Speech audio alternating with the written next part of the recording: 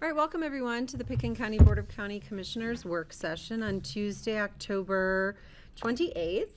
We are going to have lengthy conversation today about the 2026 budget. So thank you to all the staff who are coming to talk about your positions and projects. And I will turn it over to Connie. Okay, Our good budget director. morning. Hi, Connie. I will pull up the presentation and we'll get started. All right, and let's just make sure we can hear Greg Postman. Greg's a little under the weather, so joining us remote. Good morning, I'm here and I can hear you, thank you. And we hear you quite well. All right. Thank you.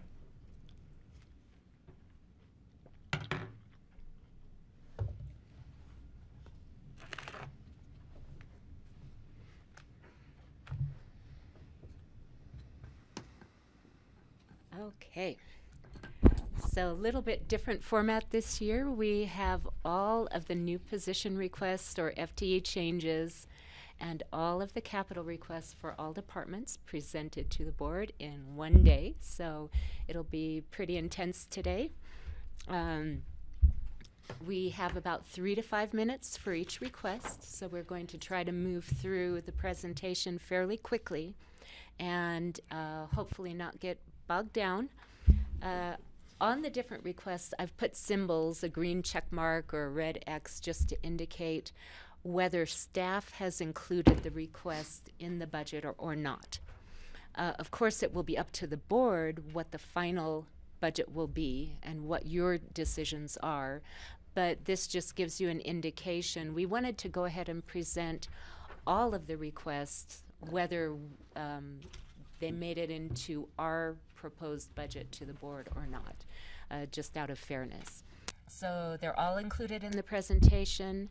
In your board packet materials in the binders, there are sections for the capital requests and the new position requests, so further details are in those sections that you can refer to. For funds that are presenting requests, we also have a 5-year plan that we'll go through briefly. And the board can give us direction today if it's clear. If there are issues that will take more time than what we have today, we have 2 hours on November 18th scheduled to do follow-up questions and a budget wrap-up.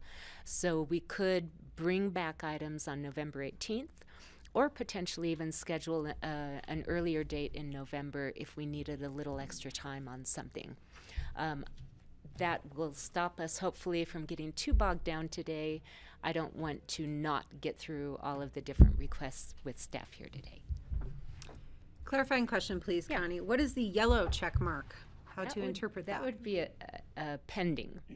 So yellow is pending. A yellow X would mean it's not included in the budget, but we could bring it back mid-year after further analysis or further development. A yellow check mark is one particular case where we included the dollars in the budget, but not the position requests. And I'll explain that a little better when we get to Sounds that good. one. Thank you. So we'll start with open space this morning and have a number of the public works departments, and then in the afternoon, sheriff and quite a number of other departments. And here's open space. Great. Welcome. Thank you, Connie. Hi, all. I'm Gary Tenenbaum, the Director of Pickens County Open Space and Trails, and I want to start off by really thanking all my staff. I'm just the big mouth in front, but all my staff who put this together, especially Kim in my office, who does a great job of being able to corral us all into the whole budget, and especially for the person next to me, Connie. She is phenomenal. Thank you, because our budget is complicated, and we have to do this twice. We have already done a full presentation to the Open Space and Trails Board, and we spend a lot of time with them going through the entire budget and work plan that you have in your packets. And they have unanimously recommended the budget to the BoCC on their October 2nd meeting. And they look forward to another great year of projects. And just wanted to start out with the multi-year fund balance. This is the fund page, because it's just a good thing to remember every single year how our fund works. Is, obviously you see the big number at top in the orange in administration, and so you get all that tax revenue, and then you have general operations that come off the top. General operations are the salaries for most of the staff, not the maintenance staff or the rangers, but for most of the staff and for projects that overall operate throughout the entire program.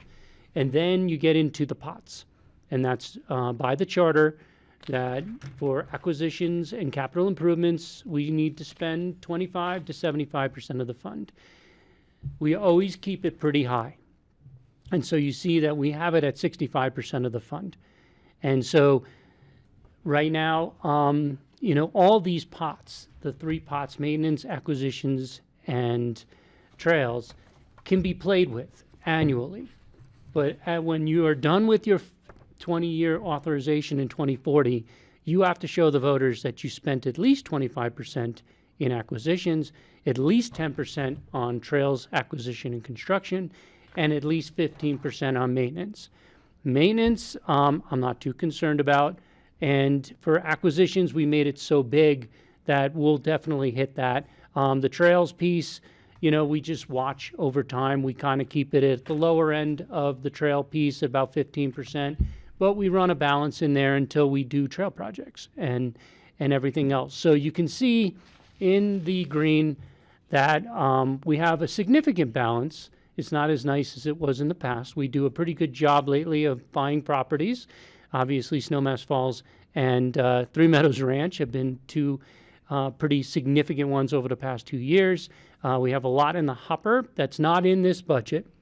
One thing you'd need to notice is that in 2027, we do have a payback to GoCo for the $10 million loan. So that's why the balance drops pretty significantly in there. More to come on all of that, not part of this budget, but obviously you all know we're working with the Forest Service and trying to work with them on Snowmass Falls for a potential wilderness designation of that property. That will come back sometime in 2026. And other than that, everything else is included in the budget. Any questions on that? Otherwise, I'll go into the main pieces. I guess I do have one. Go ahead, Francie. So, open space acquisition and improvement. What kinds of things does improvement of that represent there? That's a good question. So the capital improvements of property. So what you'll see today Like is the Faloa housing unit. Those are capital improvements on property. The trails goes through the trails program on the blue. Mm-hmm. So for the Redstone to McClure Trail, that's in the blue. And then maintenance doesn't do capital improvements. They do everything else. Okay. Like if you want to repave a trail, that's maintenance. But the initial construction of the trail is in the blue. Okay. And all of your capital requests come out of the open space funds? All of them, Okay. yes. Thanks. That's all I have. Thank you. Anyone else? Okay. Then the 5-year plan is just another representation of the same numbers you saw on the other page. So we represent it the way we show all of the other county funds, but then also according to the different pots in the open space and trails ballot language. Property tax, of course, is the main revenue source of the fund. And a number of things Gary mentioned, you see the purchase in 2024 of Snowmass Falls and then Three Meadows Ranch this year. The GoCo repayment is included here in 2027 and the resulting fund balance numbers at the bottom.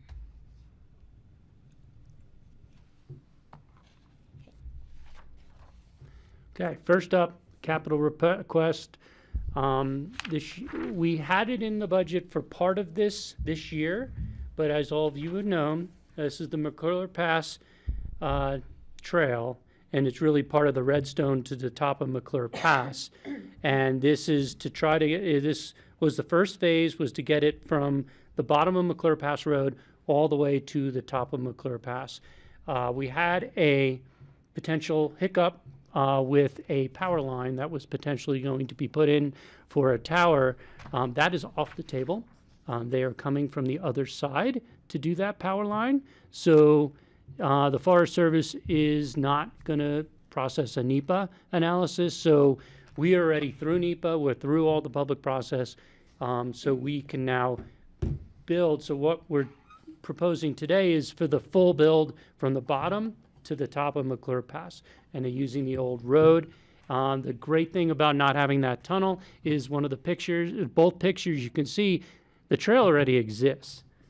And so for on the old McClure Pass road piece, that trail already exists. And we're really happy that we can just keep it the way it is, and it's not going to have a big trench in it anymore. And so that's what you're going to see. There's a couple drainage improvements that we need to work on in that area. There's one blowout where they had some run out from a big rainstorm. But other than that, for the old McClure Pass is really the trail that people are using today, are going to be used tomorrow and forever. And so the biggest pieces of this, where the cost is to build a new trailhead, a much safer trailhead than the one that exists now, and then to do an underpass under McClure Pass, under Highway 133 towards the top, and then to build the trail that goes partly on the old McClure Pass Road, but I would have a map and I can talk about it more if you need it. But the old McClure Pass Road goes to a point, but then it kept crossing the current 133. So we're just going to stay on one side and go all the way to the top of McClure Pass. And so this trail is the full trail from the bottom to the top, and that's basically, we had it budgeted for part of it this year. Now we're going to re-budget for all of it and get that piece done. We've been getting a lot of questions about a trail from Redstone to at least Hayes Falls, because there's subdivisions that are over there that they would love to not have to get onto Highway 133 to get to Redstone. That's the next step. And we've included some funding in the budget to start the engineering for that. And we've been working on that all along to kind of, because we have to get all the permits from CDOT and the Forest Service, but that would be the next phase. And so we're going to let everybody know that that's the next step if you guys approve this step. So, questions? So is this single track? That's single track. No, and that's what it's going to be. So. I have a question. Greg, Yep. go ahead. Yeah, Gary, could you just articulate a bit more about the tunnel so people understand, how often will it be used?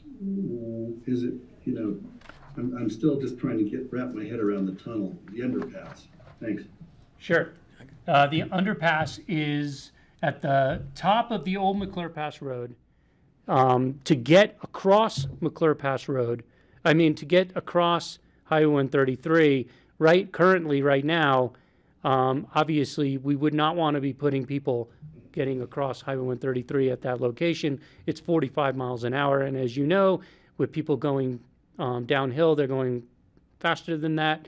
And so this gets you to the other side of Highway 133 in a safe way. The tunnel's about 8 feet wide. We looked at the time of making it even bigger, potentially for wildlife too. This is not an area that's heavily used by wildlife. As people know that area, you come down, there's huge rockfall that come down in that area, and it's not a heavily used wildlife crossing in that area. They usually stay in the where the trail you see now on the old McClure Pass side. And so the tunnel is just for people. And the use of the trail is pretty significant now. We've been watching it for a long time. And if you could get all the way to the top of the pass, all that use would continue all the way to the top of the pass. And then that connects to Chair Mountain Road, which then connects to the Raggeds Trail. And, obviously we've been working with Gunnison County and the town of Crested Butte over the years to connect all the way from Redstone to the top, all the way to Crested Butte with a single track / trail along the highway where we need to. Other questions, Greg? Yeah, only that, just to understand the traffic counts and the user numbers, and is this something where there's enough traffic and enough trail traffic that it justifies putting in an underpass? That's just the question that I've always had on it. Is there a way to calm the traffic down? And it doesn't seem like that's a super heavily driven place. So if you couldn't put the tunnel in, you'd still have the trail. And I'm just wondering, I don't want to throw a wrench into the works now, but I'd just like to understand, the number of users that will actually be using that tunnel. Thanks. Right, and I don't have off the top of my head the amount of use that's happening right now. Once this gets improved and you have a better trailhead there, and you can get all the way to the pass, there'll be more use than it currently has. And honestly, we looked at all options of we work with CDOT. There's no way to slow traffic down on that road. It's a highway. And, if they would actually do a traffic study up there, it would probably be faster because the road is faster. And with all the curves and everything else on that road, there's no way to put a trail. It's more expensive to try to put a trail on the side of that to the top of McClure Pass than just to cross it once and then do a single track to the top. Okay, copy that. Thank you. Appreciate the detail. Right. I just have a question. I didn't read anything about the Hay Park engineering in the narrative. I'm wondering what the cost is that's being planned for that. And when I think it's been a long time when we've talked about We've done this project as Right. in terms of the other phases of it. So it would be helpful to, I think, bring that back to the board at some point. Yeah, and we're going to bring it back also to the Open Space and Trails Board. Because what we need to do is to we're getting this one done, and then at the same time continue. We've already spent a decent amount of money looking at the engineering between Redstone to the McClure Pass trailhead, the down low trailhead. So we'll be bringing that back as we get there. Okay, and I'm sorry, what is the amount that's being budgeted for that engineering? Do we have that in the work plan? For the next phase? Yeah. Let's see. I don't think so. I think we were going to We bring can that move on and back. come back at the That end was of actually the going to come back half as a hour. first quarter supplemental. I see. So you will get that and you will see it, and the Open Space Board will see it. I don't think it's in Before or the after budget. it's What? spent? Will we see it before or after it's spent?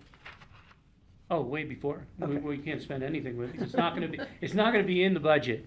So So we're not appropriating anything for you're it not now appropriating prior to our anything now. conversations about That it. will Okay, come. Great. But that's the next phase, and the Open Space Board asked us to do that as we're finishing this project, and so that would come as a first quarter supplemental.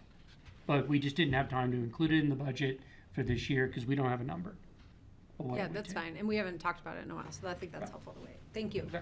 Other questions on this, because we have 4 more things to cover in 20 minutes. Well, I'll make, the positions, I'm 20 gonna try to combine all the positions together, because they all are part of that, but the next piece is the Floa Meadows Administrative Unit property. The property, we used to call it Wilden, and, internally, we still call it Wilden, that's the people we bought it from, so, but we changed it to the Floa Meadows Administrative Unit, and so we had this budgeted. You guys approved the budget for 2025. We did a lot of work on this property to look at, what it's going to take to restore these two units on this property. There's 2 units. One's a house, and one's a beautiful, huge garage with a living unit on top. We've been using the garage a ton for our maintenance operations up the Crystal. It is an incredibly important piece of our puzzle because we don't have to drive things back and forth. And we've actually also share this with the Sheriff's Department when they need to bring stuff up the Crystal and any other department. It's a huge garage that can fit a school bus. And it's just a great unit to have. And to be honest, the reason why we feel these are extremely important to do is having open space employees or potentially other public safety or public land management employees up the Crystal will be critical for future management. Obviously everybody knows Penny Hot Springs is quite popular, but these other trails and other areas are popular too. Perham Creek gets a lot of use, Avalanche gets a lot of use. The trail that we're proposing gets a decent amount of use, and being able to have employees live up here is important. And the fact that we actually have 2 units, they can both be renovated. The cost is always something that just blows everybody away because it's just really expensive to redo these things. And especially up in the Crystal Valley, it's not the easiest place to get people to work and everything else. But so that's what we're asking for, a total increase of about $1 million in 2026. It's 3.62 total. It gets both units fully up to speed and provides a lot of housing. We'll get a ranger living up there, and we'll see if there's other open space employees that potentially can live up there. If not, we can lease these to the sheriff's office. We can lease these to other agencies that meet the open space mission. Since it's being spent with open space dollars, that's why, to give a kind of a recap on the fact that what open space and trails, why that has to be that way is this: if we wanted to do like affordable housing in general, you'd have to sell a piece of it to the housing fund, and then they would have to put all the money into it. And to be honest, open space needs as much housing as everybody else, and this would go a long way, and to have people up the Crystal will be really important. So if you want to, any questions, I'm happy to answer them. I like this. It's really expensive. So this is where I'll try to make up some time, is all the position requests are, we try to look at the program as it grows. And the program has been growing, obviously, with the acquisitions that we have made in the last 3 or 4 years. And so we don't always every year go, okay, we got a new acquisition, we need a new employee. We do a relook every 2 or 3 years to see what is necessary to manage all of these. Plus, we do a lot of adoptions of management plans with a lot of action items, and then the properties that we get, how much work do they need, how much personnel do they need. So last year we came to you with an extra ranger, a full-time ranger, that you approved and is on. So our ranger program is up to speed as we know it for all our properties. And so now we're coming to you with position requests to get the maintenance program up to speed. So the first one is a natural resource supervisor, where we have a current seasonal position. We want to make this full-time. We have a lot of work for this position. This position used to be May to October. Now it's April to November. It could actually start in March, and it could go through usually around, December is about it, even our Down Valley properties. However, we do a lot of paperwork. There's a lot of monitoring that goes on during the year, and you have to then file all that monitoring and work on all that monitoring. And then you got to hire your seasonal crew February and March. So there's really no gap anymore in this position. Plus, we get more qualified people with a full-time position than a seasonal. And we currently have somebody who's incredible. And we're not just creating a position for them, but we just feel like in the future, this position will be a critical piece of the puzzle. So that's the natural resource supervisor. I'll stop if you have any questions. I have a question. Patty? I think this is great, and I've brought it up in previous meetings about a natural resource plan. I know Garfield County has one, I think Eagle has one. It's my understanding we don't have an actual natural resource plan, so this would be a great opportunity for us to create one. Well, we do. The way we do it is different than they do. Like one big one for all of it. We do them individually on properties because properties are so specific that if we do one for the entire county, the county has a noxious weed control and other things. Right. But for us, it was much more important to do specific management plans, and this person is definitely going to be a piece of that. Well, and I think that's a discussion we should have next year as far as creating an overall natural resource plan Okay. for the county. Oh, and we are, sorry, Okay. we are creating a overall forestry resource plan, not a just total natural We resource. combine it and see Yeah. what others are doing. Okay, great, thank Cool. you. Any other questions on this one? I do. Sure. Does the supervisor report to the manager? Yes. Okay. And that's Liza. I just see that she prepared this. I might suggest maybe for future budgets, like an org chart for departments as we review. They new- submitted an org chart and I didn't put it. Okay. Well, But good point anyway, that it would can, be it can be helpful. with the position had 'em in the request, even not even in the Right. Doesn't No, have it to would be be in the great to be PowerPoint, it could in just the be in one packet. of the Yeah. papers, be- just to yes. help sort of like, Sure. well, where do all your staff fall under and how does this new position? fit? Well, and we used to do it, we have less time now, so, Sure. but we do it with the Open Space and Trails Board. They see the whole thing. Thank Okay, so you. the next positions are all about our maintenance staff and how to organize our maintenance staff appropriately. We right now have one seasonal supervisor for the entire department.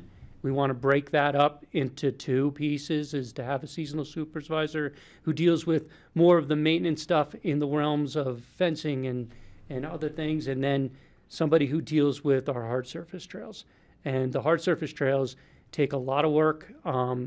Between weed spraying and the vegetation control and all the fixing of, the crusher fines and the asphalt, we just, being able to break our program up a little bit more makes it easier for each supervisor to focus on their area. So we're creating another supervisor position, maintenance, seasonal, and then adding two, because we're gonna take one of the supervisors is gonna be one of the maintenance technicians, so we're gonna add two more seasonal maintenance technicians, and this will get us up to the capacity that we have today.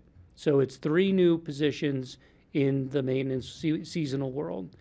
And so it's really based on the growth of the program, and this is what we need to be able to manage all of it.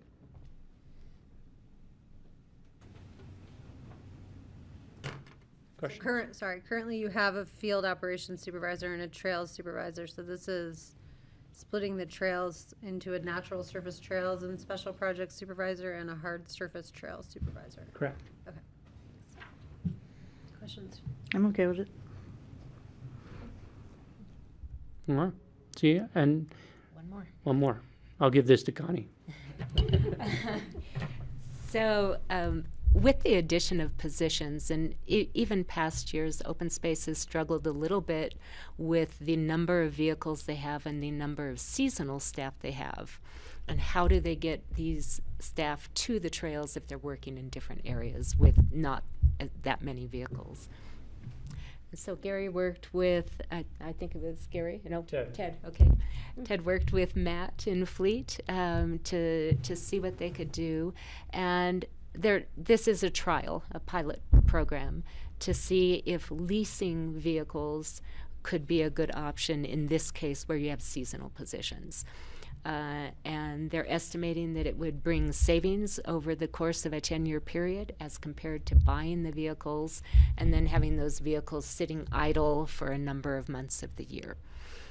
So this is really a trial proposal. It's $50,000 in the Open Space and Trails budget, not a capital item, but just an operational item. And one of the big things was reduced workload on Fleet. It's because these vehicles are serviced by the company. So, yeah. And with Open Space and Trails, we're trying to develop a climate action policy based on the county's climate action plan. And we feel that not having just buying vehicles and letting them sit is more, efficient and climate. Because the beauty of vehicle leases is if it works. As the more electric trucks and more electric vehicles we're not locked into a 10-year diesel vehicle. So I think I really appreciate Ted and Matt working on this to try to come up with we've been trying for years to come up with a unique way to deal with that. Okay, sorry, Greg first and then Patty. Yeah, great. Thanks, Gary. I think that this is a great idea. I'm glad you looked into it. Questions I would have were, if the vehicle sits idle, basically you can, I guess, have fewer miles accumulated on the lease, which may get you a better lease deal, but you can't give it back seasonally, can you? You're leasing it for a period of a number of years, is my guess. But then also, where does the maintenance happen? If it's not going to happen at Pitkin County's shop, how far do you have to go to maintain these things? Good question. So we can lease them on an annual basis, but for us, we only need them for 6-7 months. So that we're trying to avoid letting them sit through the winter just covered in snow. That was So you can just do a 6-month lease? Okay. Yeah, that's why we kind of looked into this. So we just Great. didn't have them sitting around. As far as the maintenance goes, I'm not exactly sure where Matt plans to procure these leased vehicles, but I know that's part of the deal of whomever he decides to go with for that. Right, thanks. Just as an electric vehicle owner, the biggest challenge I have is going in for the services, which often are like rudimentary services. But if I have to go to Denver or Grand Junction to do it, probably Glenwood in your case, I guess, that's doable. I'm just that's my biggest concern, is just having to go in for maintenance or lease, but having to take it to Denver to do it. Well, and we can report back on how this year worked, because it's a trial. So we can report back next year, because this will be back in the budget every year. So we'll report back on all of those kind of things for next year. Excellent, thank you. I'm enthusiastic about this. Thanks. All right, Patty. Yeah, I think it's a good idea to try it out. And if we move forward with positions in the sheriff's office that are seasonal, we might want to look at using it there. I know it's trial pilot, but rather than purchase vehicles in the sheriff's office, maybe we should look into combining it, because they're looking for seasonal, again, if we move forward with those seasonal positions. So thanks, this is a great idea. Francie. Yeah, that's sort of in response to what Greg was saying. If you have an electric vehicle that you're leasing, you're not going to have any maintenance in 6 months or 7 months. There won't be any maintenance. We're hoping the servicing won't be a big deal. I didn't know there was such a thing as a lease of that term. Be interesting to see what kind of deal you guys work out. Yes, this is a trial, so we'll see what we And can so do. if you can't get a good deal, then you'll come back to us with a supplemental to purchase a vehicle. Okay. All right, Any other questions for open space? Great, thanks, guys. Great, thank you guys. Cheers. Hi. Thank you, Gary, right on time. Next, we have Road and Bridge.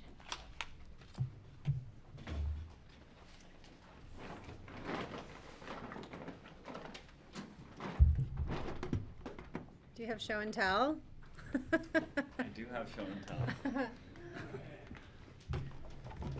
Uh-oh, it's Andrew, I'm nervous. I'll save it for when we get to that I'm part sure of the we'll be very presentation clever. here.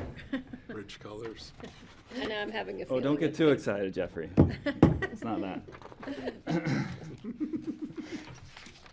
Well, welcome, thank you. Thanks, everyone. I'm Andrew Knapp, the county engineer, I'm Brian Pettit, the Public Works Director.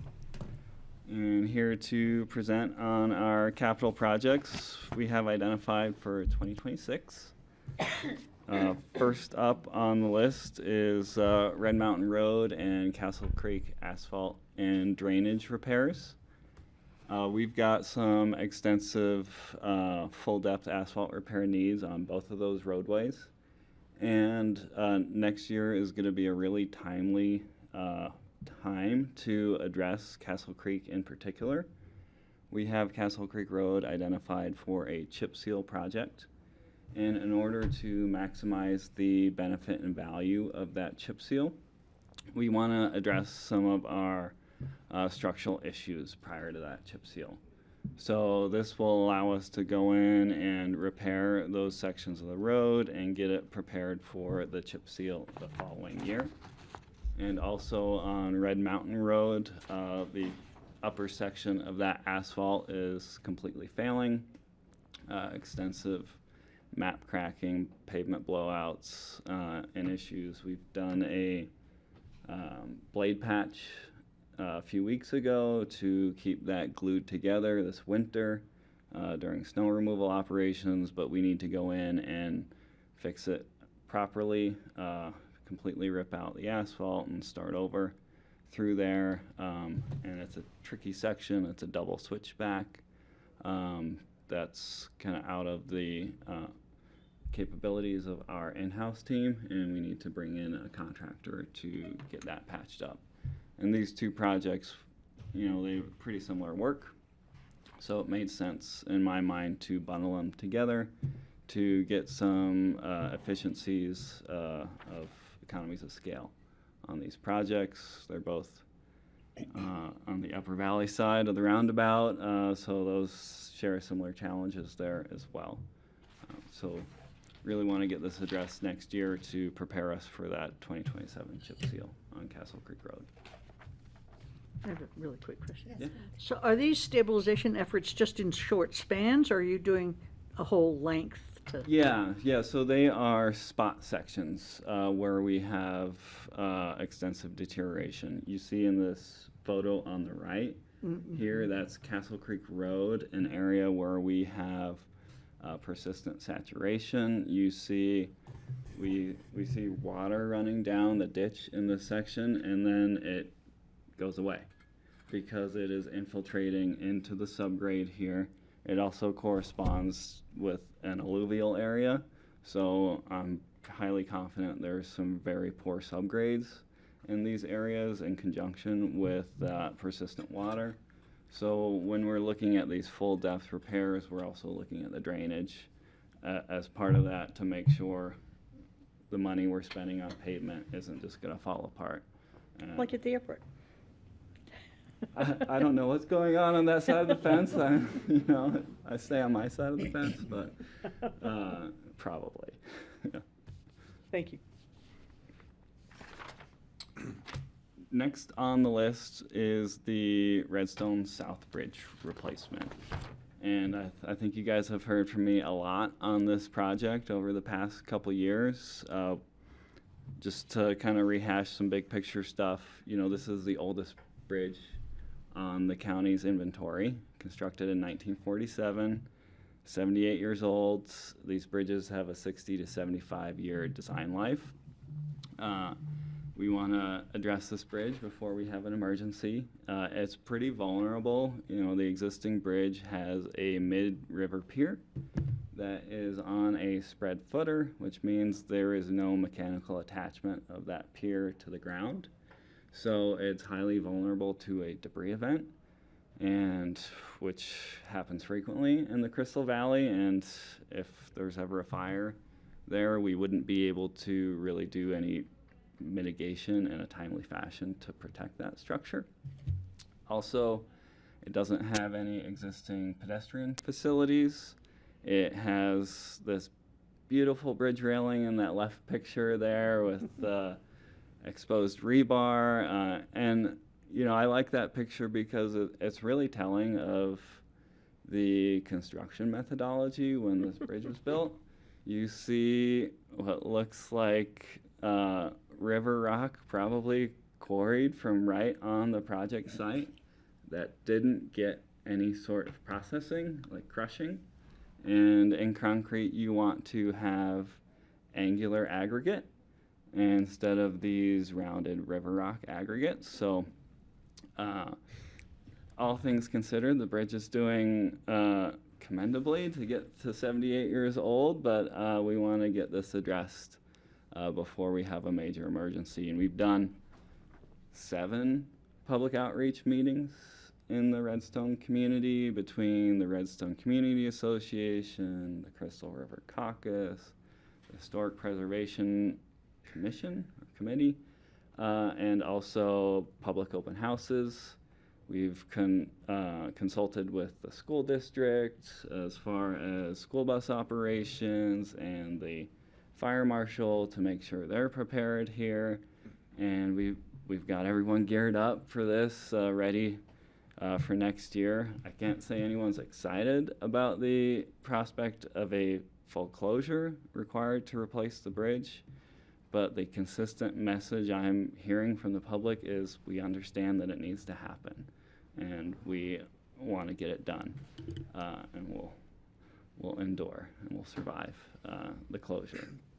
We've also gotten all of our permits in place for this project, from the U.S. Army Corps of Engineers to be able to work within the stream, from CDOT to be able to work on the Highway 133 right-of-way, and also from our own Community Development Department for the floodplain permitting piece, because when you are doing work within or adjacent to the river, you need to make sure you're not inadvertently making the floodplain situation worse. And we've done extensive hydraulic modeling around our changes here, because we're removing the pier. We're pushing the abutment on the 133 side back a little bit as well to really open up the water passage underneath the bridge. And you also need to make sure you're not inundating downstream when you're suddenly sending more water through that structure. So through our modeling, we determined that, we're lowering the floodplain by a few tenths of a foot, doesn't reach the level of needing to do a map revision with FEMA. So we're not going to do that. And we have our permit from community development to do this work as well. And since it does also include that facility, bike ped facility, that will support the future trail to the top of McClure Pass, we've been able to work in partnership with Open Space and Trails, and they are contributing the amount that's reflective of their deck area of the bridge compared to the whole bridge structure towards this project to help lessen the blow to the Road and Bridge Fund. So we've got $1.5 million identified from Open Space and Trails towards the bridge, and then Road and Bridge is going to cover the rest on this project. I saw some hands, Francie. Well, I just can't help but notice that this old-fashioned way of doing it with river rock probably had very little impact environmentally on the area, and it's lasted for 78 years. So it's interesting that engineering has progressed to the point where you have to bring in crushers and all kinds of stuff, and I'm just saying, it couldn't be that bad. Yeah, it's survived 78 years. Yeah. Right? Who knows what condition it would have been in if it had engineered aggregates in it.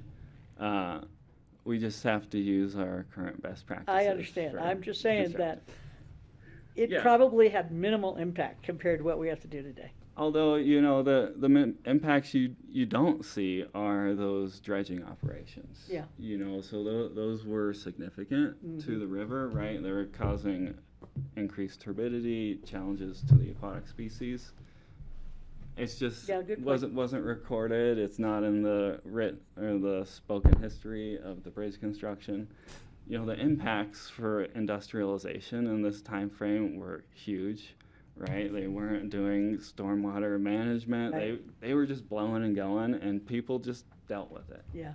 And we've learned a thing or two. But since the rock you're bringing in now had to be dredged from somewhere, so somewhere else. Absolutely, right? So- It's a mine, right? Aggregate production is a mining operation, and these things are not without impact. But Yeah. you want them potentially to concentrate those impacts into an identified quarry where they can have better management Yeah. of those impacts. Looks pretty cool with the river rock, actually. Yes, For Brian. the board's information, what's the closure period of time? What's your anticipated bridge closure for Redstone? So we, unfortunately, are looking at a pretty significant closure. We want to get the contractor in the river in about middle of March to be able to remove that center pier from the river, because that existing center pier conflicts with the proposed new bridge.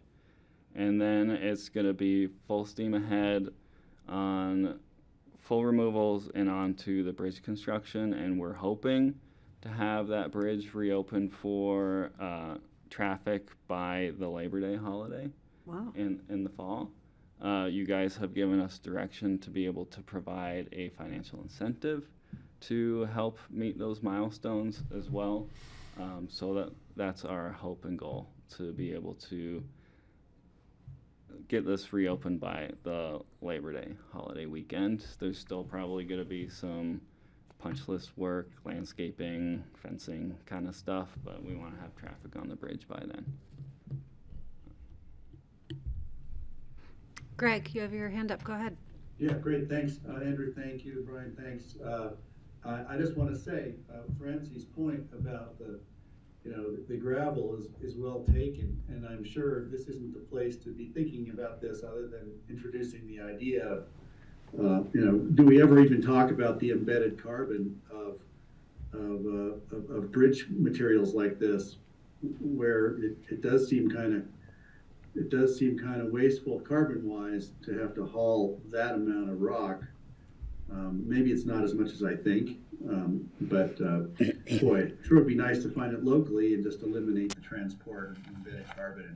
I'm not sure bridge engineers even think about that. Maybe they do. Thanks.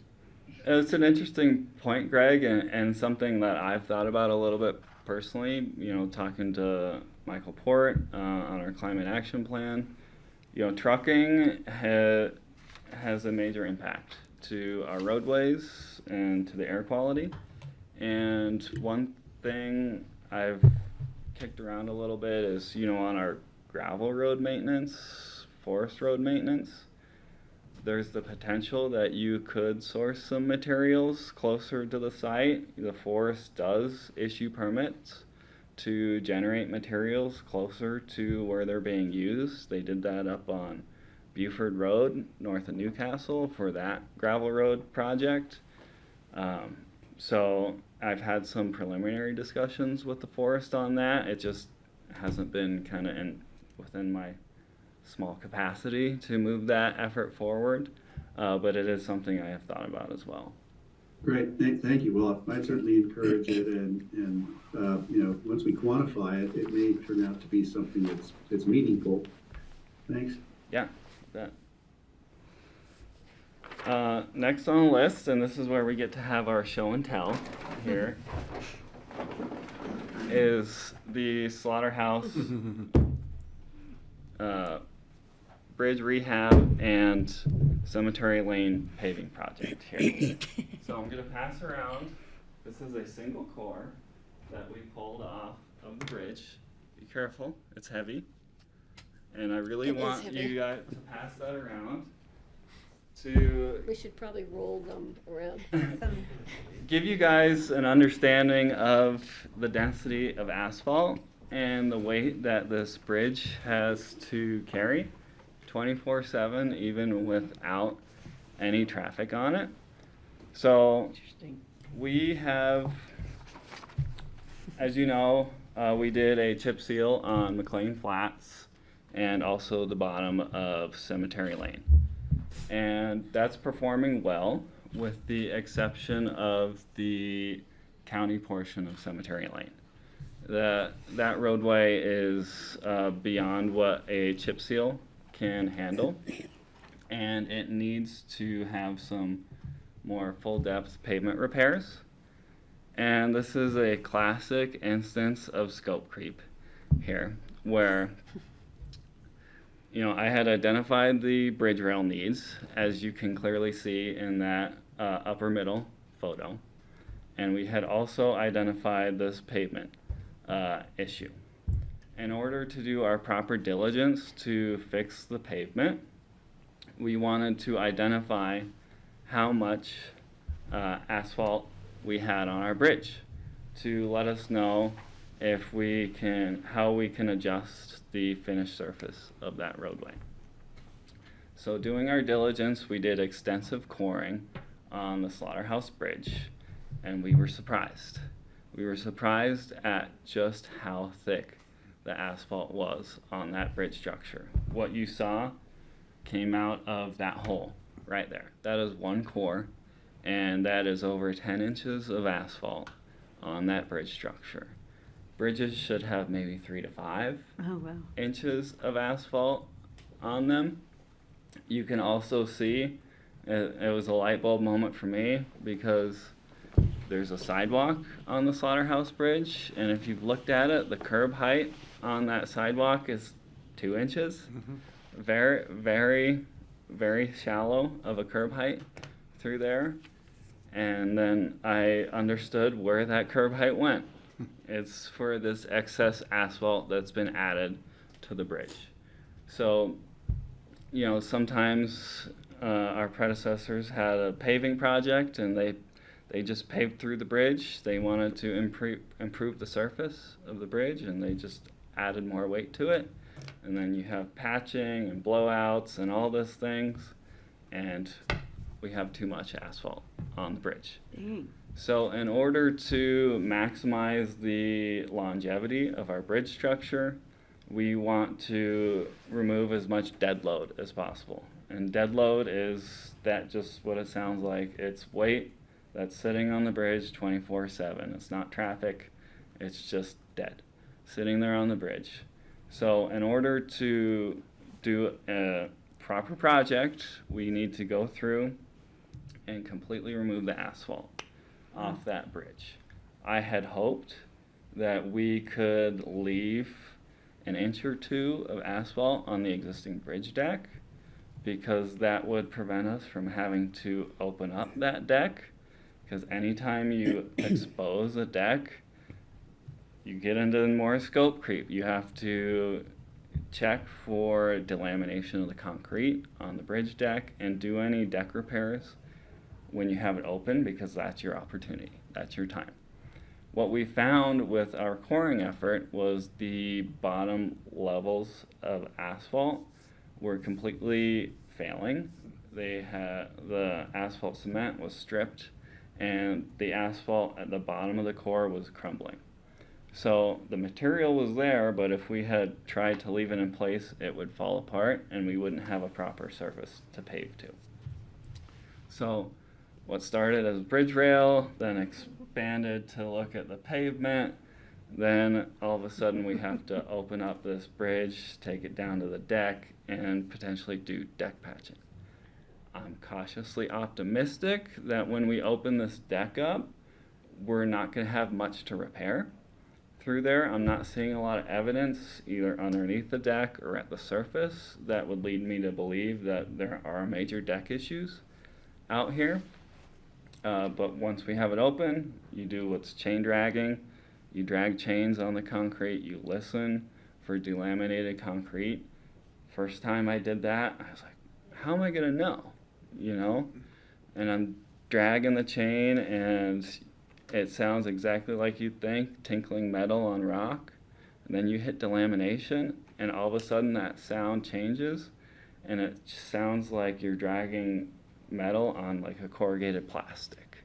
It is very apparent. And you can very accurately paint out the extent of those damaged areas. But then you don't know how deep that issue goes. And then you just have to start chipping until you get down to sound concrete. And sometimes you only chip an inch. Sometimes you're going all the way through the bridge deck. And you don't really know until you start going. So I'm hoping we're not getting into much bridge deck repairs just based on what I said earlier, but we won't know till we have it opened up. In order to do that safely, we think we're going to have to do some daytime closures of the bridge to get this asphalt removed and the deck exposed without having to pass traffic over that bridge. And the goal is to do these impactful closures before July 4th this year, before our traffic volumes really jump, and keep those closures to the daytime periods out of the commuter hours as well. So that's kind of how this has evolved, and it's a real priority as well for me to address. One, to maximize the longevity of our expensive bridge structures, but also, you know, this is an important evacuation route for town as well, and making sure we have those in good condition as well. Francie. I'm trying to be. less questions, but can't help myself. We do have about 5 minutes left. Yeah, I'm just confused about traffic going over it while you're removing asphalt and everything, even though it's just for a few hours a day. It seems challenging. Yeah, and that's why we don't want traffic over it while we're removing asphalt. You've probably seen an asphalt milling machine. It's enormous. It's Can a I huge just machine. interject real quick? Can I maybe parking lot that and can we Sure. request like a work session on this project? On the Because I project. think we're gonna have a lot of questions about it. And it can be first quarter, I Yep. think. Patty? I want to add to that list of questions, how do you fill in that space from the existing 10 to 12 inches to less than 5? So that could be part of a future discussion. And another thing is, are we collaborating with City of Aspen as far as work that we do on Cemetery Lane in the county section? If there's work they need to do, we can be collaborating and doing it at the same time. Good point. We'll bring it back to you then. Yeah, I think this merits Yeah. us understanding. But I have to say, no one makes road and bridge repair sound more interesting. I'm like fascinated right now. That's because you brought us show and tell stuff. Okay, any questions on this $1 million budget request for that project? Okay. And I know we can move through the rest of these pretty quickly because we've talked about this Yeah. quite a bit. Yeah, thanks, go ahead. Kelly. Last on the list here is the Soapers Creek Culvert Replacement Project. You guys have heard about this several times in executive sessions and other meetings. We're still working on getting the right-of-way acquired through the attorney's office. But we have identified a potential grant opportunity for this project to help offset some of the costs. There is a National Fish Passage Program grant available, which we think this project is an excellent candidate for. The current culvert outfall is above the stream bed, so it's discontinuous, so that provides a barrier to aquatic species movement underneath the roadway. Our plan has always planned on connecting the stream beds up and downstream in a continuous fashion through this structure. It's just, the right thing to do, the proper way to design these things. And so I think we've already met the intent of this grant, so we think we're a good candidate for it. If we can talk to someone whenever the government reopens, we can get some more guidance on that to see what strings would be attached to those dollars and timeframes and the like. We don't know at this point. There hasn't, by the time it was advertised and the government was shut down, we weren't able to have those conversations. So there's an email waiting for a federal government employee when they come back to their desk to hopefully provide us some guidance on this project as well. Real quick, if there's anything I can do with NACO, with the transportation stuff, to get you information, let me know. Okay, thank you. Any other questions on Soapers Creek? Here's the Road and Bridge 5-year plan. And the Road and Bridge Fund is an interesting one from a financial point of view because the state puts some different requirements on the Road and Bridge Fund. We're not allowed to transfer money into the Road and Bridge Fund, which makes it more challenging when you have a bridge to be replaced or other capital projects. We can't simply take excess general fund dollars and move them into Road and Bridge to do the project.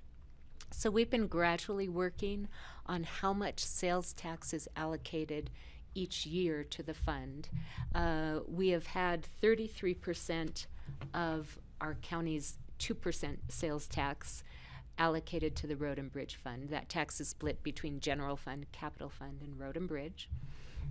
For the 2026 budget, we've been planning for a while to up that to 35%, just so that we would have some extra in the fund to bring this bridge project to fruition. So you do see that increase in the sales tax line and then a drop back down the following year when it drops to 33%, plus we're also predicting less the following year due to the airport closure. That is the main source of revenue in the Road and Bridge Fund. There's a very small property tax there's some highway users dollars in there and some road impact fees. The other larger item is 1.5 million included in the other revenue line. That's the contribution from open space and trails there. You see the capital projects in both the land acquisition and infrastructure. That's Redstone and Cypress Creek. And then all of the road maintenance projects are in this line here, the 2.58 million. And we are working on maintaining the fund balance of the road and bridge fund. You'll see it drop as different projects are being done, but then start to increase towards the end of the 5-year plan. The hope is that with maybe some savings along the way or a little excess revenue or a grant, that there could be enough in the fund that in 2031 or 2032, they could be doing another bridge project. So Andrew's laid out an aggressive bridge replacement plan when he first started in the position. We've had to slow it down just due to funding availability, but we may have the possibility of another one coming up in 5, 6, 7 years. Any questions on the Road and Bridge Fund? I mean, I'd have to go back and look at my old budget binders upstairs, but it seems like the fund is structurally healthier than it was maybe 6 years ago. And I guess I'm just wondering if that's just based on tax. We've been working, accrual. well, part of it is due to our sales tax, which has been doing well. And we've also been working on that gradual shifting of a little bit higher percentage, just so that we can actually take on some of these bridge projects that, like Redstone is 70-some years old. Mm-hmm. Yeah, okay, great. Other questions about the 5-year plan or these projects? Okay. Okay, I Great. think that's a Thank you thumbs so up. much. Thank you. Next, we have Matt, their fleet.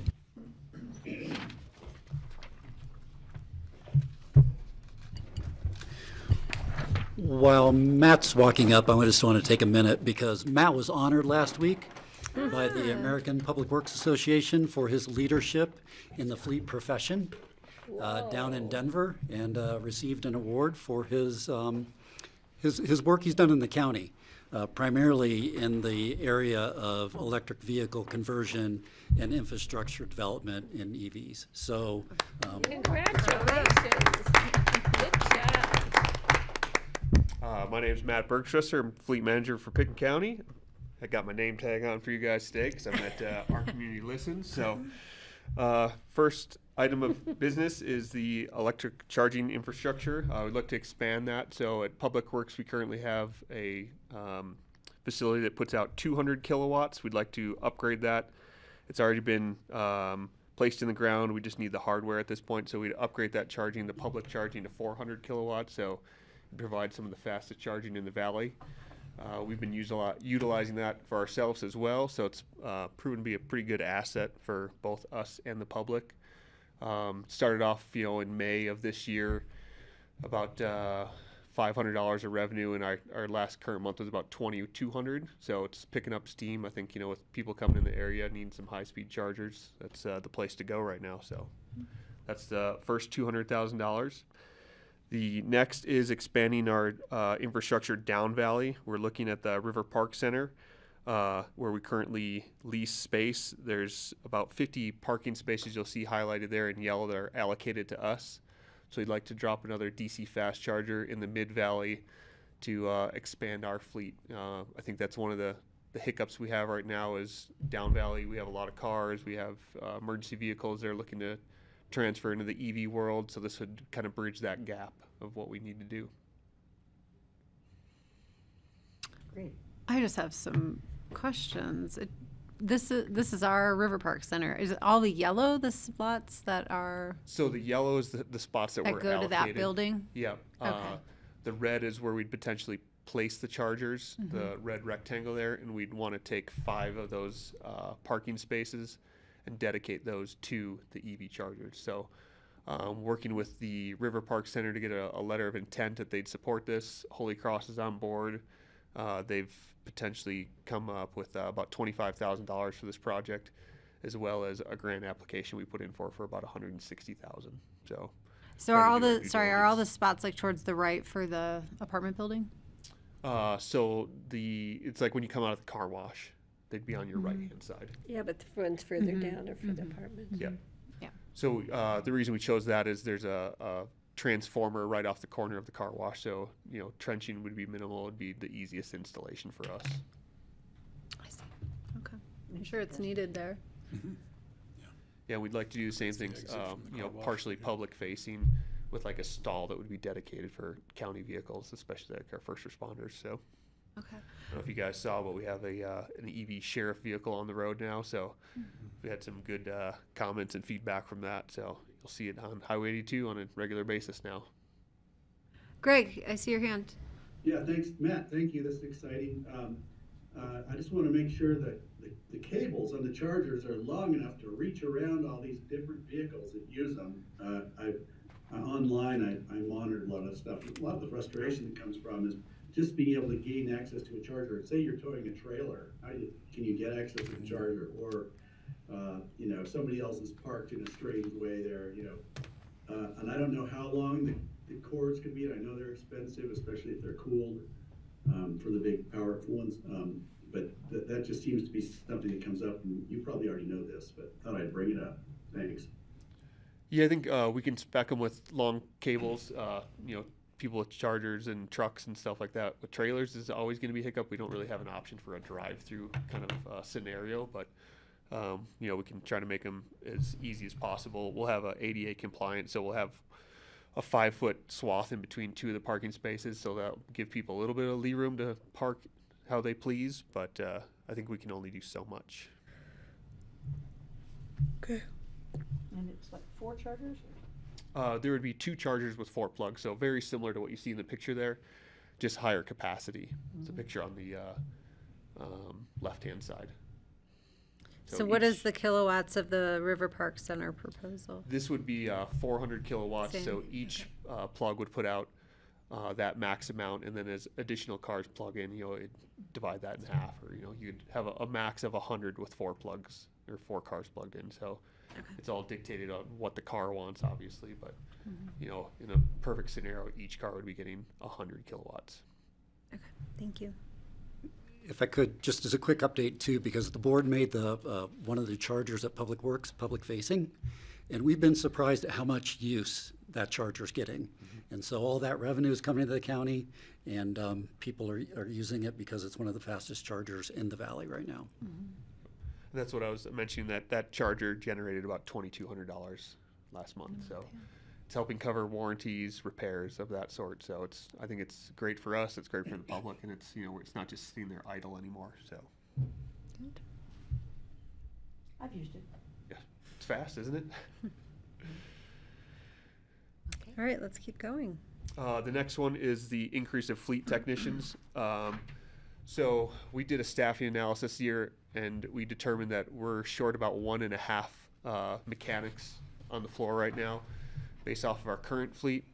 We met with Ryan last week, and we ever so graciously dropped this down to 1 request. I think just with our capacity and what we're doing, additional technology, our fleet's growing. It's something that we need to be ahead of. Next year alone, we're going to have about $5 million of additional equipment, which is about 12% of our overall fleet. So trying to absorb that is something that we just need to be ahead of. We've been consistently short for about the last 3 years, so we felt it better to drop the request from 2 to 1, just to kind of gauge this a little bit better and grasp it to make sure exactly what we need is what we're asking for. So. And I think we're going to hopefully be looking at somebody with EV hybrid certification training, since our switch in our fleet is going in that direction. And part of that is the training itself. So we'd like to be able to train the technicians. Right now they do about 1 week to 2 a year.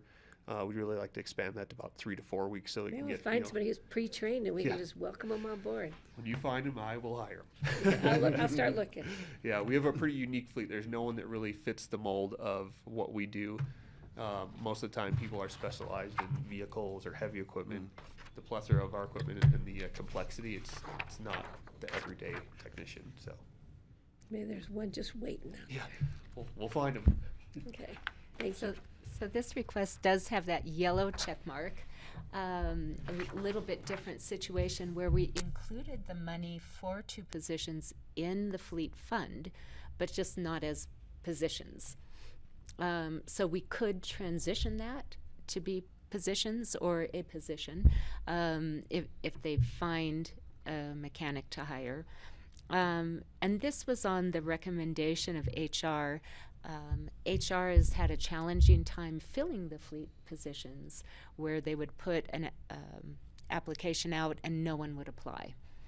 And so HR felt that if we're struggling to attract people, maybe there are more creative solutions and other ways of going about finding employees. So it is included in the budget. We're just not sure if it would be a straight out hire a mechanic or some other type of program. Gives So us I'd just like, can I get flexibility. some clarity? Because we just heard from Matt that they're only requesting 1, but we have budget Yeah, built for and 2. So that was the first time I'd heard they changed it to 1. So I had included budget for 2, about $250,000 just in a contingency line. So the funding is built in. And Ryan, I don't know if you want to add more on. Sure, and I think from the manager's offices, we were listening to the requests. There was an idea of, are there other creative ways to, be able to maintenance our fleet? And some of that was, perhaps some outsourcing, which they're doing today. Outsourcing does get expensive. I was able to have that conversation. And then also, is there like apprenticeships or other ways to just, try to attract people to fill, all of the current positions that we have? And so I think that, those are still some outstanding questions. They, at this point want to, just have 1 staff member in there versus the 2.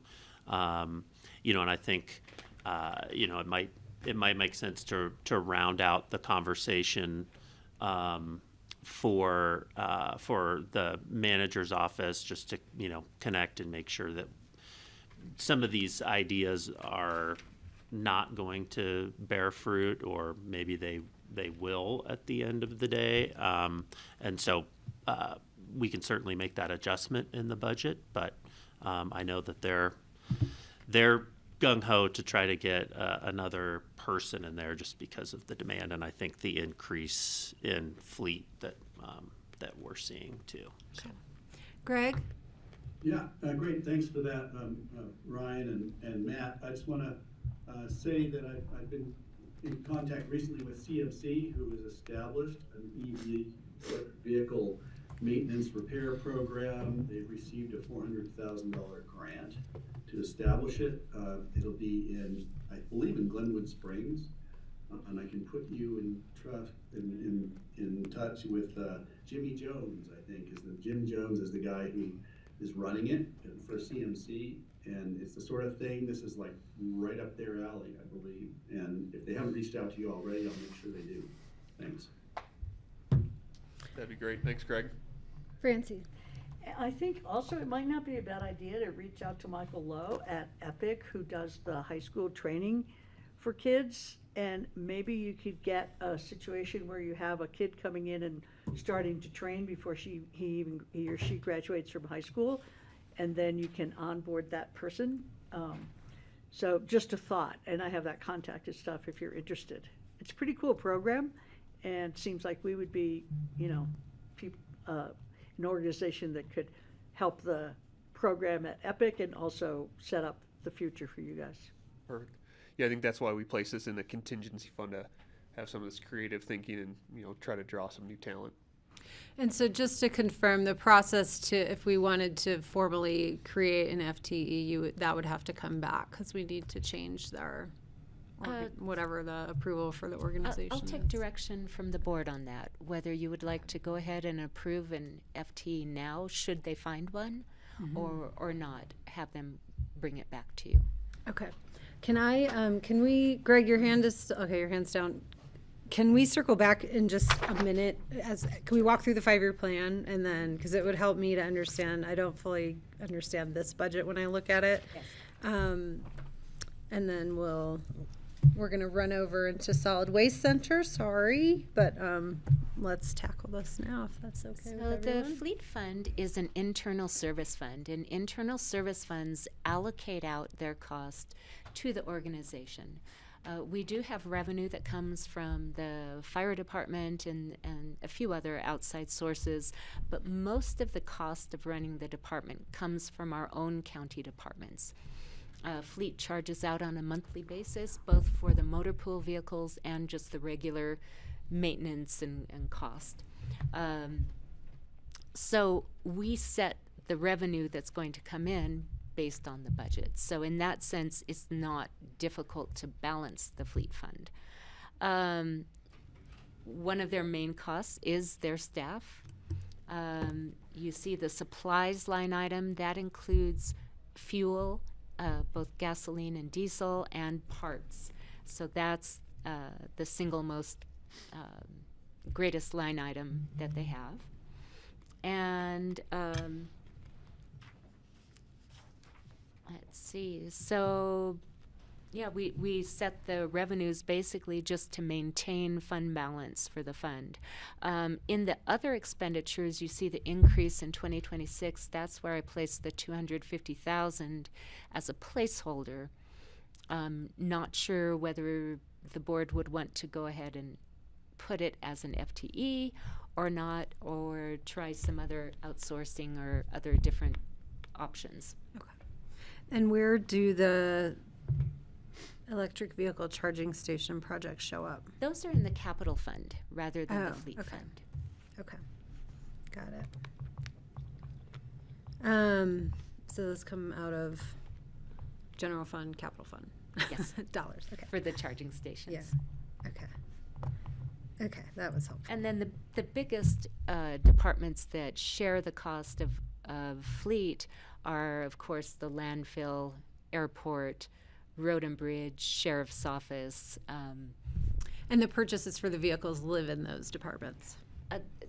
Yes, the Not in cost fleet. is in Yeah, those, got it. in the airport or the solid waste center Right. or the capital fund for the sheriff, Okay. or in the road and bridge fund. Got it, perfect. Okay, thank you for clarifying that. Any questions on the 5-year plan, and then we'll check in about the position requests? I think one thing that's noteworthy for us is typically we're doing about 4 to 6 million in equipment. Next year we're doing 12, so it's a big year for us. That's the increase of about 12.5%. So, And that's to sort of purchase and deploy. yeah. So we got to purchase for the future airport modernization. That's going to be 3.7 million right off the bat, and then some of the EV stuff we're doing. So there's probably about 5 million just in increases for 2026, with the equipment showing up in probably 2027. So just trying to again be ahead of it. All right, I'm looking to the board about the 250,000 for 2 potential new fleet staff. Patty? Thumbs up, Jeffrey had, oh, please. sorry, Jeffrey. And then, sorry, Greg, we'll get to you. Ann? I was just going to comment, just overall, the amount of customization and personalization that goes on with the vehicles, whether that was the transport vehicle or the ambulance, that my sense is that whether it's Gabe or Dan, when they walk into the vehicle, it's that finishing touch that takes place in Matt's purview, in Brian's purview. So I'm comfortable advancing with additional FTE given the added capital expenses in 26. I think it makes sense. So otherwise, you're just going to delay the rollout of the vehicles without the manpower there. And I do want to add a footnote, and we can come back to it, the staffing on the road and bridge side. And again, we can come back to it specifically with regards to winter maintenance and DJ's department. So that was a footnote, but if we can touch that while we have you, thank you. Francie, sorry, Patty, you're next. Yeah, what would you guys prefer? Having it dedicated to an FD or leave it the 250,000 and you guys can have that money for whatever you need as far as hiring somebody or being creative? Yeah, I think we we have been creative over the last decade. I think we're doing it now. We're contracting out where we can for fleet maintenance. We need another employee. Okay. What it would do is also open up the landfill fully functioning fleet shop to have people there full-time. Right now, we can't do that. So we need another I'm good with employee. allocating for one FTE and leaving the other amount in there for creative solutions to hiring. Thank you. Thank Good you. with Patty's proposal? Okay. I'm okay with that. Greg? Did you hear Just one Patty's? thing. Yeah, Yep. I did hear Patty's. I'm fine. I think I hear what Brian was saying. It's time to get the employee, so thumbs up. But if it's has the flexibility that Patty has suggested, I think that's great too. So thumbs up for me. Thanks. Okay. Okay, great, thank you. Perfect. Thank you Thanks, guys. guys. Oh, did you wanna- Congratulations again. We're Brian, are proud you of- able we're to proud of you. address his question real quick? guys at 3. Yes. Thank you, Yeah, Matt. so Road and Bridge is down 3 full-time equivalent employees right now. We're doing our best to plan for winter, but if we're not able to fill those, you'll likely see snow plowing issues on big storms. I think normal storms, small amounts, we'll be able to keep up, but some of the more remote roads will maybe not get to same day. We're trying our best with HR to fill those 3 positions, and then also utilize other people within Public Works to plow with a pickup truck, and because you have to have a CDL to drive the big truck. So we're doing what we can. We'll see if we can fill those positions in between now and the next time it snows. Why the openings? Various reasons. I think the employment down valley has caught up. And so people are able, they don't have to travel as far in order to make the same amount of money that they used to have to come up to Aspen for. I'm not sure we're keeping up. What's the wage? I don't know exactly what the wages I'll look are. it up. Yeah. Yeah, but I think people are valuing salaries over the benefits these days, especially youthful people that tend to come to the Road and Bridge Department. So they're going for the money and not necessarily the health care or the retirement program. Okay. Thanks, Brian. Brian, is it fair to say too that finding CDL drivers can be challenging, that the cost of CDL licensure has increased, and then just the interest maybe isn't what it was? Absolutely, and I think that those people too, they can go to work anywhere, and and CDL people are choosing to do that, whether it's their own truck or working for a private company and then having the winter off, whatever. They have flexibility. If you have a CDL, you can write your meal ticket wherever you want to. Okay, thanks. I appreciate that Thanks, insight. Brian. All right, we're moving on to the Solid Waste Center. And Tyler is online. Hi, Tyler. Hey, everybody. There you are. Okay, All right, thank go you, ahead. Tyler, for joining us. Okay, so you can go ahead and present your FTE request and then the mini skid steer request. Yeah, we have a couple of FTE requests. The first one is an additional equipment operator, and this is solely from the increase of material coming in. So this year alone, we're up 20% on incoming waste MSW specifically. Our soil and compost sales are up as well, and incoming concrete has increased year over year. As we all know, and we're doing our best to keep up with all of this. It's just difficult with staffing and trying to maintain PTO schedules and ensure that everyone has kind of a fair shot to take time off and, you know, manage that with employees. So there's no real specific reason for that equipment operator. It's just everything. We're seeing everything increase across the board. The second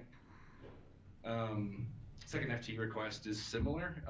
Right now we have a term limited scale house position, and instead of making that permanent or getting rid of it, we're looking to extend that for this year. We are seeing increased scale transactions. Actually, yesterday we broke the record for the number of people across the scale at 508 people in one day. Oh, wow. Which was that's 102 people over our previous record with what we set back in 2023. So busy day for us, and it just kind of illustrates the need for this position to continue, especially as we move forward with a new organizational structure. This should help us have some additional capacity while we get everyone transitioned and determine the long-term necessity of that position. Questions on the FTEs first? I have a, Patty? I'm definitely comfortable with increasing the scale house technician, not quite so comfortable with the heavy equipment operator. I would really like us to focus on hiring, less snowplow drivers and that, but I think that's Hiring where what? hiring snowplow drivers and those positions. I don't know how far we can stretch ourselves. So, but definitely the scale house. I've been out there a lot recently picking up my own compost, and it's busy. It's busy coming across that, and lots of times they're the only people in the building. So it'd be nice to have some backup there. Why do we think that the municipal solid waste is up 20%? That seems like a lot. One reason for that is there was a recent regulation change with contaminated soil. So all of that has to be buried as trash now, where it used to be taken in as cover and a couple of other different places. Right now, that's all trash. So you're seeing stuff like Lift 1A and other large projects that are lead contaminated soil. All of that is being buried. So it's another thing for us to manage on a daily basis, where we used to be able to stockpile it, deal with it as necessary. So is there a commensurate revenue increase then from taking that soil that's coming in to help offset the operator cost? Yes. Yeah, previously, we would accept that at the cover rate, which is $15 a ton, and now it is coming in at the MSW rate, which is around 73. Okay. Connie, does that offset the cost for this position? Do you know? I think it does. Okay. That's a good point. Okay. Yes, Francie. Is there any possibility of Road and Bridge and the Solid Waste Center sharing a heavy equipment operator? So since snow plowing season probably doesn't have as much business at the landfill? Yeah, and that's one of our plans in a big snow time. We would possibly borrow, especially we have 2 employees that used to be in Road and Bridge at the landfill now, so they would just seamlessly come over and help out in snowy times. It's one of our options. So if we authorized a FTE for a heavy equipment operator at the landfill, it could also benefit Road and Bridge. Yes. That's a great point. Okay, thank you. Okay, thank you. Thank you for that. And since this is an enterprise fund, we'd rather it get paid for out of this fund. Yeah. In my opinion. Yeah.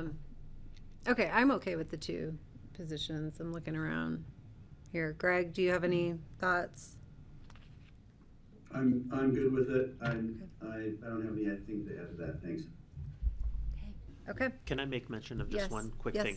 Is as it related to the extending of the term limit. So not long after I got here, Tyler was coincidentally asking for some to do a reorganization, and part of that was just his observation coming in and seeing what the needs were, as well as some emerging, new requirements, as we just heard, and so extending this term limit, I think, gives us a year to really see how this reorg works for us, and probably would come back with a request to make it permanent, should we see that the reorganization is acting as we intended it to. So I think Tyler did a really good job, just with his observations of what's needed up there, and I think we're going to have a pretty well-oiled machine. So, Thank you. Yep. Greg? Yeah, just briefly, something to file off to the side. these increased regulations regarding the soils may or may not be actually making any sort of difference, is the premise that I want to put out. And I'm just wondering if there's a legislative follow-up on that, so we can understand if we're just wasting people's money. We've increased the cost of construction dramatically, so just want to file that for future reference. Thanks.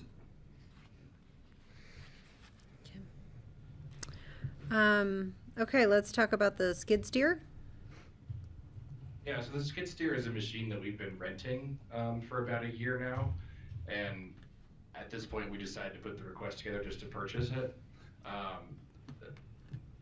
To be honest, the real need for it is to prevent injuries. We've had quite a few injuries at the Mercantile just from lifting in off-camber situations, heavy pieces, awkward pieces, and this has helped us with that to provide some support and machine support to handle some of the larger pieces. And we're really just trying to reduce that burden on the Mercantile and hopefully not have so many staff injuries. How much is the skid steer? I believe it's 55,000. Yeah. Any concerns or questions about this? Patty? I just want to make sure that the people who operate it know how to, they might not be heavy equipment operators. Yeah. And in those tight spaces, it's a little tricky down there. So I think proper training is important. Absolutely. Yeah. Yep. I watched them move some stuff out there. I don't know how they move it. Patty, do you feel better about the Yeah, I feel first better position? about the heavy equipment operator. Thank you. Okay. Then the Solid Waste Center 5-year plan, last year we received voter approval to issue bonds for the landfill expansion project. So I'm not sure if that will actually happen in 2025 or beginning of 2026. Liz and Ann are working on that. So you see that in 2025. Then one of the largest parts of the expansion project is the new campus area, moving the buildings. And that is about $22.5 million between 2025 and 2026. They are looking at what can be value engineered or what is possible to do as construction costs keep increasing, and they need to stay within this budget amount. Then the first phase of the landfill expansion is planned for 2027, about $3 million in for that. There will be a second phase coming up in future years. But as you can see, the fund balance begins to decrease. I think Tyler and Brian will be looking at the Solid Waste Center revenues, looking if there are areas of the budget that can be tightened so that we can start to see that fund balance increasing and saving up for that next phase of the landfill expansion. One of the cost issues is that then we have the debt service. You see that on the very last line of the expenditure section of the 5-year plan. Any questions on the 5-year plan?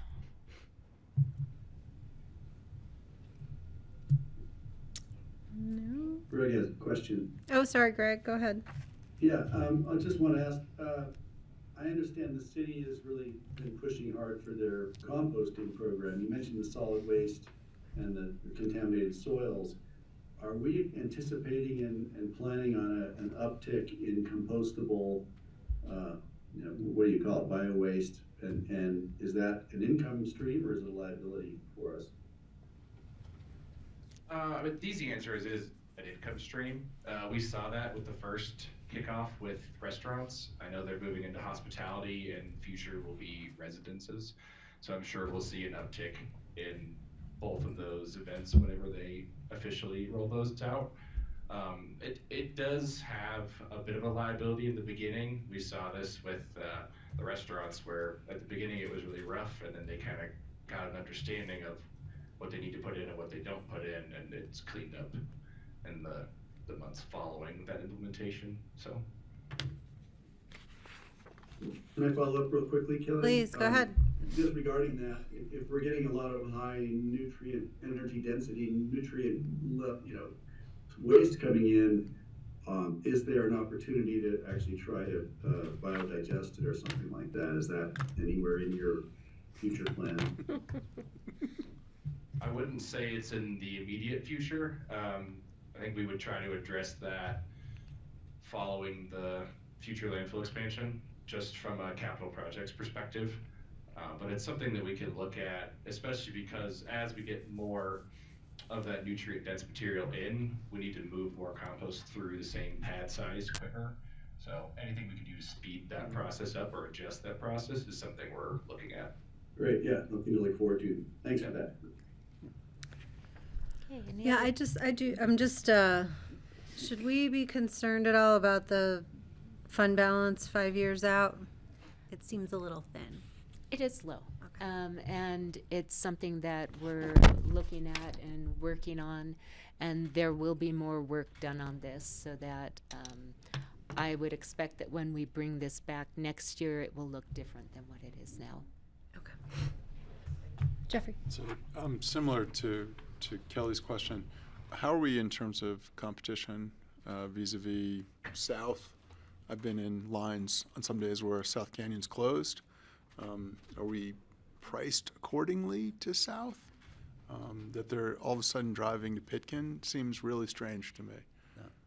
And- So it's sort of a fund balance question in an off way of like, where are we relative to fees and rates relative to our peers? Yeah, and I know that Tyler and Liz Morrow, who runs South Canyon, Yeah. talk regularly. So we do compare prices with our competition. Yeah. It may not be necessarily our competition because of It was a our duopoly location. question. It That's wasn't, right. yeah. Yeah, right. So Tyler, you want to talk about your conversations with South Canyon folks? Yeah, I think we're still pretty competitive with them. One of the things that we have over South Canyon and that drives a lot of people to come here is we accept more material than they do. A lot of times you have either mixed loads or someone looking to make one trip instead of a trip to South Canyon and to us. Specifically, that's with hazardous waste, electronics, some of those harder to dispose of items. They just come here anyway because South Canyon physically can't accept it. So I think you see some of the smaller stuff happening there. Past that, their C&D rates, they also charge an out-of-county rate. So they have a couple of things over us that kind of push people to not bring stuff there, but I would say it's still significantly cheaper to bring it to them than to us. Thank you. Yeah. Other questions? I'm good. All right, I think we're good Thank with you, these Tyler. requests. Thanks, Thank guys. you. Thank you. We want to move on to the Nice to airport. see you, Brian.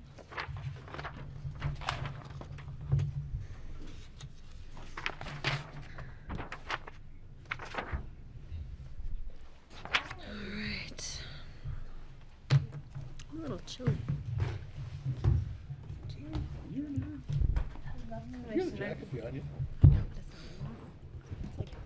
Plastic. Good morning, Good Commissioners. morning. Good morning. Diane Jackson, Airport Director, and to my left, I have Greg Boyd, our Facilities and Construction Manager. So we're going to kind of co-present here for you this morning.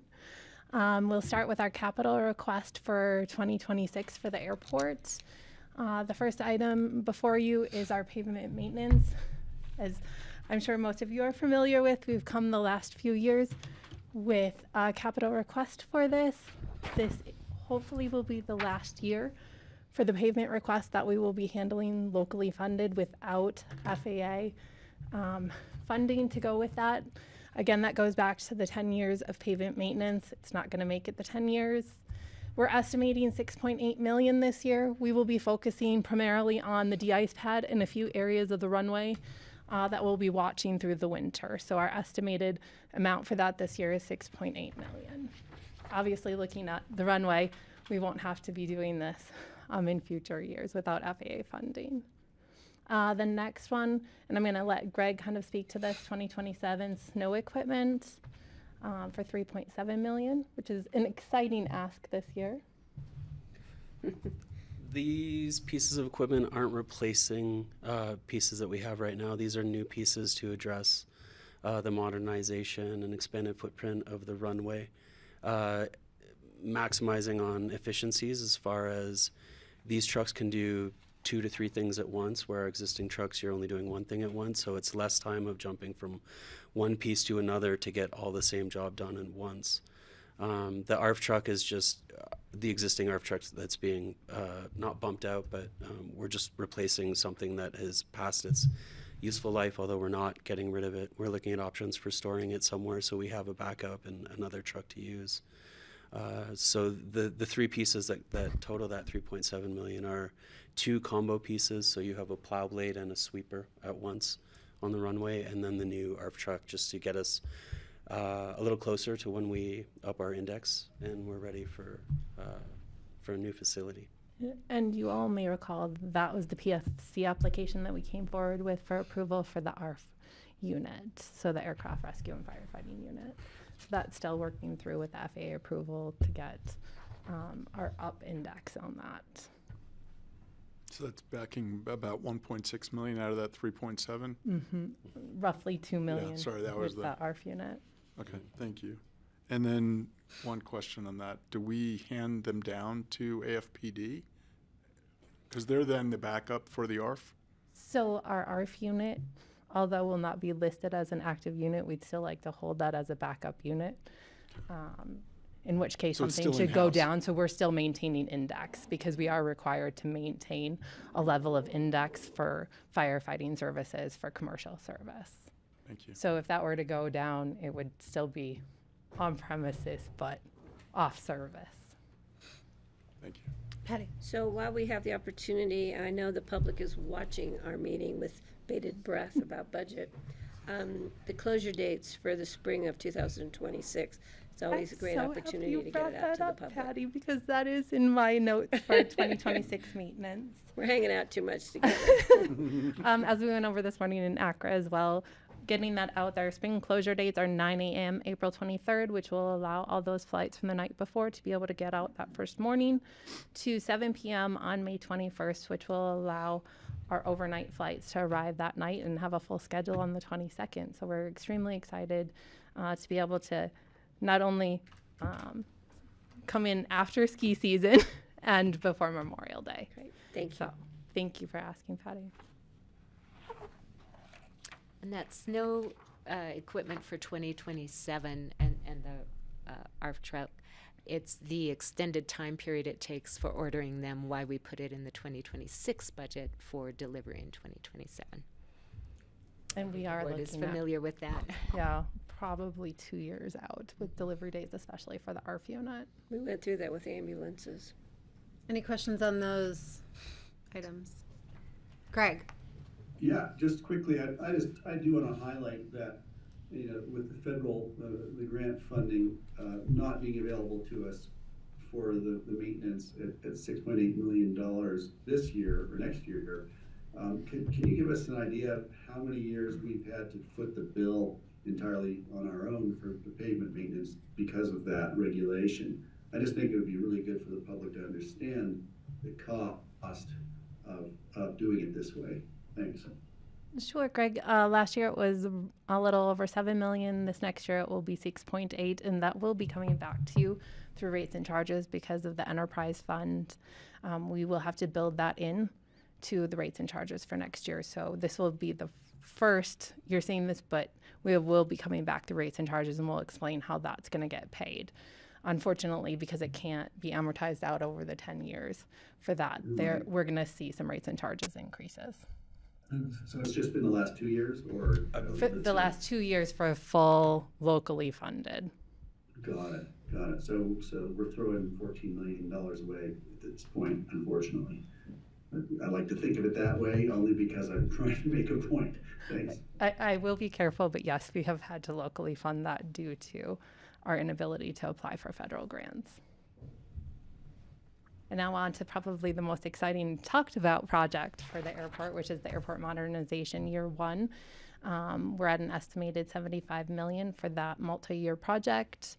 This does include soft costs of $58 million for design work, project management, roughly $14.1 million for runway construction, as well as $2.1 million for terminal to start that out.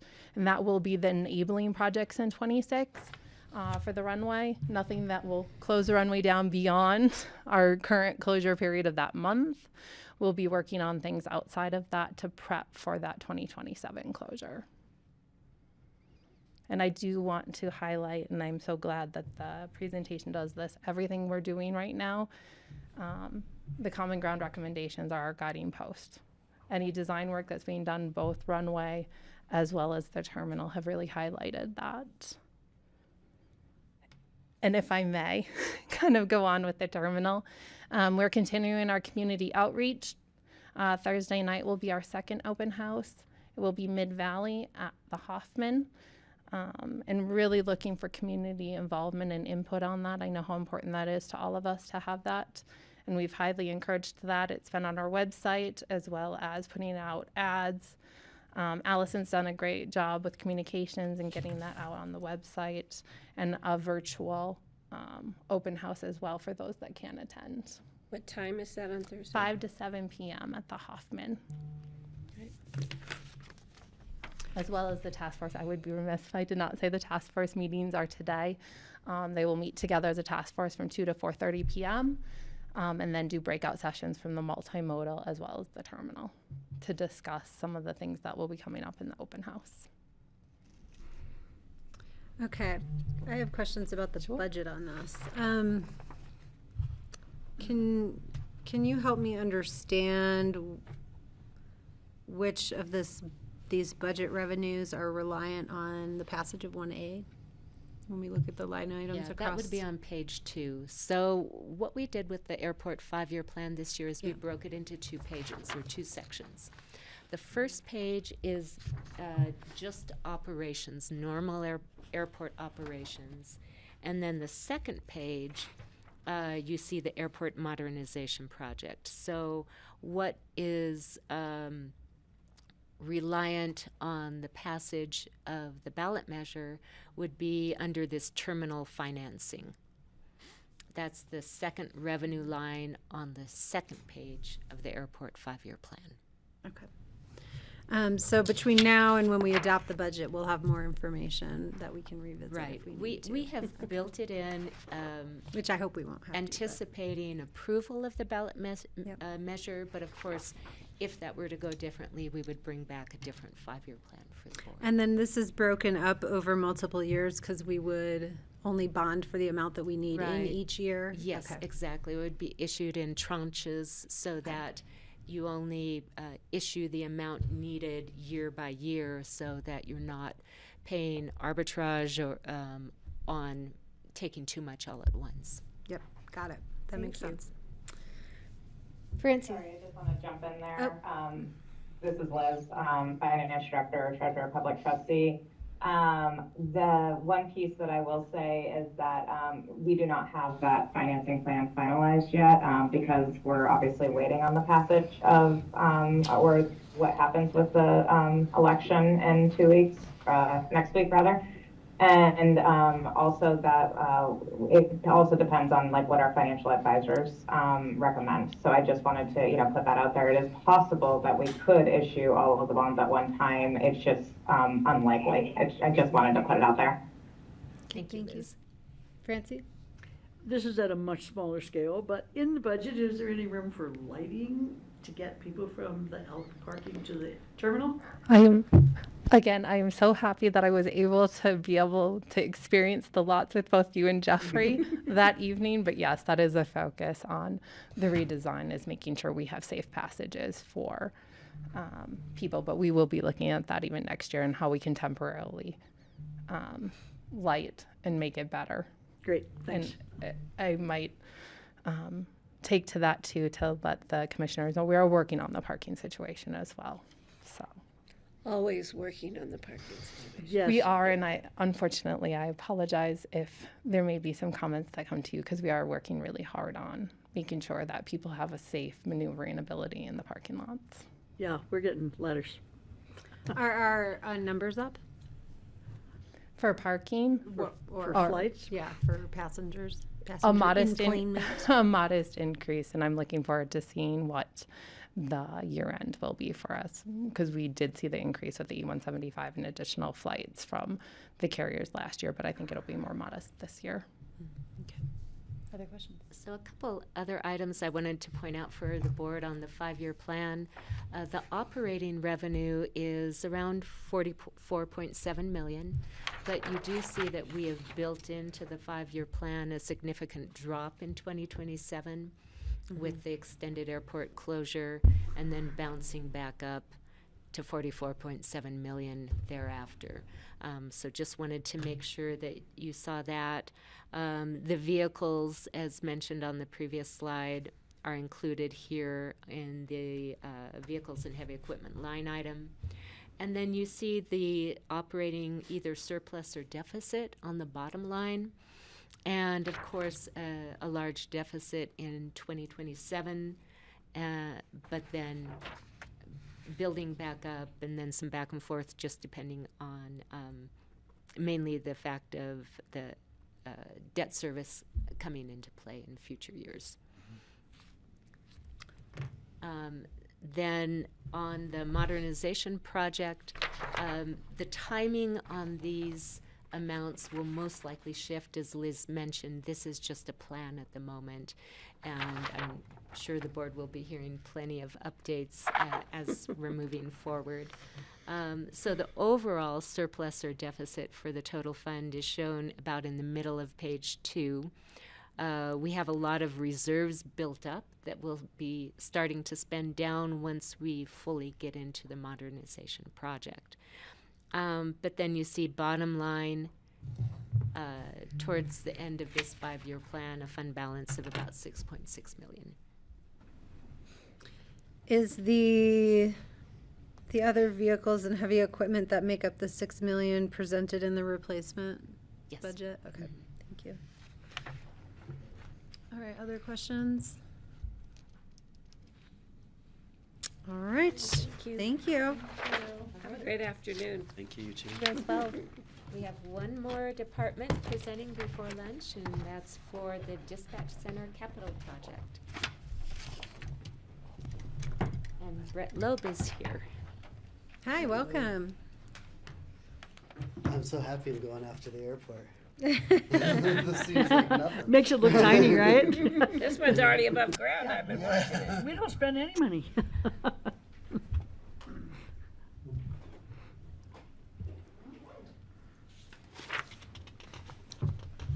ahead. Oh, okay. Thanks for having me. I'm here to talk about our new 911 dispatch center that's in progress, being built down at Station 42 in Elgibel. We are adding a floor onto their new build of an existing structure. When we originally talked to them about the second floor space, we had the architects and all the pre-planning people figure it for 4,000 square feet. As they got into the build and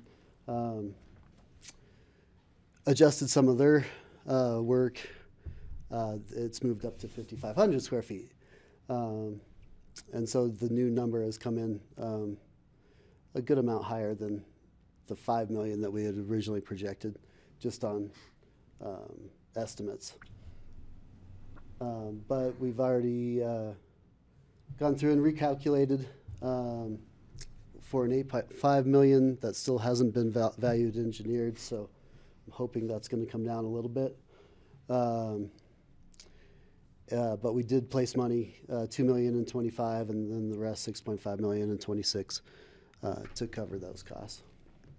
And still, our date is almost exactly a year, October next year, for move-in. So it's getting exciting. Questions? Where does this budget show up? This is in the capital fund. Thank you. Questions for Brett or Connie on this? Jeff?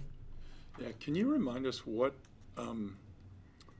What's the exposure in terms of disaster recovery and business continuity planning? Where are you outside of this center as well? So I know there was the shift to eligible is to the advantage of the employee, but if this facility was offline, where are we up and running?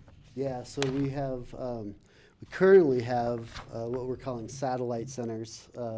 One in our south side building that the county owns already, and one in Mountain Rescue, Aspen.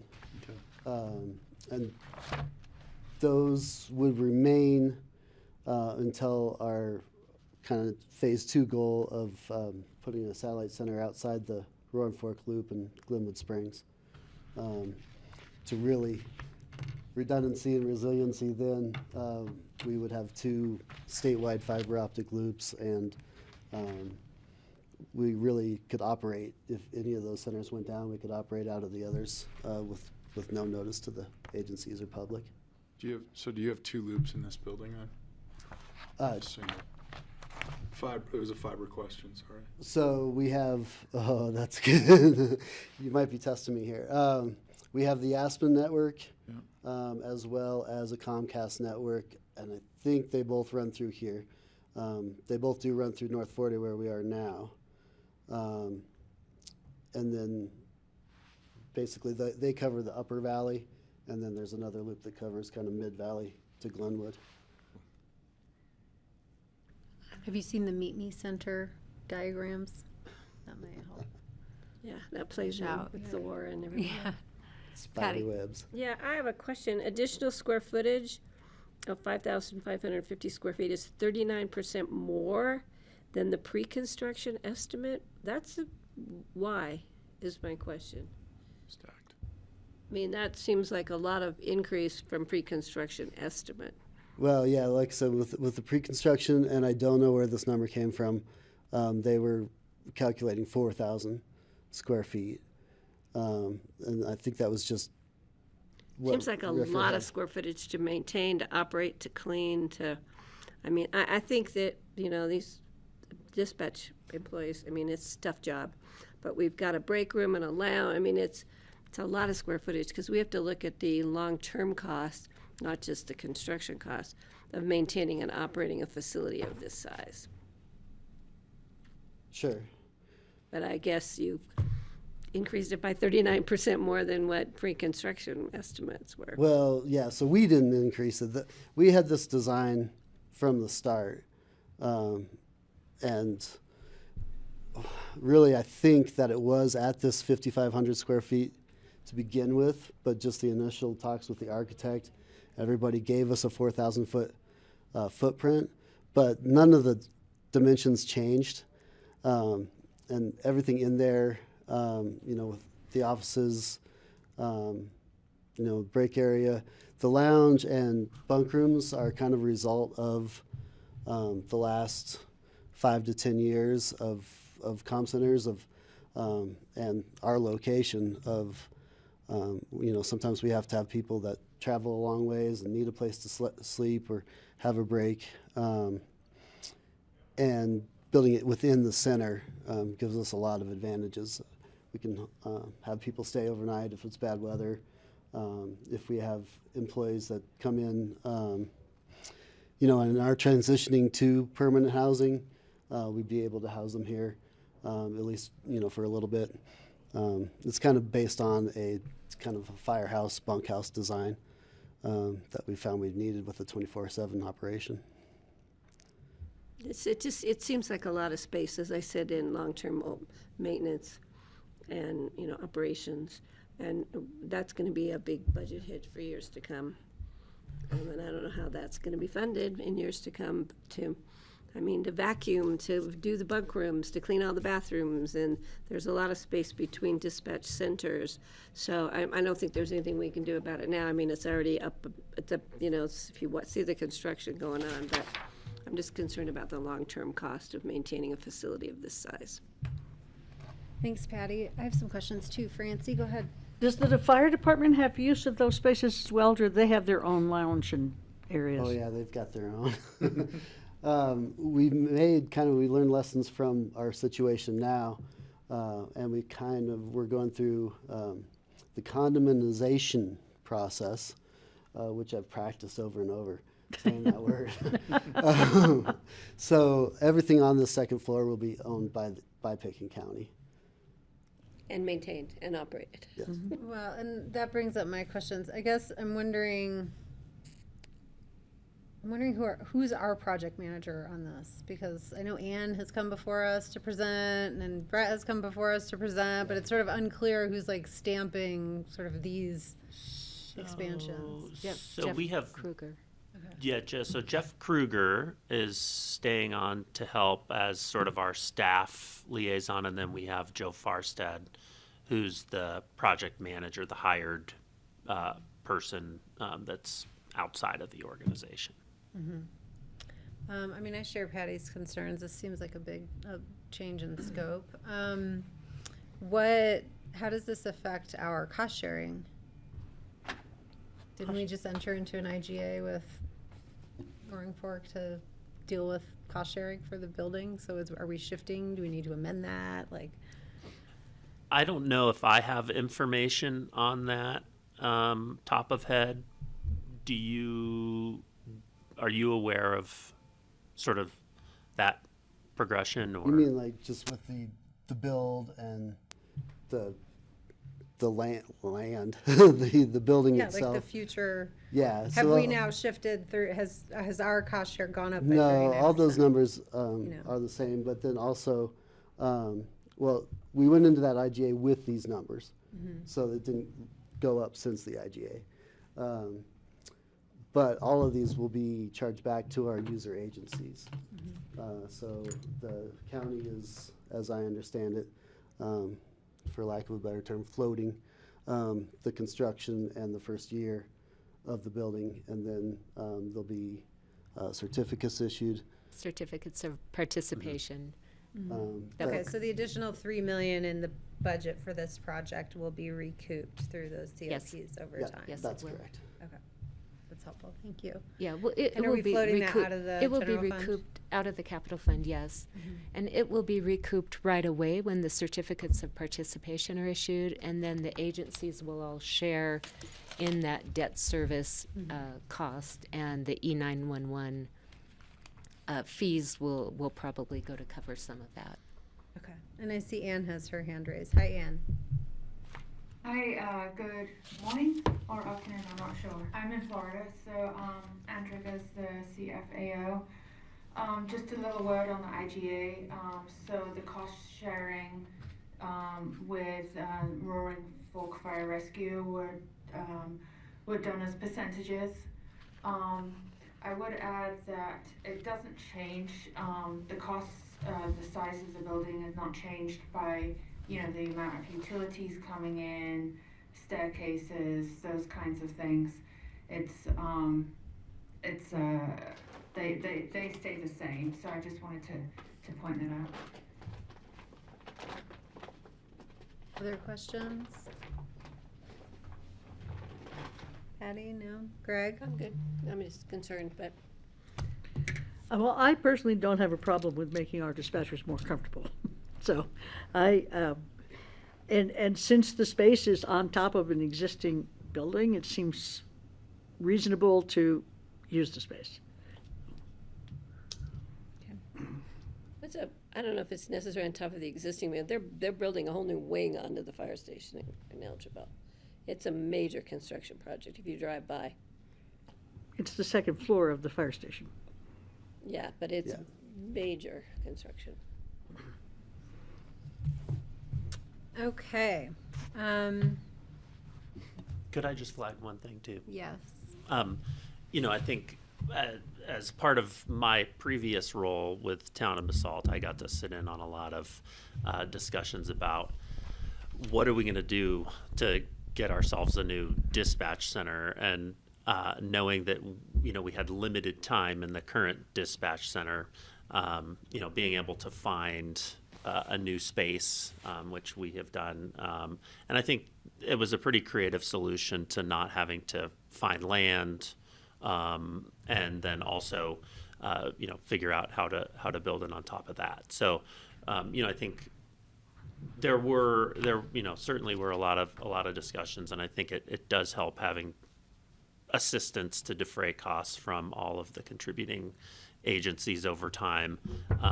And it's just, it's one of those services that we've got to have. And it's one of those services that is a 24-hour service, 365 days a year. So being able to hire, the staff to be able to, staff that service is a big deal and just different than some of the other services that we provide.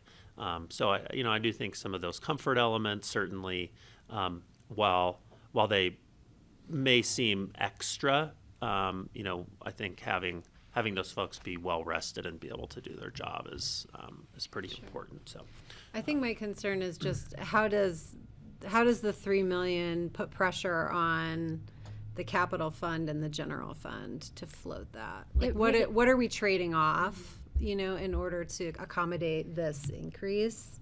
And I get that we'll get it back, in 2 years, but No, sooner than that. I believe we'll issue certificates of participation as soon as the construction reaches a certain completion point. Okay. And since that's scheduled for October of 2026, I would expect that we would receive the proceeds of the certificates of participation within 2026. So this will just be maybe some cash flow timing if there's something we want to Exactly. pay for the end of next year as opposed Exactly. to the beginning of next year. Okay, thank you. That's really helpful. Okay, any other questions? Sorry, Anne, go ahead. Yeah, I'd just add to that, our discussions with Piper Sandler, our municipal advisor, indicate that they actually think we may be able to issue the CU certificates of participation in advance of the completed product. So we may be able to do it in the next, within 6 months. Great. Yeah, again, my concerns are just the long-term operations and maintenance of a facility. And we also have 5,000 square feet at the Eagle County building at Crown Mountain Park that we've never taken advantage of. That was another option for a dispatch center, so part of the discussion. But it is what it is. It's being built. We don't have much chance to downsize it. But it's a lot of space to maintain. So, and we're going to have to hire somebody from facilities to come in and do the cleaning and vacuuming and bathrooms and kitchen and all that stuff. So we'll deal with that in the future. Other questions? No, but thanks. Okay. Thank Okay. you. All right, thank you. That's all for this morning. We went a little bit over, but we'll see you back at 1 o'clock and we'll pick up with the sheriff's office. Okay, great. Thanks.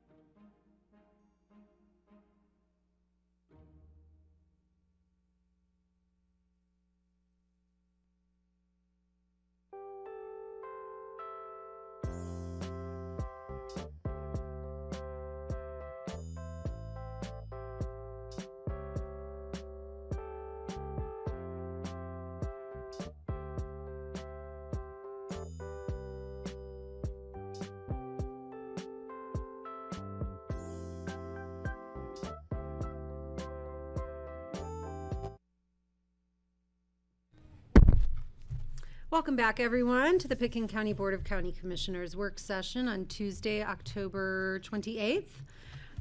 We are going to continue with our budget discussions, and Greg Poshman should be joining online. Do you mind checking to see if he's on or has to be promoted at all? All right, there he is. Okay. Is the sheriff on? I'm here.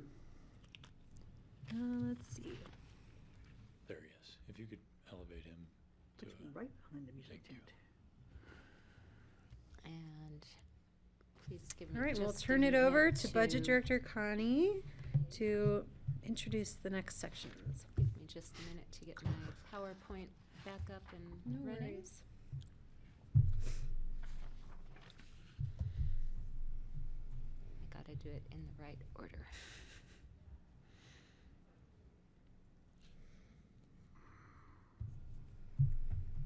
All right, I think we are going to need to move more quickly through these than the afternoon that we did in the morning. Just All to get a right, heads we're up on our starting- pacing. expedite. We're starting I with the watched. sheriff's office, and they have a number of new position requests, so I'll let Alex take it away. Thank you, and good afternoon. Alex Burchetta, Pickens County Sheriff's Office, Under Sheriff. As part of our new position request for 2026, I'll just start, as the slides say, we're asking for a total of 9 positions, and I'll break those down. And obviously, there's been conversations up to this point with the county, so that number has been kind of reduced a little bit in what the actual request is. But our initial request was for 2 seasonal backcountry community response officers. As you recall, as the board recalls, earlier this year, in response to the federal staffing cuts and the shortages here on the U.S. Forest Service, we stepped up and filled in a gap with 2 seasonal backcountry CROs, as we call them. We hired 2 individuals. We actually only want to keep 1 on throughout the summer. This program has been tremendously valuable. This person has, on his own, contacted 1,428 individual people since July 1st, resulting in a total of 3,754 individual people contacted. We have an app that we use to do that. 65% of those people are visitors or outside of the valley, and the remainder are from inside the valley. All this to say that this individual has been working with other partners, open space, other nonprofit organizations that are involved in the care and uptake of our forests to ensure that they are specifically targeting areas based on day, based on the day of the week and hour, very, very specifically. They're not just out there driving around. They're providing a great resource to our people, our recreationalists in the backcountry. The reason why we actually initially asked for 2 as part of the new position request for this year, we're really looking to actually have just 1. And the reason being is funding. There is $50,000 that's previously allocated through Public Works for the Forest Service, and through conversations that we've had with Brian Pettit and Connie and John as well, we feel like that money could be reallocated to this position to fund these seasonal backcountry, or this 1 seasonal backcountry position. So there is some money there. There's a little bit of a shortfall there because we think that this position actually, from a seasonal standpoint, would cost about $62,000. So there's about a $12,000 gap there in the funding. But we feel that we can actually accomplish all of the needs for this program with 1 backcountry CRO and not the 2 as originally requested. I have one question. Patty, go ahead. The vehicle? There is a vehicle that we currently have, so it's already purchased and we're already using. It's a Toyota Tacoma, I believe it was a Tacoma. Yeah, I've seen it. Yep. In action, actually. Yeah. Because just a thought, something to be considered and talked about. Open Space and Trails is looking at leasing vehicles for seasonal. Might be something we should be, it's going to be a trial program, might be worth sharing with the sheriff's office. For sure. Because if you could use the Tacoma for the new regular community response officer. Correct. Not seasonal. I mean, it might be a shuffling of vehicles, but it might be a thought. There's definitely a shuffling, and Yeah. the fleet management program for our office is complicated, and Matt does a great job with Just his a team. thought. So for sure. Thank you. I would support 2. That's what I was going to say. Yeah. If need be, I think it was great. Lynn, he was amazing. I saw him in a rescue. Yeah. I saw him up Lincoln Creek talking to people. he did an amazing job, and it was hugely beneficial. We spent a majority of the summer in fire restrictions, and his interaction with those over 3,000 people was just instrumental in really keeping our Yeah. risk And he down. loved it. He loved the job. Yeah, he did. He does. So yeah, if I would seriously consider 2. Francie? I would also support 2. I would request 2. I think it's an area where our money is more than well spent, and it's our responsibility to help protect our natural resources. And given the government shortfall, I can't imagine you wouldn't be able to put 2 to work. Correct. Well, thank you. Can I understand from Connie why staff recommended not to fill this request? Originally, we had built 1 into the budget, but then a few slides ahead, we do have a full-time year-round community response officer approved and included in the budget. So we did that as a swap out of doing the full-time year-round CRO rather than just the seasonal backcountry, and don't have the backcountry built into the budget. However, as Alex brought up, since we developed our request for the board, Public Works and the Sheriff's Office have had discussions, and Public Works has $50,000 in their budget that they normally would contribute to the Forest Service. Right. That position is no longer there in the Forest Service, so that $50,000 could go to fund most of one of the backcountry positions. So we could add 1 in and be almost at it. Almost there. Almost We covering were the cost. hoping essentially to take that 50,000 that's typically allocated to the Forest Service in that position and just reallocate it to our program, seeing the benefit that it's really brought to the community in the past few months. And as Connie said, we're not 100% there in that funding, but we're almost there. Yeah, we're almost there. So let me just Yeah, go summarize ahead. what Yeah. I think I'm hearing and kind of check in with you. So a full-time community response officer. Correct. It'd be helpful to understand if you think those services would help fill in this. And then 50,000 from Public Works to make up 62 for one of the seasonals. Correct. And so we'd be really at $12,000 We'd be at a $12,000 general fund gap to gap. fill the second one. Correct. One seasonal, but second kind of. So does it make sense for the full-time year-round CRO to also cover some of these duties? It's tough. So the intent of the full-time CRO is really to focus on kind of what we think of as more kind of pavement-based services, right? They're helping motorists on the side of Highway 82 change a tire. They're responding to fires and EMS calls. They're responding to search and rescues. Whereas the backcountry CRO, I mean, Lynn really spends his time 12,000 feet up in the mountains. I mean, he is on trail, on foot, in the, right now he's still on duty actually, and he's transitioned a little bit to kind of trail patrol for now that the leaves are falling off, but they're not really the same positions.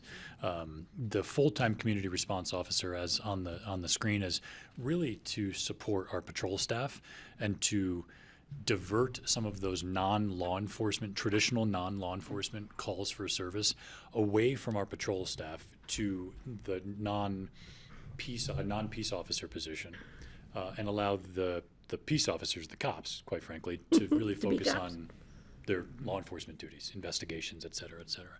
So while they sound the same because the title is similar, they're not exactly the same positions. Okay. Why don't we, if there's more clarity to be on these seasonal ones, and then we'll revisit all of them at the end of this discussion? Does that make sense? I don't have any more clarity unless there's questions. Yeah, I just have one more question. I'm go a ahead. little confused about the backcountry positions. I think what you said is we've already budgeted for 1. No.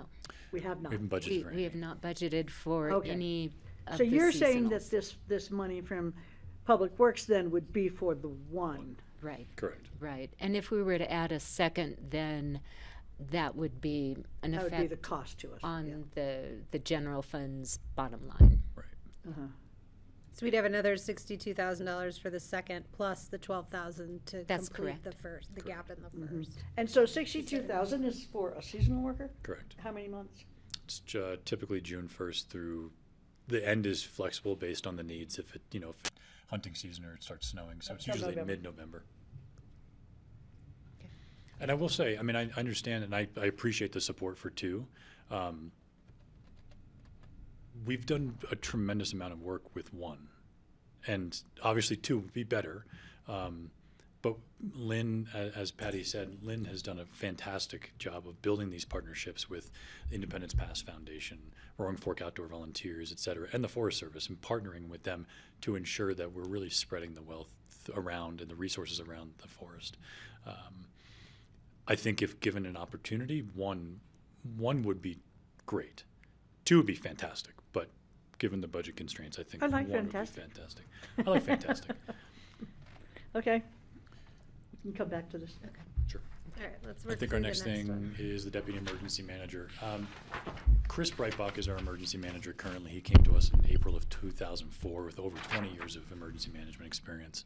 And not to discount any of the work that has been done by previous emergency managers, which has been fantastic. Chris has elevated the position of emergency manager in this county in a way that we really didn't expect. It's just fantastic. He has built tremendous partnerships with fire agencies, EMS agencies, reached out to redefine our emergency support function and emergency operations center. He stood up the emergency operations center at times and in ways, and more often than we have in probably the past 10 years, really building capacity and the ability to handle emergencies in our county. The problem is, it is a one-person operation. It relies on the response and the involvement from other county employees, in addition to their duties during an emergency, to fill in for him if he is away on vacation or at a training or otherwise occupied. We are asking for one deputy county emergency manager that will really fill in some of those gaps. We don't have redundancy right now, and we believe that this person will ensure continuous response coverage, will take on tasks of community outreach, specifically in our underserved populations throughout the valley. And we're really excited to have a second person to build our countywide preparedness, not only with the community, but also really take on some programs with risk management and other departments in the county to bolster our internal county preparedness as well. Happy to answer any questions. Well, he also goes to lots of caucus meetings. He does go to lots of caucus meetings and can't be at all of them, so having two would help us spread the wealth there. I would rather, my personal opinion, I would rather do the two seasonal backcountry and another community response full-time and not have another, and not hire a deputy emergency manager. I'd rather cross-train so we have that flexibility, so we ensure that, and then see how that goes, and then consider if we do need a deputy emergency manager. But I think a lot of these responsibilities can be done by the community response officer, especially if we have two full-time. The one thing to also bring up is that Chris's position, we came to you a few months ago about the emergency preparedness grant from the state of Colorado that funded almost $80,000 of his current salary. So there is a grant, there are grant possibilities, the future of which are a little unknown, but there are grant potentials going forward in the future to offset some of these costs for these positions, just when you look at it from a total budget standpoint.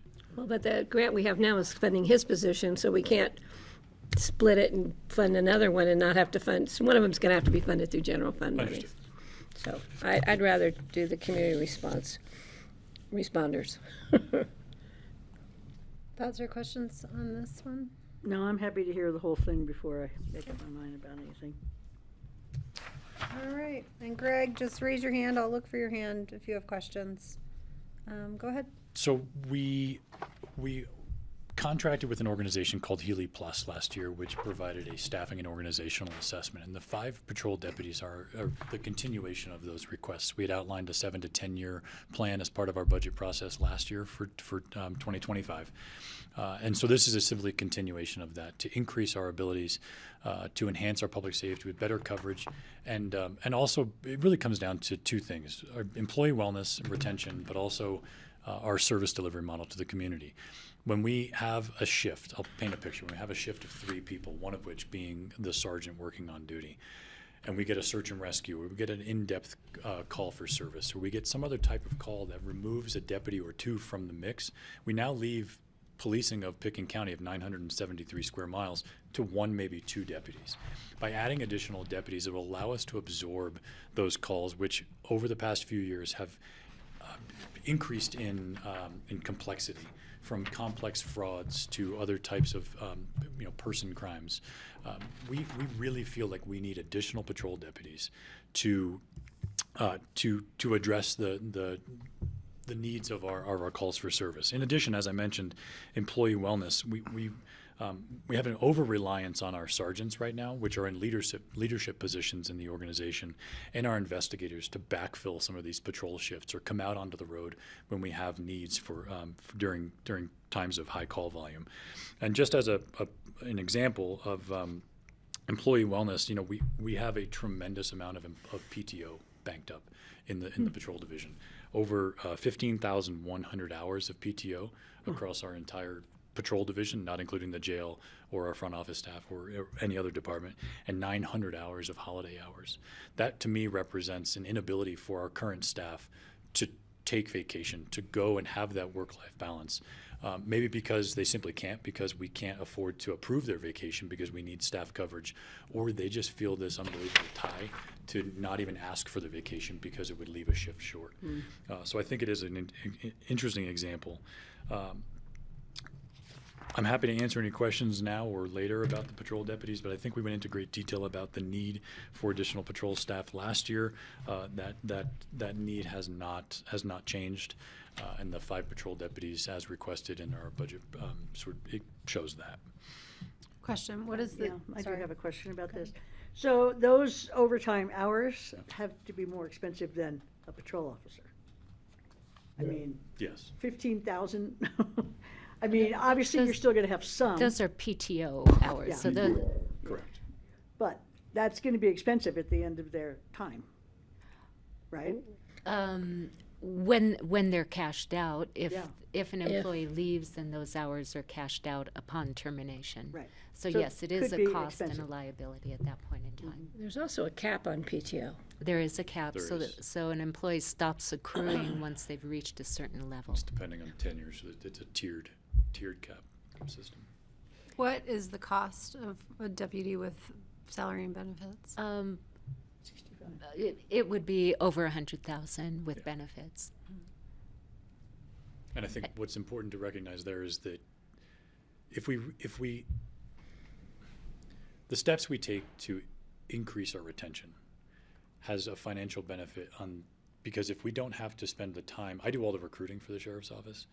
We spend a tremendous amount of time recruiting, not only just my time in doing it, but also the groups that we bring together to hold the panel interviews to make sure we're selecting the right person, to the psychological evaluations and the physical evaluation. I mean, all that there's a cost to that. We estimated that the cost of recruiting, and this was about 18 months ago, was over $80,000. Oh, my.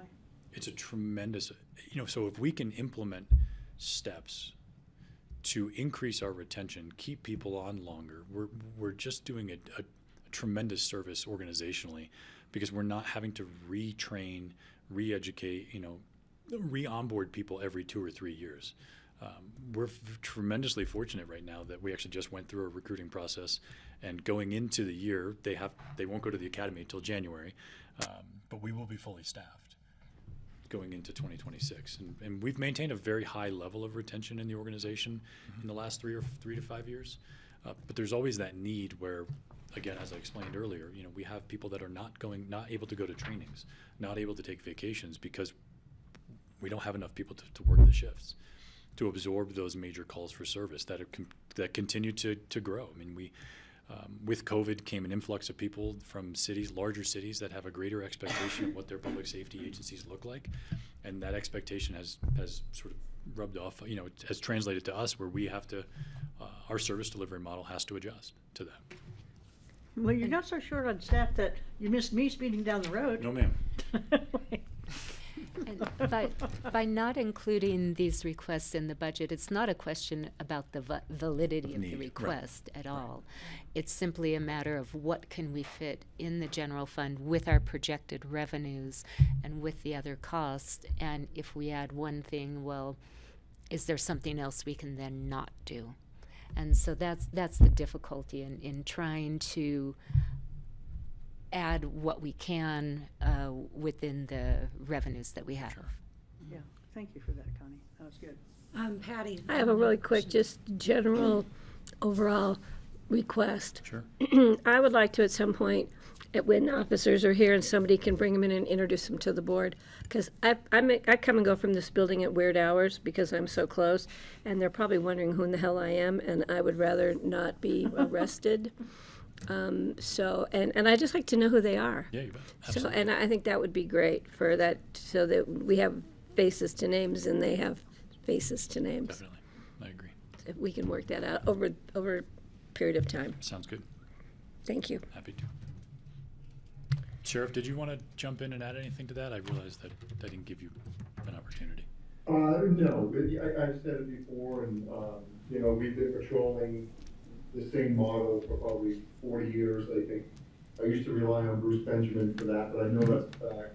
You know, 2, 3, maybe 4 on a shift, which, you know, probably up to 5, 10 years ago, it may have worked, but not anymore. Our calls for service are more and more complicated. And, you know, you see them out on the highway. We're trying to change our culture of speeding up and down Highway 82.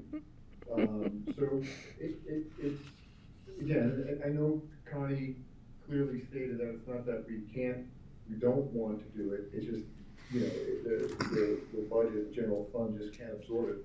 But we're gonna keep working at getting these numbers up year after year. And one of these days, down the road, when we have a public safety tax, will allow us to do something bigger and better. But until then, we're gonna work hard to bolster our patrol and jail when necessary, whatever that looks like, whatever that looks like when we have a newer jail. You know, it's all about public safety, and it's all about the wellness of the deputies. And again, I don't want to repeat everything Alex said, but the last thing I ever want to do is tell someone, no, they can't go on vacation with their family, because we're going to be short on a shift. And that has happened. So, thank you. Thank you. Jeffrey. Yeah, for Michael and Alex, do you have a preference if we did add a second person, either to backcountry or patrol, forgetting the dollar, but just what would be the better impact in terms of community and workload for your team? I'm hearing patrol over backcountry, even though you go from great to fantastic. Am I hearing it correctly from you? Like, if the board came back and said, we want to fund 2 of something, what would your preference be? I would have to say, because Lynn, our backcountry CRO, has knocked it out of the park. Yeah. And he really kind of spreads himself all over the county. I don't know how he does it, but he does. And I would lean towards the additional patrol. And so the follow-up question is, the overall board concern will be around wildfire and risk, and that backcountry officer could be preventing a potential, the dollar amount becomes moot if we have a larger incident. I mean, I look at the resilience in this valley versus what we just saw, for example, in Mesa. You know, I know your preference would be 1 and 1, but, so Michael, I'm hearing from you, it would still be in patrol. Correct. Okay, And thank I think you. That's helpful. I think also the answer to, we'll figure it out, as we've done for 40 years, right? It's, you know, just to address the wildfire comment specifically, Jeffrey, we'll figure it. We'll figure out a way to put someone in the backcountry and make an adjustment to ensure that we're addressing. We were doing that. We were offering overtime on a Sunday morning shift. Not to overwhelm Lynn with his duties. He was picking up some shifts as well, but those Sunday morning shifts when people were closing up, breaking down plant camp and not fully extinguishing their campfires, that was huge for us. And some of the deputies took advantage of that overtime that we put out there for a few hours on Sunday morning. So back to what Alex said, we will figure that out. Thank you. Okay. If the board would like more time to discuss or have Alex and Michael with the board to consider different options, we can also schedule that at a future meeting. Yeah, Great. or I think we could put it in our budget wrap-up. We usually do some of these outstanding FTEs that we haven't quite coalesced around. I will say I'm not hearing a ton of enthusiasm for the deputy emergency manager, but I want to look around as opposed to patrol or community resource officer. Well, I'm leaning towards a patrol officer and a backcountry person, considering that's still like 1/3 of their request. You know, that's 2 people, not 6. But I understand they probably need a deputy emergency manager as well, and that's already in the budget. Correct. Right. And so is 1 patrol deputy. Correct. Yes. And nobody in the backcountry. Okay, well, we have creative things one, that- the one, yeah. There are creative things that we can do with 1 patrol deputy. You're getting quieter and quieter. So we, our investigators, with the exception of Brad Gibson, who's our sergeant investigator to oversee the investigations group, are patrol deputies, you know, from a job classification standpoint. So if we ended up in this process with 1 patrol deputy, we could always be creative and add another investigator, essentially, to that group, which would allow us to make changes in our patrol operation to shift some of the workload off the patrol deputies, to shift some of that caseload over to the investigators with increased capacity there. So it's not like there are things that we can do to maximize the 1 patrol deputy is what I'm saying, in addition to sticking with the deputy emergency manager to build capacity there in the 24/7 response coverage model. I think we're not opposed to the 1 patrol deputy as proposed by Connie in the budget. Can I have a follow-up question, Kelly? So the emergency manager, that is not somebody who shows up at the scene of an emergency? It can be. So we recently had a structure fire at the top of Gateway Road a few weeks ago, and Chris responded, myself and Parker as well. Chris was locked in with their incident commander from Roaring Fork Fire, and one of the positives that came out of the after action report from Roaring Fork Fire was that tie back to the county.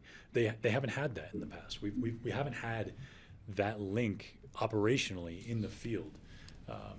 And having this second deputy emergency manager will, when a big incident happens, it's important for that emergency operations center that the emergency manager would stand up to have that tied to the command post in the field, because they are physically two separate things. Having someone that has trained on that has gone through the training, that has worked with Chris in what that looks like, will essentially make that process turnkey. It will happen seamlessly. If we have to rely on the current model where, Brian Pettit, I believe, is one of our backup emergency managers for the Emergency Operations Center. In a time of emergency, Brian's got his own world to focus on. Right. So having this dedicated resource to work with Chris to build resiliency, to build the preparedness programs with the community is the reason really why we're asking for the deputy emergency manager and why we prioritized it in the process that got into the budget. Can we find somebody like that? Absolutely. So Yeah. we're starting to run behind. I recognize that I've taken more of my time. And so I just want to be very clear that I think the consideration for us, based on the conversation here, if we approve everything that staff has recommended and add 2 seasonal backcountry community response officers, that is an additional $74,000 to the general fund.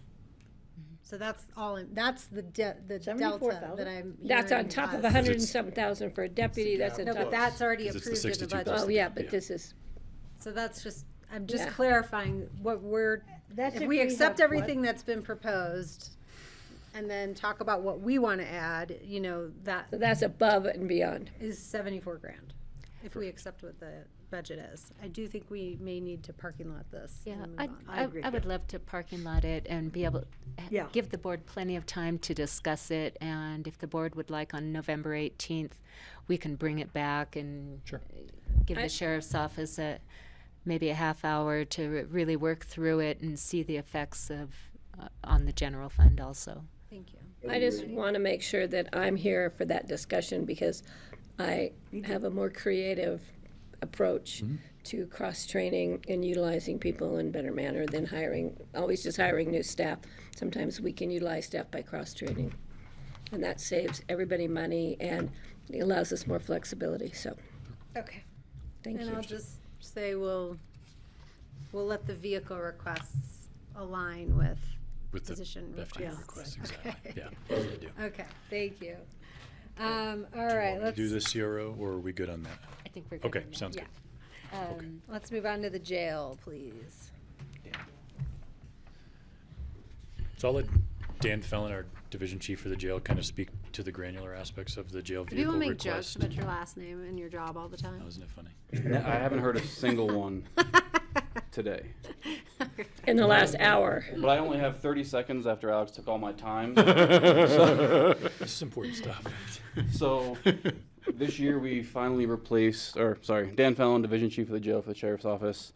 We replaced our 2 transport vans that formerly were Toyota Siennas, which could do dual purpose. They could do meal pickups and other errands in the valley, as well as doing inmate transports. Our new transport vans are purpose built solely for inmate transports. They don't fit well in parking garages. They don't fit well getting in and out to do the back and forth every single day. So we're looking for getting a new meal vehicle and other errands in the valley vehicle that will help us make that happen. We're looking at an electric vehicle to be in line with the board's, electrification initiatives and climate action initiatives. That's the totality of your request? That is it. That is it. That is it. Only if they bring us lunch on Tuesdays. We can do that. I can do What that. would you like? I was just kidding. Thank you. All right, Thank I you. think you're okay. Thank you. Okay. Thank you. Thank you. Thank you, gentlemen. Have a great day. Thanks. See you on the 18th. Right, library fund. Hi, folks. Hello, Genevieve. Genevieve from the library here, a fairly simple request. Yeah, so, hello. Hi. Our only request is to convert our 4 temporary positions to seasonal positions. We hope to retain some highly qualified, already trained staff that are in that role. When you're in the temporary spot, you can only have 2 contracts total per IRS guidelines and only 1 6-month contract a year. If we were able to convert that to seasonal, that extends it to a 9-month contract, and they can work up to 40 hours a week in those public-facing positions at the service points in the library. We live in a community that has a lot of seasonal work. People love the seasonal work, and the library is happy to take advantage of the people that like that kind of work and be part of that community. We currently have one person that works for Ski-Co in the winter. She would love to come back to the library in the summer. Yeah, so it's a simple one, hopefully. All right, questions for Genevieve? I'm good with it. I'm spending a lot of time in the library these days, and everybody's great over there. And they're very, very helpful, and I appreciate the smiling faces when I come in, because they're like, here she comes again. Thanks, Patty. Great. Okay. And then I did include the library 5-year plan, even though Genevieve's request does not have a very large impact on their fund. Just to be consistent, the library, of course, is funded by the library property tax that brings in about $6.2 million a year. And that goes to fund their staff, the library collections, their programs, and then also the building maintenance and upkeep and capital for the building and whatnot. They're maintaining fund balance, trying to save up to do a refresh of some of the interior of the building in 2029. Okay, thanks. Where does that show up? I'm sorry. That shows up in the building and building improvements line, about got in the it. middle Okay. of the page, under 2029. Thank you. And they're looking at paint, carpet, Repaint, recarpet, reupholster. some of the furniture. Yeah. We keep And pushing this it back. capital reserve is just getting carried over every year. Yes, at the moment it's just being carried over. What is that intended for? We consider it our rainy day fund. Okay. Yeah. When we have big disasters in the library that we seem to be having more and more, we always know that it's there. Okay. Yeah. That's helpful. Thanks. Any other questions on the library? Okay, All Thank right. you. Thank you. Thank you. Thanks for getting us back on time. All right, ComDev. Hi, Suzanne. Back in person. Healthy. Better than last week. Yes. Much better than last week. Hopefully I'll be short and sweet too. Our only staff ask is to extend the term limited plans examiner inspector. I think you're all familiar with that being Tony Popish, who continues to be happy to continue his tenure with us. So works great for us to have that historical knowledge and depth with all of our newer staff. So that's extending. And then 2 new vehicles, looking to have an additional vehicle for the building inspectors to share. There are definitely times when we have Bob Neininger, who comes on seasonally, to have that, as well as, other use need for that vehicle, so to be shared. And then for planning, which is really planning, zoning, engineering.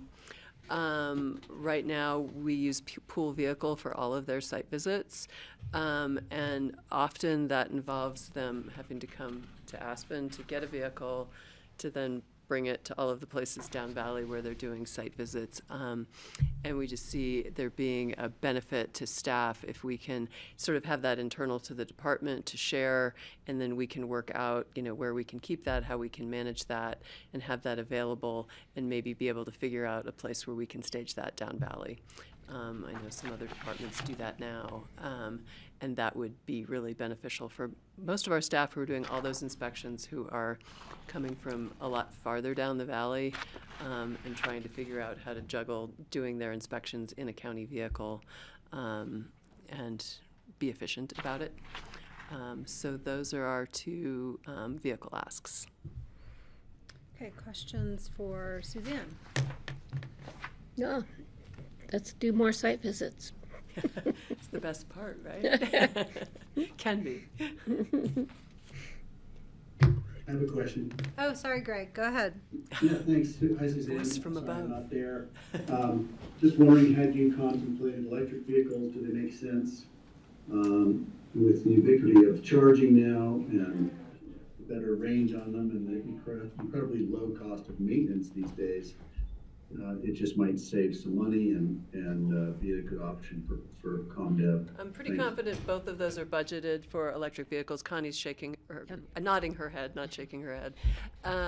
And we've had a lot of conversations between Jeff Erickson and Fleet, just to make sure, some of the issues where we have had issues with charging and, whatever, clearly the capacity is improving, and inspectors are figuring out how to manage their day and make sure they can get charged when and where they need to accomplish that. So anyway, we've been working a lot with Fleet about making sure the vehicles that we have address the needs that the inspectors have and the types of site visits and whatnot. But those are both definitely budgeted as electric vehicles.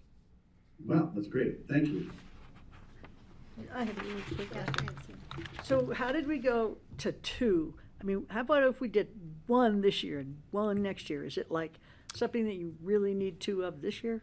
So again, I mean, the shared is really building folks sharing, and then kind of this planning, zoning, engineering sharing. The issue with sharing with building is that we do have the one position that is essentially, mostly a 9-month position. And this is helping that capacity. So when that person is on staff, it's really not shared, can't be shared because that person is out inspecting every day and using that Every day. vehicle. Oh. Yeah, when Bob Neininger is on, like he's full time, and I always get my terms wrong, whether that's a seasonal position or something. He's been every category we have for a non-full time position, but essentially he comes on and works for up to 9 months, and when he's full time out inspecting in a vehicle. Okay, so that's one vehicle that you So- already have. and It's then- not one we have. So that's again, because with the recent, this year we got the second electrical inspector position. With the airport, new FTEs to help expand our capacity to address the airport load that's going to be coming. The position that we've created is a second electrical and building inspector for our department. And so we're fully using the building vehicles that are assigned to a person who is using it on a daily basis now. So this one is providing more capacity for that seasonal position, as well as other times they need him when somebody's truck is in the shop and this is whatever. Or if somebody else needs to jump in for an inspector, one of the people who's usually more of a plans examiner needs to jump in and help cover for somebody, that person's vehicle may not be in the right place for them to have access to. So that's really helping on the building side of things. But building, you mean building inspections? Building inspections. Okay, yeah. Yeah. And that, again, on what it says planning, but planning, zoning, engineering are also doing a lot of inspections. And we've kind of gone back and forth about this for years, about trying to have our own shared vehicle for those folks rather than using pool vehicles all the time. And so I think we've asked in the past, and maybe that's been turned down. Connie knows everything, that's why I look at her. And so, we're asking again, because again, definitely since COVID, hybrid work, all of those pieces, again, we're finding everybody's trying to be as efficient with their time as possible. But, again, having a vehicle that is accessible to you, right now, the pool vehicles are only available in Aspen or at Public Works. Right, I get that.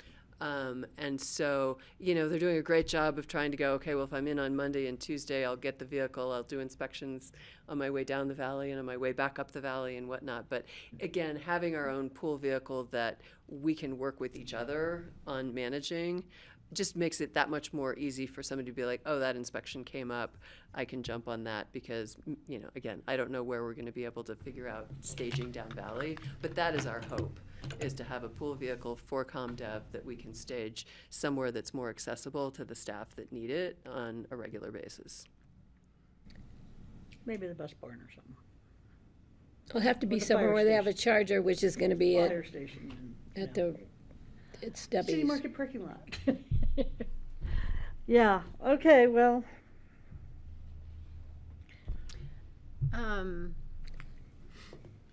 I could definitely see that having a vehicle not in Aspen for everybody who doesn't work in Aspen makes a lot of sense. And I again, just I don't think the understand point- why we don't tell Fleet to just stage some of the vehicles down valley. But that's just an operational thing, right? That's not a resource limitation necessarily. Yeah, and we've brought that up with them before, but to date, that has not been available to us. And we have limited parking in Basalt, at the office in Basalt. Now with chargers there, that's taking parking. And if we have electric vehicles, then they need to be parked there because that's what the chargers are in a limited space. So it's very complex, but maybe part of the thing is we need to have more people working in the building. Yeah, but for somebody like me, for instance, I'm going to a conference in Denver. I have to drive to Aspen to get a car to go to Denver instead of just going from somewhere near where I live. And most of our employees don't live in Aspen, so they spend, It's been that way for the 25 years I've been here. Change is an okay thing. Yeah, but it'd be nice if people were in the buildings we built. So, but that's a whole nother discussion that we haven't had in the 3 years since we've asked for it. Personally, I think it makes sense to approve at least one for the building inspections. And then I would just love a response from Brian Petta about, I mean, we have a whole driveway at South Side and street parking at South Side. There's not, I don't know if there are limitations to that location. I don't know what they are. That's a good But idea. it seems reasonable that just ordinary pool vehicle also be accessible in the Mid-Valley. I know it is a conversation that's come up in the past, and they didn't have an acceptable location for that. But I'll let them answer directly to the board. Okay. Thank you. And I would say, I know in the past, some of that has been also like, who's keeping track of it, who's clearing the snow off of it when it is, is snowing, who's moving it because so the plows can come through. Again, when it's a pool vehicle, there's a different, management issue if it's off-site, I guess. But yeah, I know they've had the conversation a number of times, and we can certainly ask again. Other thoughts on this? Not right now. So is this an item that the board would like to bring back for November 18th? I think at least for direction? the second vehicle. Is that fair to say? I think we're okay for one. Thanks.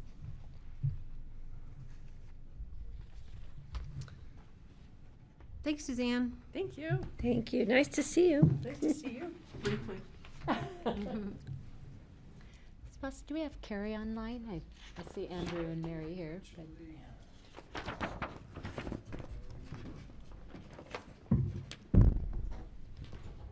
Yeah, Carrie should be online. Andrew Shoemaker, IT manager. Mary Lackner, GIS manager. Carrie, are you there? Carrie Labby, IT Director. Can you hear me? Yes, We we can. can. Okay. Please take it away and present your request, the network upgrade implementation. Yeah, great. Thank you. Appreciate everyone's time, and I'll do my best to keep this short and sweet as I know we're a few minutes over. So the first one that I come to you with is a capital request regarding our network upgrade implementation. This would be phase 2. We're currently in phase 1 right now with the $400,000 that was budgeted in 2024 for this year, 2025.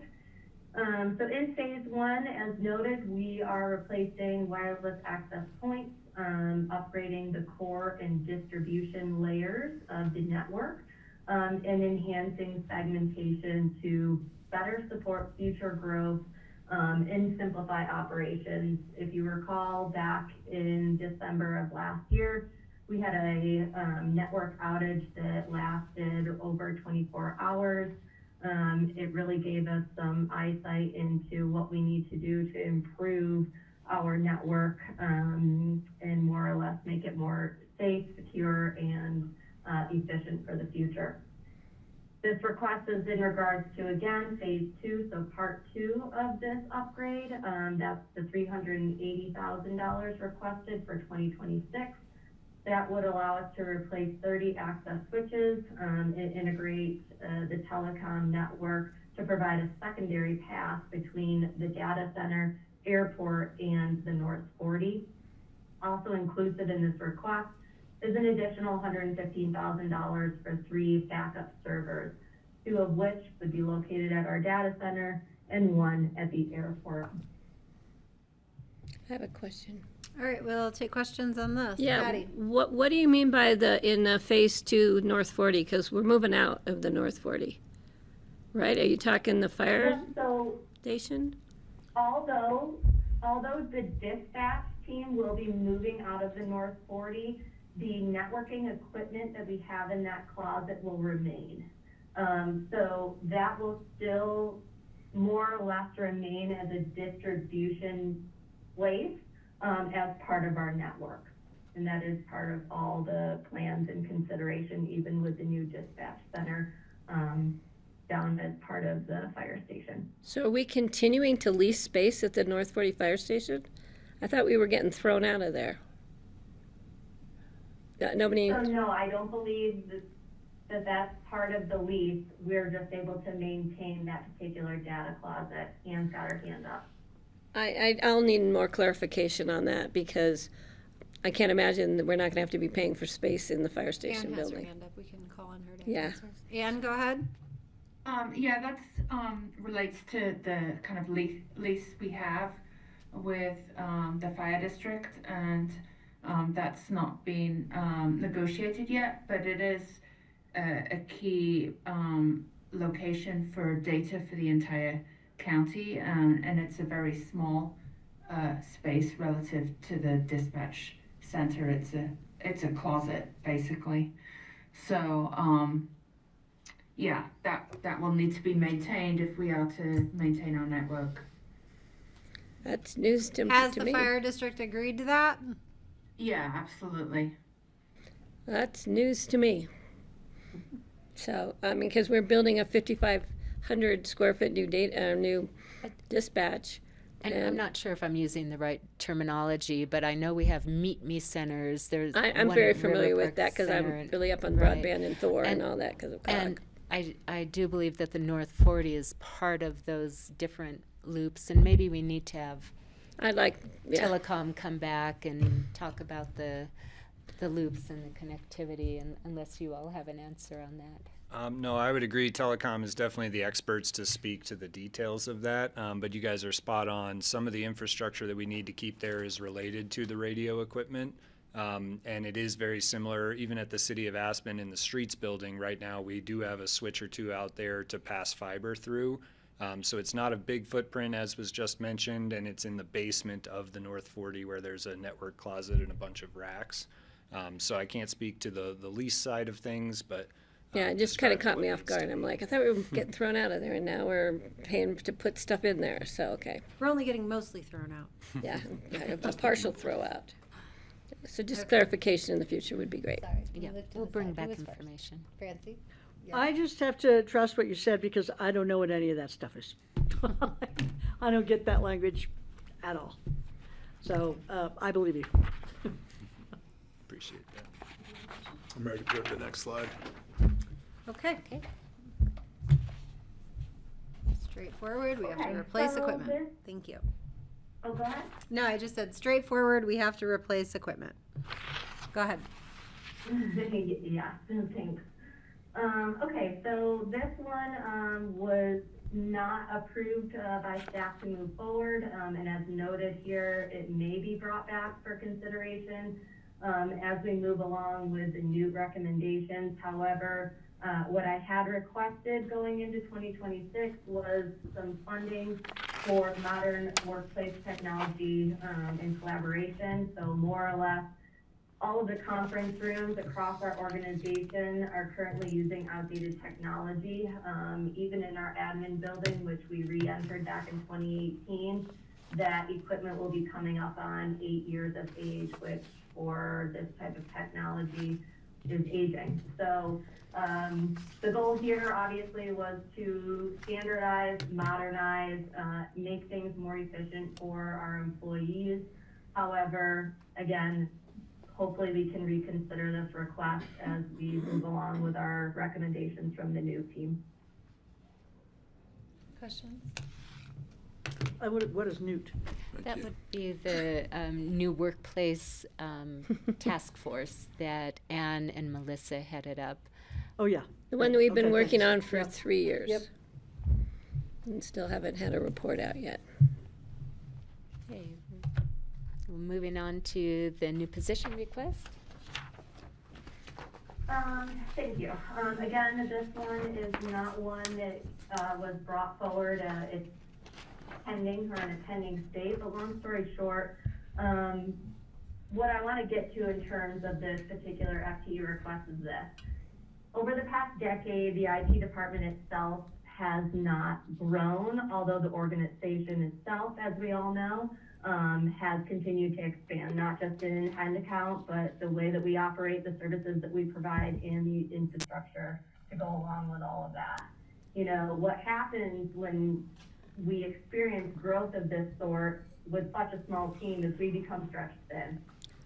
So ultimately, we are doing our best to support, this larger, more complex environment that we're now in. And the goal behind this particular request of an enterprise systems administrator is to be able to more or less create a governance and better integrity around the technology that is emerging and in our forefront. Things like AI. It's not a matter of if we're going to, it's just when and how best we plan to utilize that technology to make things more efficient and to better support our employees, therefore better supporting our community.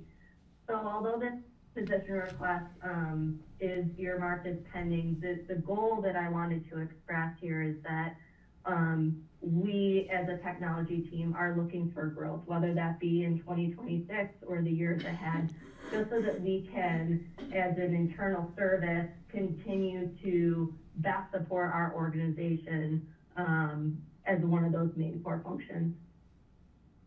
Okay, thanks, Carrie. Ann, I see your hand is up. Is that new? Yes, thank you. I just wanted to mention that the admin team decided that this position would be considered as a part of a greater whole when we look at the airport and what the IT technology needs will be for that overall. So it'll probably come back in 2026 in some form.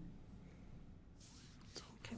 I might suggest, I think that some of the complication with your work is like a narrative problem. Like it's hard to understand what you're trying to accomplish here. And so for me, like trying to resonate with your need is tricky because, these words aren't telling me what you're trying to do. And like what you're trying to, and just how, and you guys all get this and you live in this world, but just from where I sit, it's sort of like, okay, like, yeah, I kind of understand what this stuff means, but like, what does that, like in a workplace situation, what does that mean for an employee's like day-to-day life and project management and all that? So, I'd welcome further conversation about this as you guys start to cultivate what this might look like in concert with the expansion at the airport, but I would just maybe suggest that we take some time to like really tell the story here. Yeah, Kelly, I certainly appreciate that, and I believe that I tried to create that story in the actual request itself, not depicted on this slide here, because I know that we're limited on time for these presentations. So sure. Again, as Ann reiterated, I think the request will resurface, and at that time we'll be sure to bring those details because again, that is the most important. Yeah, okay, great. Well, thank you. Other questions for? Okay. Great, thank you so much. We know the work you all do is so important. When it's not Thank you so working, we much. all know it. So thank you for keeping it working. You're invisible, so we need you. Yeah. That's a good thing. Thank you. And I will follow up on the North 40 with you, Patty, so that you have that detailed information you were looking for earlier. Thank you. Okay, next we have the assessor's office. Good afternoon, everybody. Thanks for the time. Hi, Wendy. Hi, Dan. Hello. Sorry. Oh, all good. Yes, please. You're 2 minutes ahead of time, so. Woohoo. Well, this capital request will be very quick because we're not going forward with it this year. But we are looking into new software. The cost this year is $228,000. The assessor's office hasn't had new software since 2008. So we are kind of antiquated. They do update periodically, but with all the new legislative changes, they haven't been doing a very good job at updating. So we are looking at getting a new software. Garfield and Route are currently implementing the software. It'll probably be a year before they're done. And we want to see how they like it, how it compares to what we have now, if it's better, if it's not. So that's where that's at. Francie, you have a question? No. I thought you were asking for FTE. Yes. That's next. That's next. Oh. Hi then. Well, this one came first, capital request. I see. I was following the slides. Okay, now's the FTE. So in the last 5 years, the assessor's office has lost 68 years of appraisal experience, and we will be losing another 20 in the spring of 26. It's being replaced with unexperienced new employees, and it's impossible for a brand new appraiser to carry the same heavy workload that the experienced appraisers carry. They simply cannot keep up with the workload. The appraiser's workload has increased substantially over the last 10 years. New construction inspections have increased by 120%. Currently, Pickens County has 810 open permits. The city of Aspen has around 2,000. Snowmass Village has around 2,261. On average, it takes each appraiser between 20 minutes to an hour to complete a physical inspection, including taking pictures. For example, the appraiser for the east end of Aspen had 14 new inspections. It took her 2 full days to complete the on-site inspections and another day to upload the pictures and enter the data into our software with the new information. There's no parking near these construction sites, so she had to walk a long ways to get to each one. Friday, she was chased by a bear, and it scared the heck out of her. Each property that's under construction could take 3 or more visits per year until completion is at 100%. Some of these places take 4 and 5 years to complete, so this is an ongoing thing every year. Another example, this same appraiser also has basalt in the surrounding area. She had 23 new inspection properties to visit. It took 4 full days to inspect them all. Then she had to upload all the pictures, label them, and add all the data into the software, which took 2 more full days. Our software is antiquated, as I said earlier. This process could be faster with newer software, but for now, this is what it takes. This appraiser has around 180 new construction inspections this year, which equates to around 300 visits per year. In the last 10 years, the number of building permits has increased 58%, along with higher value of permits, which is why our new construction inspections have increased so dramatically. The City of Aspen total value of building permits has increased 129%, Snowmass Village 1,335%, Pitkin County 353%, and this last decade has also seen a 409% increase in appeals, 122% increase in new construction, a 20% increase in value tracking for destroyed property. We're not able to visit each construction site. Many remodels do not get inspected as we simply do not have the manpower to do this. 10 years ago, there were approximately 100 average inspection visits per appraiser every year. Today, it's closer to 250 to 300 visits per appraiser. A third of the appraiser's time is spent on new construction inspections. There are also sales inspections. When a home sells, the appraiser goes out and inspects as if they're, because many times they haven't been inspected in years, so when they sell, we are able to get out there. There's also inspections during CBOE hearings. As most appeals, we need to go out and inspect to see what the owner is claiming about their home. Appeals, abatements, binding arbitration, district court, and board of assessment appeals have also increased substantially. These have all tripled in the last 3 years. During a reval year, which is every other odd year, from October through April, 90% of the appraiser's time is spent on revaluing properties in their appraisal areas. May 1st is the beginning of appeal. This is when the new values are sent to the taxpayers, and then the appeals start coming in and continue coming in through the first week of June. The appraisers have until June 30th to complete all appeals, and then the first week in July, County Board of Equalization begins with the CBOE hearings. This is complete August 8th, and then Board of Assessment Appeals, BAA, District Court arbitration appeals start coming in, and abatements come in all year long. We currently have 7 appraisers because we were able to hire one to train with Cheryl, who is term limited and leaving in the spring. Chief Appraiser is now able to do both her supervisory as well as her appraisal areas by adding the 7th appraiser to our office.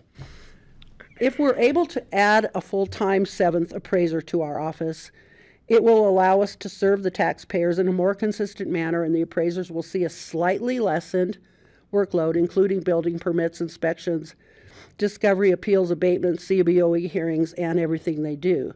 This will promote a better work-life balance for our office and provide a better working relationship with the taxpayers. It is and always has been the assessor's office to provide excellent customer service. Wow. That's why we're requesting a 7th appraiser. And I brought the chief appraiser and the deputy chief appraiser in case you have any questions. Questions? Well, my concern was that when reading the different portions of our budget binder, it came out that because the chief appraiser was busy doing things like time cards and employee files, and I'm thinking, that's what it says in the job description, which I Oh. requested a copy Oh, of. the job description. What the chief But appraiser's she's- responsibilities are, which I think spurred a change in the request that I just heard from you, was that the chief appraiser is too busy doing supervisory duties based on the job description, which I don't think are appropriate for a chief appraiser to probably be doing. I think maybe you have other positions in your department that could be doing those kind of duties, so the chief appraiser could be doing more appraisal type duties.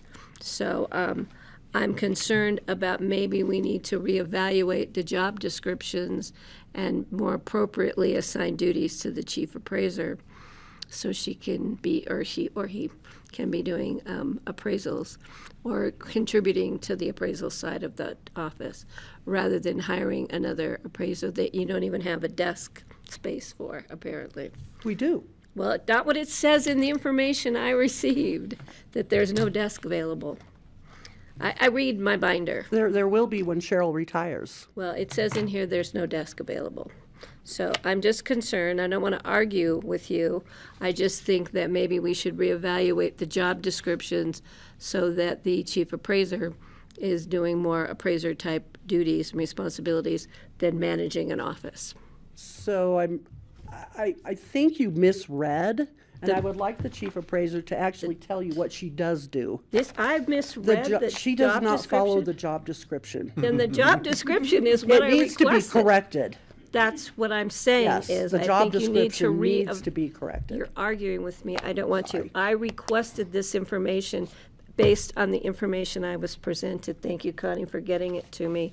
That is my concern, is that the job description for the chief appraisal doesn't look appropriate for what I think a chief appraiser should be doing. Therefore, I am not going to support hiring another appraiser until we reevaluate the job descriptions and make sure that we can adequately run the office as an office and also do the appraisers, which is the responsibility of the appraiser's office, or assessor's office. Let's see what other questions we have. Jeffrey, you had your hand up? Thank you. So the question is really from a software implementation standpoint, which I know is not going. What kind of standpoint?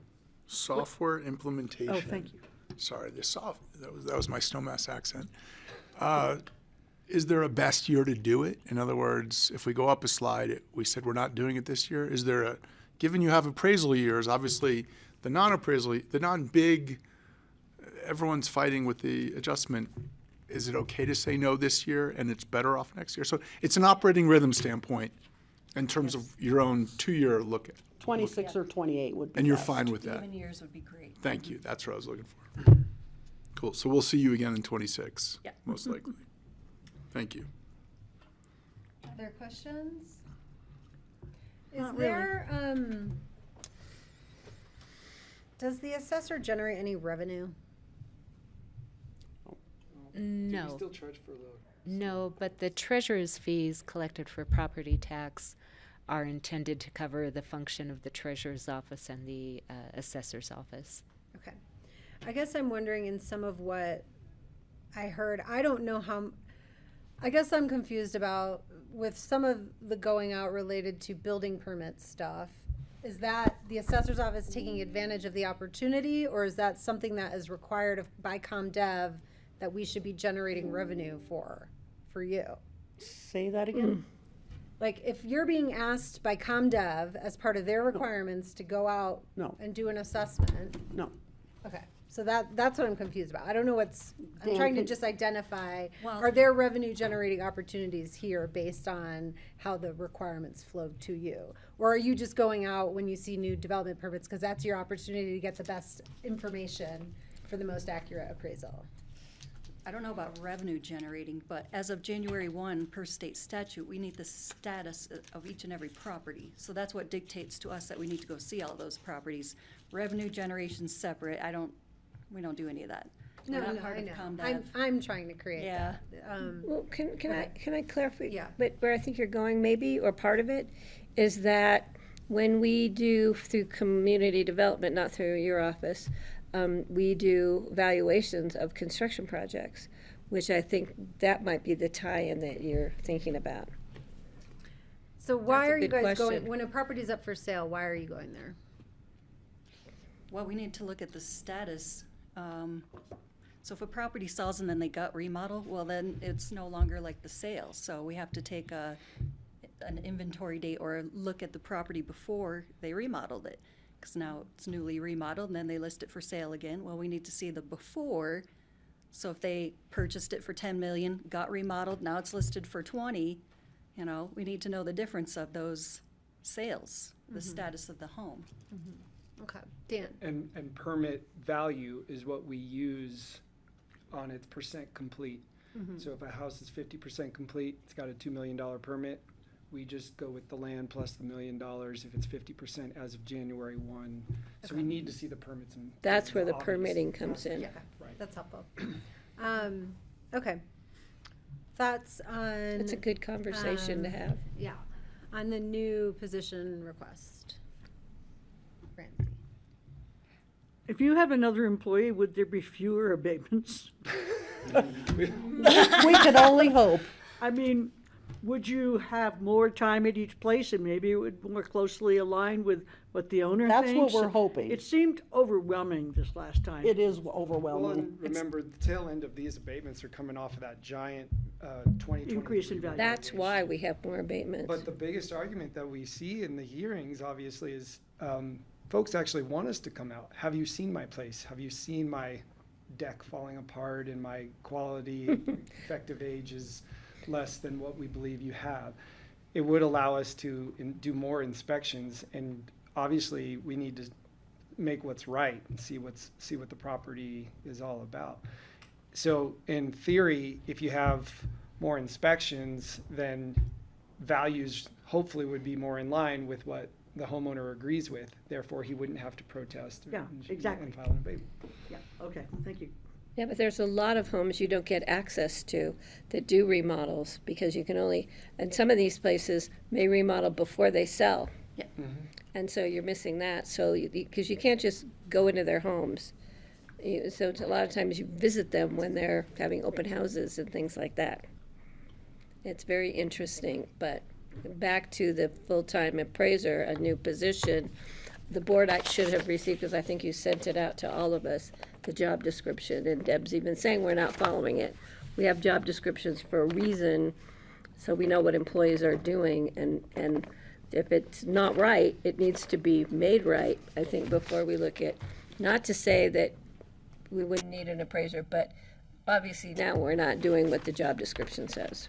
I just want to understand what your concern is about that, though, because I feel like what I'm hearing is that they're doing so much of the appraisal work that they're not doing the administrative stuff in there, and yet they're still asking for help with appraiser work because of it. But if you read in the new positions on the first item, page 2, it's starts out, we are asking for the appraisers. Currently, the chief appraiser has little time to perform her supervisory duties, but somebody's doing time cards, somebody's doing, and I don't know. I don't know who's doing that because it says that's what the chief appraiser is supposed to be doing if you read the job description.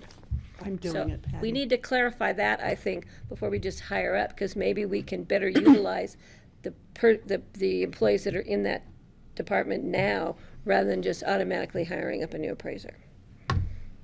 I know, but I guess it's just not lining up with what, they're saying they need more help with the appraiser work, and they're already maxed out the appraiser work. Well, that they're but if doing. you read what we first got to what we got today, it's very different. I know, but it's not the first time today we've heard of a changed request between the budget binder and what they're Yeah, but proposing to us. the way it's being asked is different. So, and besides that, regardless, if you have a job description that you're not following, you need to update it. Okay, I think that's a Yeah. totally separate conversation. Well, as for to me, it's whether not, they need because we additional may be appraiser able help. to give more time to the chief appraiser to do appraisals if the job description doesn't require the chief appraiser to supervise the office. I just want to better you. I know, but that's not what I'm hearing. I mean, I'm not hearing that she's supervising the office. I'm hearing that they're all. Well, maxing somebody out. is. They're appraising. I am. She is. No, Deb is. I She's am. Well, I offering am. comment. Well, no, you're both saying you are. The interesting thing is there's been a shift with all these new employees. My attention has been to helping everyone. So my inbox right now is filled with all these, can you look at this? Can you look at this? Help, help, help.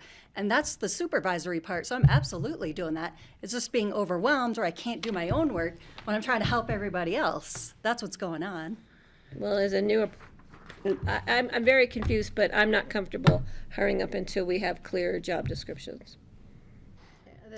Does the board need more time to come back to this on November 18th, or are you good to move forward?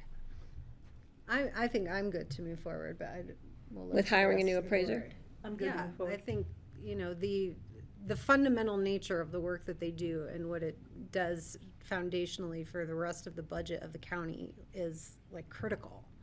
And it's not a revenue generating job, like office, right? So, in balance, it's the best that we can do this work at is the best that our budget is. It's going to provide support to our budget. I understand and appreciate your position on that. I have a different position, and it may mean that I don't support the budget. Okay. It's up to you. Other thoughts? Go ahead. I'm good to move forward. Okay. And I don't know what avenue we would take in terms of further discussion. I feel like we vetted it a little bit this afternoon. Okay. And I got my answer in terms of software, which sounds like we'll see you again in 26. So, which is cool. Okay. Greg, do you want to jump in on this? Yeah, I'm ready to move on this. I appreciate Patty's detailed look at it and her concern, but I also feel like we've got a pretty clear idea of the importance of this, and I'd like to just move on. Thanks. Okay. Thanks, All right. thank you. Well, thank you so much. Thank you all. Thank you. We will move on to Thank Human you. Services. And thanks for the chocolate. Now I know why the chocolates are in there. Yeah. Thank you. All right. Human Services. Like Hi. chocolate delivery Hello. goes. Hi, Lindsay May, Director Human Services. Thanks so much, everybody. Here we are. What do you want to know? Snap. Right here. I know, that's a totally different session, though. We're not going to talk about that right now. So this first position was one that we were encouraged to think about. And at this time, it's not exactly clear the impacts of HR 1 of House Reconciliation Bill 1. And now even layer on top of that the complexity of a government shutdown and how that's impacting our work. We don't anticipate this is going to be the only complexity that we're going to have to face. We're already, our teams are getting training weekly right now on new eligibility requirements, how it's being tracked through our the Colorado Benefits Management System. It's just a lot. That said, we don't actually know what the impact is going to be to us yet. So we had written this new position request in as a kind of a placeholder because we're doing some work study right now. We're actually studying the lengths of time it's taking and watching that now over time as some of these new eligibility requirements change. We also aren't really clear about how many individuals may or may not lose their coverage on different programs and how that will influence our caseloads. So some of that stuff, we're just in a watchful waiting pattern and tracking it and researching it, gathering data on it right now. So this request was one for us to earmark as we don't know yet. And we're doing some research and some work studying to see how we're going to be impacted over this next year with these changes. Any questions? No, thank you. So this may come back as a supplemental? Yes, it may come back mid-year. As the Department of Human Services and Public Health are dealing with a lot of uncertainties, so as situations develop and they get memos out of the blue, even on a weekly basis, of new requirements or interpretations of how things should be rolled out. So, yeah, there's a good chance it could be brought back mid-year. Francie. Did you see in the New York Times today that Josh Hawley has introduced a bill to fund SNAP payments even with the government closed? Ooh, what was that? They're doing some work up on the second floor. Sounds like So it. anyway, just sort of fill you in that Yes, our governor also flowed $10 million through our SNAP to backfill some of that as well. So we are also, it's just, it feels feels a little bit like COVID. Like we're reacting moment to moment. And I think while we're doing that, what we want to do is kind of study this and see what these impacts are right now to really understand, because there's no funding. There's not going to be more allocation for us to be able to fund a position like this. So we're really wanting to be responsible in the way that we make a request and studying our workloads and making sure that we're maximizing efficiencies, all while the state is doing the same thing right now. So they're also looking at different ways to maximize efficiency. They're looking at centralizing scanning and document uploading. They're looking at a couple of different ways of, like, how do we all work together on making these changes, because we can't make the changes in CBMS fast enough for the rollout of HR 1. And if we can't do this fast enough, then our error rates are going to stretch. And then if our error rates stretch, then the state will owe more money. So there's really not going to be any money for this stuff as it's rolling out. It's not designed in a way that's going to be highly effective in terms of the way that we do it. So we want to study it and understand it a little bit better before we come before you with a formal request. Thank you. I see Kara's hand. How long does it take to train someone up for this type of position?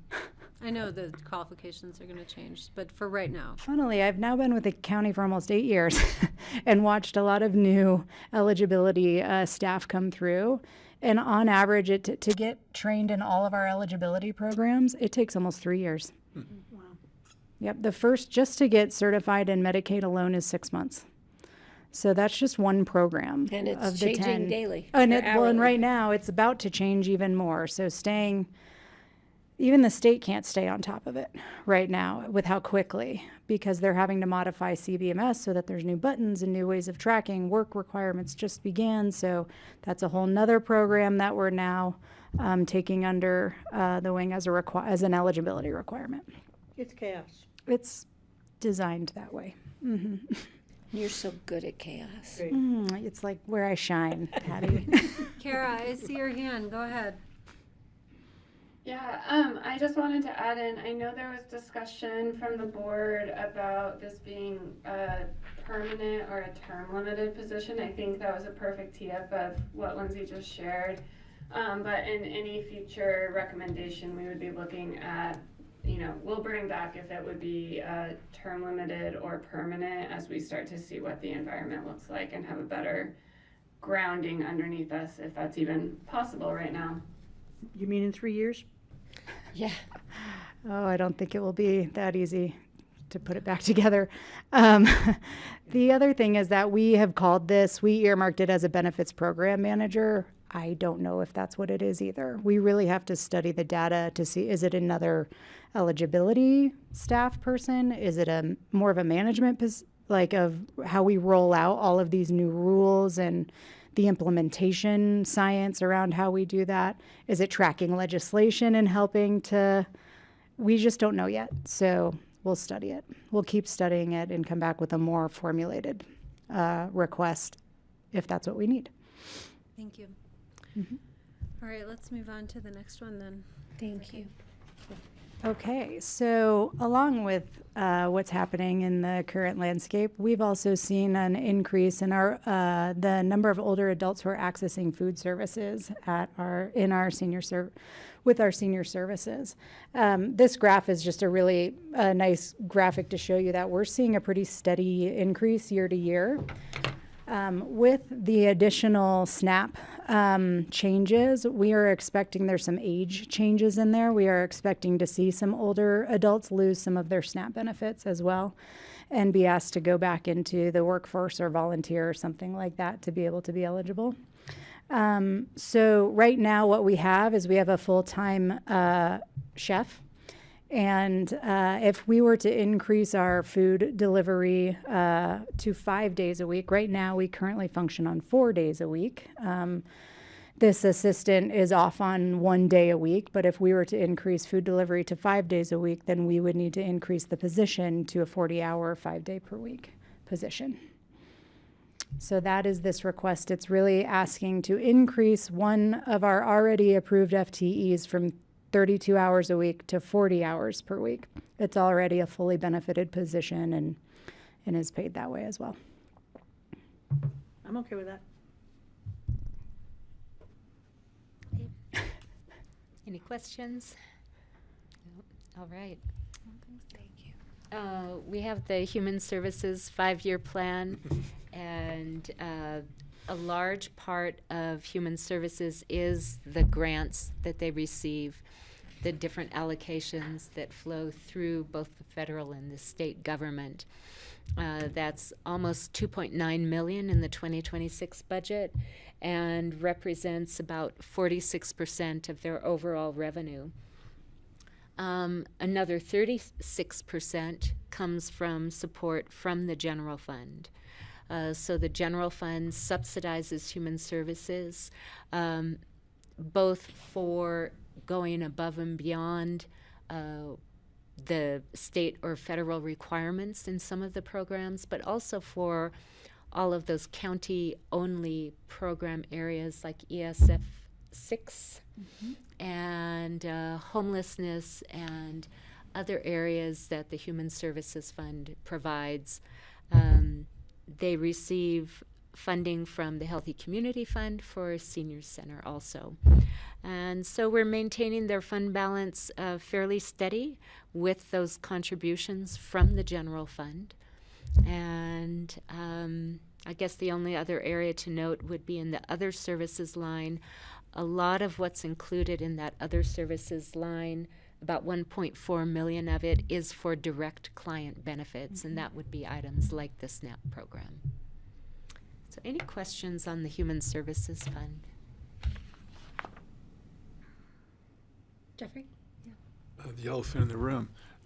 So the 26 budget, intergovernmental, you're comfortable with that number that's currently in the budget? Sorry, let me. 2.8 down from 3 in 2025. Yeah, and there's 7% reason. decrease. I have to remember what the reason was for that, though. We're moving. Well, the original 2025 budget was close to 2.8, so actually from original to original budget it is a bit of an increase. And the different state allocations, some have seen increases, some have seen decreases. We're expected to see 50% decrease in our admin that's anticipated for next year, and I think that's what we're seeing there. Even though we're seeing increase, that's probably CCAP. We're going to see a small increase in CCAP. We're going to see increase in child welfare. But our admin budget at this point, they already expected to cut it in half by 50%. That's the way. The admin is what pays for the staffing to provide SNAP and all of the public benefit services, and I anticipate that's going to probably get cut more as well as we go into it. So that's what I think is happening there. We'll keep an eye on it throughout the year and come back to the board if changes are necessary. Okay, thank you. Yeah, I look forward to coming back for the I'm going to come during a work session on November 6th to talk about some strategy around the Healthy Community Fund that I think will help inform some of these questions as well. All right. Take good care of yourself. I'm trying. Thank you. You too. Okay, next we have Public Health. Hi, Jordana. Hi, good afternoon. Jordana Sabella, Public Health Director. And Kurt, our environmental health manager, Kurt Dahl, is going to present the second position. So the first position request that we have up there, it stems from work that has been done with a group of local agencies. The City of Aspen, Aspen Valley Hospital, Snowmass Village, Aspen School District, and Picken County have come together as funders to look at the behavioral health services and spectrum of services and how we can work together to improve that for Picken County. So this was our third strategic plan that just got completed in July. A part of that joint plan and work laid out that there should be a behavioral health administrator, someone to really facilitate this work and implement the plan. And it was decided in the plan that the best place to house that would be Picken County Public Health. So that is the position that you see here before you. It's designed as a 3-year term limited position to be able to implement the plan, which goes for 3 years. It is paid through the Behavioral Health Funders Group, IGA, so there is funding associated with it. It will implement the plan, bring work groups together, focus on governance, partners, accountability, and transparency. And it also replaces an outgoing term-limited position that was more focused on data and what was needed for the prior strategic plan. So, there's no questions. Does this position come with benefits, and who pays those? That comes out of the funders group also. Okay. It's fully paid out of the funders Okay, great, group. thank you. So what is Picken County's portion? I'm not sure. I would have to look that up. I imagine it can't be too much, right? I can look through because not only do the joint funders pay for this position, they also pay for some contracted behavioral health specific services, school-based clinicians. They pay for wraparound high-intensity services providers at Recovery Resources, and also behavioral health at Mountain Family Health Center. And we do track the amount, we track a separate fund balance within the public health fund for behavioral health, and are paying the position out and some of these other services out of that separate fund balance. Questions? I have a question. I just have a comment. Northwest COG, our last meeting, we did there was a presentation on behavioral health. I'll try and get it sent on to you. Also, there's an ongoing effort within the Roaring Fork Valley, all the way over to the other side of like Paonia, that valley, whatever we call that valley over there, about behavioral health issues related to farmers and ranchers. And a lot of the focus is on mental health, physical health, and other things, and I'll get you guys in the loop on that also. Thanks. I am wondering about the fund balance over 5 years. I wonder if it's high for this department. Like, why For do we public need to health? carry $1 million in public health, I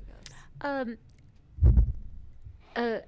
At $1.2 million, it is a little higher than it needs to be, and that's why you do see that we've budgeted in a way with the contributions from the general fund to go ahead and let that drop down to closer to the 800,000 level at the end of the 5-year plan. So kind of gradually spending down a little bit.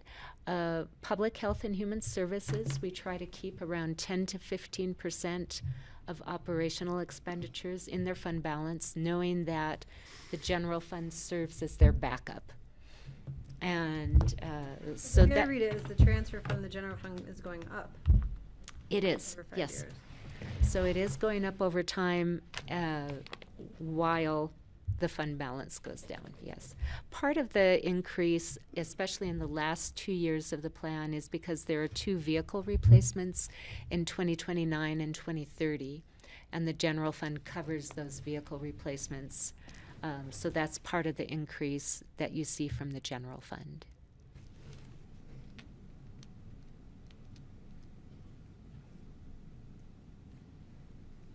Okay.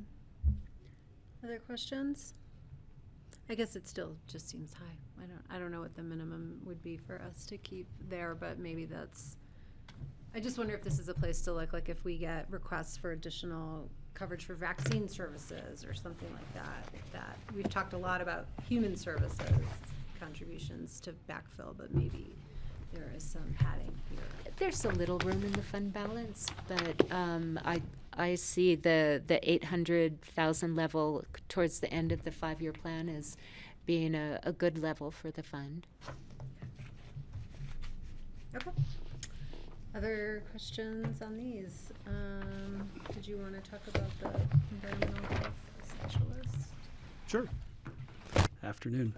Kurt Dahl, Environmental Health Manager. So we're, again, asking for an environmental health specialist who is a specialist in air quality. We've asked for this position for a couple of years. It did receive contingent approval the past 2.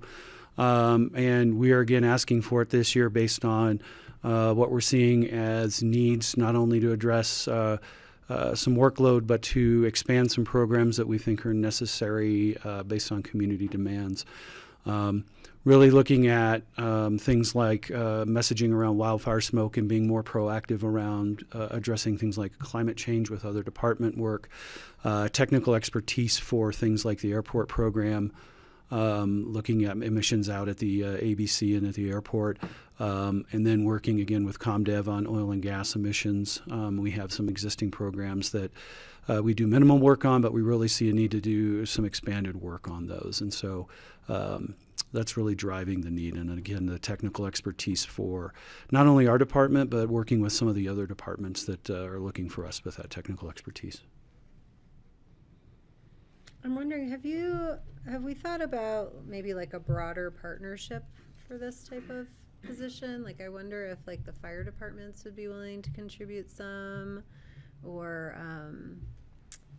even airport enterprise, or our partners in the climate space in the community, just as these sort of touch multiple areas of concern. City of Aspen. And thank you for that. We do not have much in the way of source of funding. It would be pretty minimal in terms of expanding a couple of the programs. There's some funding from the state, and then one of the others would be creating a part of a permit program that would offset, but we're talking about 10%. We can look into other alternatives. We haven't seen, I've been looking for things like grants, but again, I don't want a 2-year grant that then all of a sudden in 2 years we're trying to figure out how to fund that position, because I see this as being a long-term position. So, we can reach out to other partners to see if there are opportunities there. I just wonder if there'd be interest, like a shared concern here. Like, judging from the comments in the community, maybe there would be. Yeah. So. Okay. Other thoughts? But in the budget book, it's got a red X. Yeah. Right, it's not included in the budget. Okay. Right. I'm getting confused about your yellow circles, your green circles, your checks, your X's. So right now it's not. Yeah, I think funding opportunities with partners is a great idea. I just am now getting overwhelmed by the number of full-time equivalent requests, and I'm very uncomfortable. The Public Health Fund is actually going down in FTEs. They had 2 term-limited positions. One is the mental health data position, which was term-limited. Which is being replaced by a right. And then there was another grant-funded position that was term-limited, which has already come to an end, I believe. The position has ended. The grant continues, but we're going to be using contractors for the rest of that because we know the grant is ending in 2027. So that grant money is going to pay for the contractors, so I'm seeing now not as savings coming back to public health to hire a new FTE. But a decrease in their total number of FTEs. Yeah, but not a funding increase. Okay. I'm looking at everybody. I'm not just picking on you, Kurt. I always pick on you. You would expect me not to pick on you. All right, Any questions? other I do have a question. Yeah. I know you talked about a few things, but I'm just wondering how this person's going to address wildfire smoke and oil and gas emissions? And what is the direct relationship between this person and reducing emissions and smoke and the effects of smoke and Right. stuff? So it's not necessarily that they're literally reducing it. It's working on policy to either work on reduction of emissions through policy and or wildfire smoke. A lot of that's messaging. Right now we have the state health department that will issue some messaging, but one of the things we learned this summer is that they only issue like a warning when we're past the moderate level on the air quality index, right? In our community, we have good air quality, and then even a minor change in that gets a lot of phone calls. And so I think it's really around being proactive around messaging and letting people know what is going on and what they need to do. In the meantime, there's also an emergency manager, and we have aspects of wildfire smoke and creating what we call clean air and cooling shelters. It's just on the table right now, but those are things that I would like that staff member to work on along those lines. Oil and gas emissions, again, that's policy, but we also have, I'm working with ComDev right now. We have Black Hills Energy. They have the energy or the natural gas storage that's out off of 4 Mile Road. And they do air quality and water quality sampling around all of those wells that we required for them. But it's data that just sits there, and we really don't do a lot with it. And I know Ellen Sassano with the community development, I have talked about a desire to actually be able to dig into that data and start looking at it. And are there things that we can be more proactive about? And that would be something that person would do. And is this person paid out of the general fund? They're not. They're not. They're not being paid. We're not hiring them. No, I mean, if we did. It would be subsidized by the general fund, yes. It would be paid through the public health fund, but we would need to contribute more from the general fund, yes. You know, I just feel like there are a lot of organizations out there who are sending us these alerts already, from the federal level down to the state, and you know, I'm not convinced, honestly. I'm sorry. I'm not convinced that, especially after hearing about the catastrophe in Health and Human Services and places, and the Forest Service not having boots on the ground, and, you know, places that I feel are sort of more imminent problems for our people in the county. It just seems timely wise. Maybe we could wait on this and sort of fill some of the more emergent situations at this point. That's where I am right now. No, and I understand. I mean, I think it's a need, but I understand the uncertainty in the community and all the other impacts. But I still think that this is a long-term need. I'll probably be here next year asking for it as well. Great, perfect. Right? If it doesn't get approved this year, that's fine. Well, it's not fine. We'll just set everything aside that we can't work on, and that's what we've been doing in the past. So I understand that. yeah. Okay, thank you. If there's no more questions, thank you. Thanks. All right, guys. Okay, let's move on to our last, well, I guess it's not our last piece of budget for this block. That was wishful thinking on your part. Hi. Welcome. Greetings. I'm Ashley Pearl. I'm the Housing and Resiliency Director, and I'm joined by a new face who's not technically part of the housing world, but still thought I'd bring him up. This is Kevin Warner, who's our new Assets Director for the county. Kevin, do you want to just say hi? To introduce yourself, you have to turn on the red light, which is already on. Got it. We all know Kevin pretty well, but you guys probably don't cross paths all that much. We do now. Yes. Yeah. But yeah. So far. Yeah, no, so thanks, Ashley, and thanks to everyone at Pickens County. I've been now here for, I don't know, 6.5 days or so. So trying my best to get my feet under me, and glad to be able to be here talking about housing and budget with Ashley, and mainly sitting here and listening and learning. So thanks. Well, I know we were all really happy when we heard that you were coming aboard, so Thanks, this is Francie. an official welcome for me. Thanks, Francie. And of course, I can speak to this new position request, but the capital ask for housing is the Phillips Affordable Housing Development, which is a combination project between housing and assets. So if it moves forward, Kevin will be essential to doing that. In the housing world specifically, we had requested a full-time FTE to support administrative and customer service. This was a request that could be made using no general fund money because we already have 50% of an administrative person, and we were thinking the additional monies could come from the housing property tax. That fund means there's a lot of growth and activity in the housing world, and I could use a little bit of extra hands so that I could free up some of the existing staff time to do more policy kind of strategy work. But this position is pending because we're exploring how we can meet that need with our existing employees. It'll be interesting to see what 2026 brings in the housing world as we undertake Phillips and all of the other projects that are going on. I don't suspect this need will go away, but for this year, we're going to try and get it met elsewhere, out of respect for all the other projects or FTE requests that are coming in front of you. That's Yes. great. But I'll hold, well, you won't be here, but I'll hold you to it and see if I can get some goodwill next time around. You always have goodwill from us, Ashley. Thank I'd you. have to wait till 27 in the budget. I won't be here for that one. So the capital request from housing is, of course, our Phillips Affordable Housing Development. I wanted to remind any public out there, or just myself really, because this is a multi-part project. So when we talk about Phillips, we talk about an existing mobile home park, which requires day-to-day operations and management, new water infrastructure, which is required for both the mobile home park to continue existing as well as any new development. And then the third part of any project is building new housing.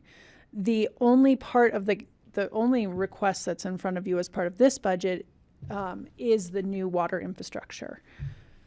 So I just wanted to kind of clarify that because we know that Phillips can get complicated pretty quick. I'll jump to the next slide just because I know the board has asked in the past, how is this new water infrastructure project related to new housing and where does it sit? We have a fabulous owner's rep project management on in the form of Wember, who we've worked with before as the county. They have put together a number of timelines. Many are more detailed, but this is kind of the highest level roll-up that I thought was appropriate for today. What I want to direct your attention to is the purple line. The purple line is the water projects. That's the construction of the infrastructure that we're asking for today. That's an 18-month project, no matter when you start it. So the purple line is 18 months. Those are quarters at the top. And then the orange line is new housing. The new housing cannot start until the last 2 quarters of the water infrastructure. So there's been some questions from board members of what if we put more money towards water infrastructure? Can we get it done sooner and thus get to the housing sooner? The answer from our consultants and our consultant firms and our project manager is no. The water infrastructure, no matter how much money you put towards it, is an 18-month project because that's how long it takes to build all of the things we're building. And then we really can't start the affordable housing project until we're well on our way with water because we need to connect the things. There's a lot more on here. I know I have some time coming up with the board to go in more detail, but I just wanted to answer that question here today of the reason we're asking for the water infrastructure money this year is because that needs to get underway so a lot of these other things can happen. The orange line is contingent on finding like the next bid cost after the water infrastructure is going to be vertical construction of the housing. Unlike the infrastructure, we are confident that we will have partners in funding the orange line. We unfortunately weren't able to get grants or any state help or loans for the purple line, but for the orange line, we know that there are partners out there. We've begun those partnership conversations. This is pretty typical timing to start having those leading up to what would be on this chart a Q2 of 2027 partnership start. So so far those partnership conversations are really promising, and we know we have a number of interested organizations and other folks who want to partner on that vertical construction. That's a tangent, but I think it's helpful to know where we sit. So today, if you want to go next slide, Connie, we're talking about the Phillips infrastructure costs. That's what's in the capital budget for 2026. The Phillips infrastructure includes 5 separate projects across 2 budget years, across 2 different budgets. So on the left of this chart is the wastewater treatment facility. That's what WWTF stands for. WTF stands for water treatment facility. Not in my world. I know. All table floor. We have wells, we have water storage, and then we have what other folks call civil infrastructure, which is the roads, the lines, the culverts, etc.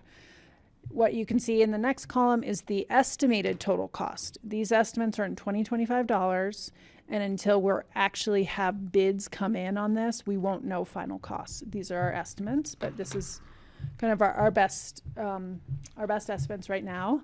And then you can see in the 2026 budget, we're essentially budgeting 2/3 of the total project cost, and then the other 1/3 comes in 2027. That's why for 2026, we're asking for $10 million, and in 2027, we've budgeted $5 million.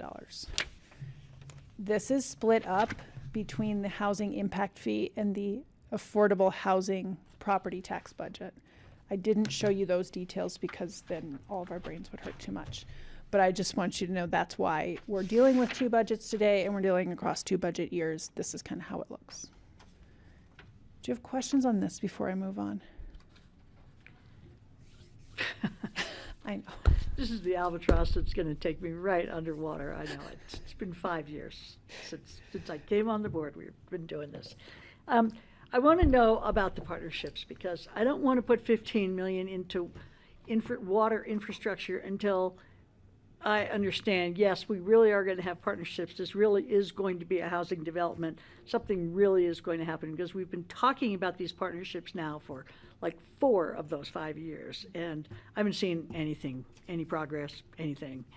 No offense to you, Ashley, at all. But where are we with that? Great. I was just checking to see if John was on, but he's not, so I'll take that one. Kara might be on, though. She was anyway. So a couple things to update the board on. When we talked about the affordable housing property tax in 2014, we also talked about the fact that we're very thankful to have an ongoing annual property tax for 25 years. However, we didn't go out and ask the voters for ongoing debt to complement that property tax. So we had talked with the board about the possibility of a new organization or some creative financing mechanisms as a way to leverage our annual property taxes that are coming in for housing. So we have a brilliant, very knowledgeable consulting firm on called Castlewood Partners. They know the Colorado housing financing world really well. They understand what it is to work under a home rule charter, and they know our home rule charter.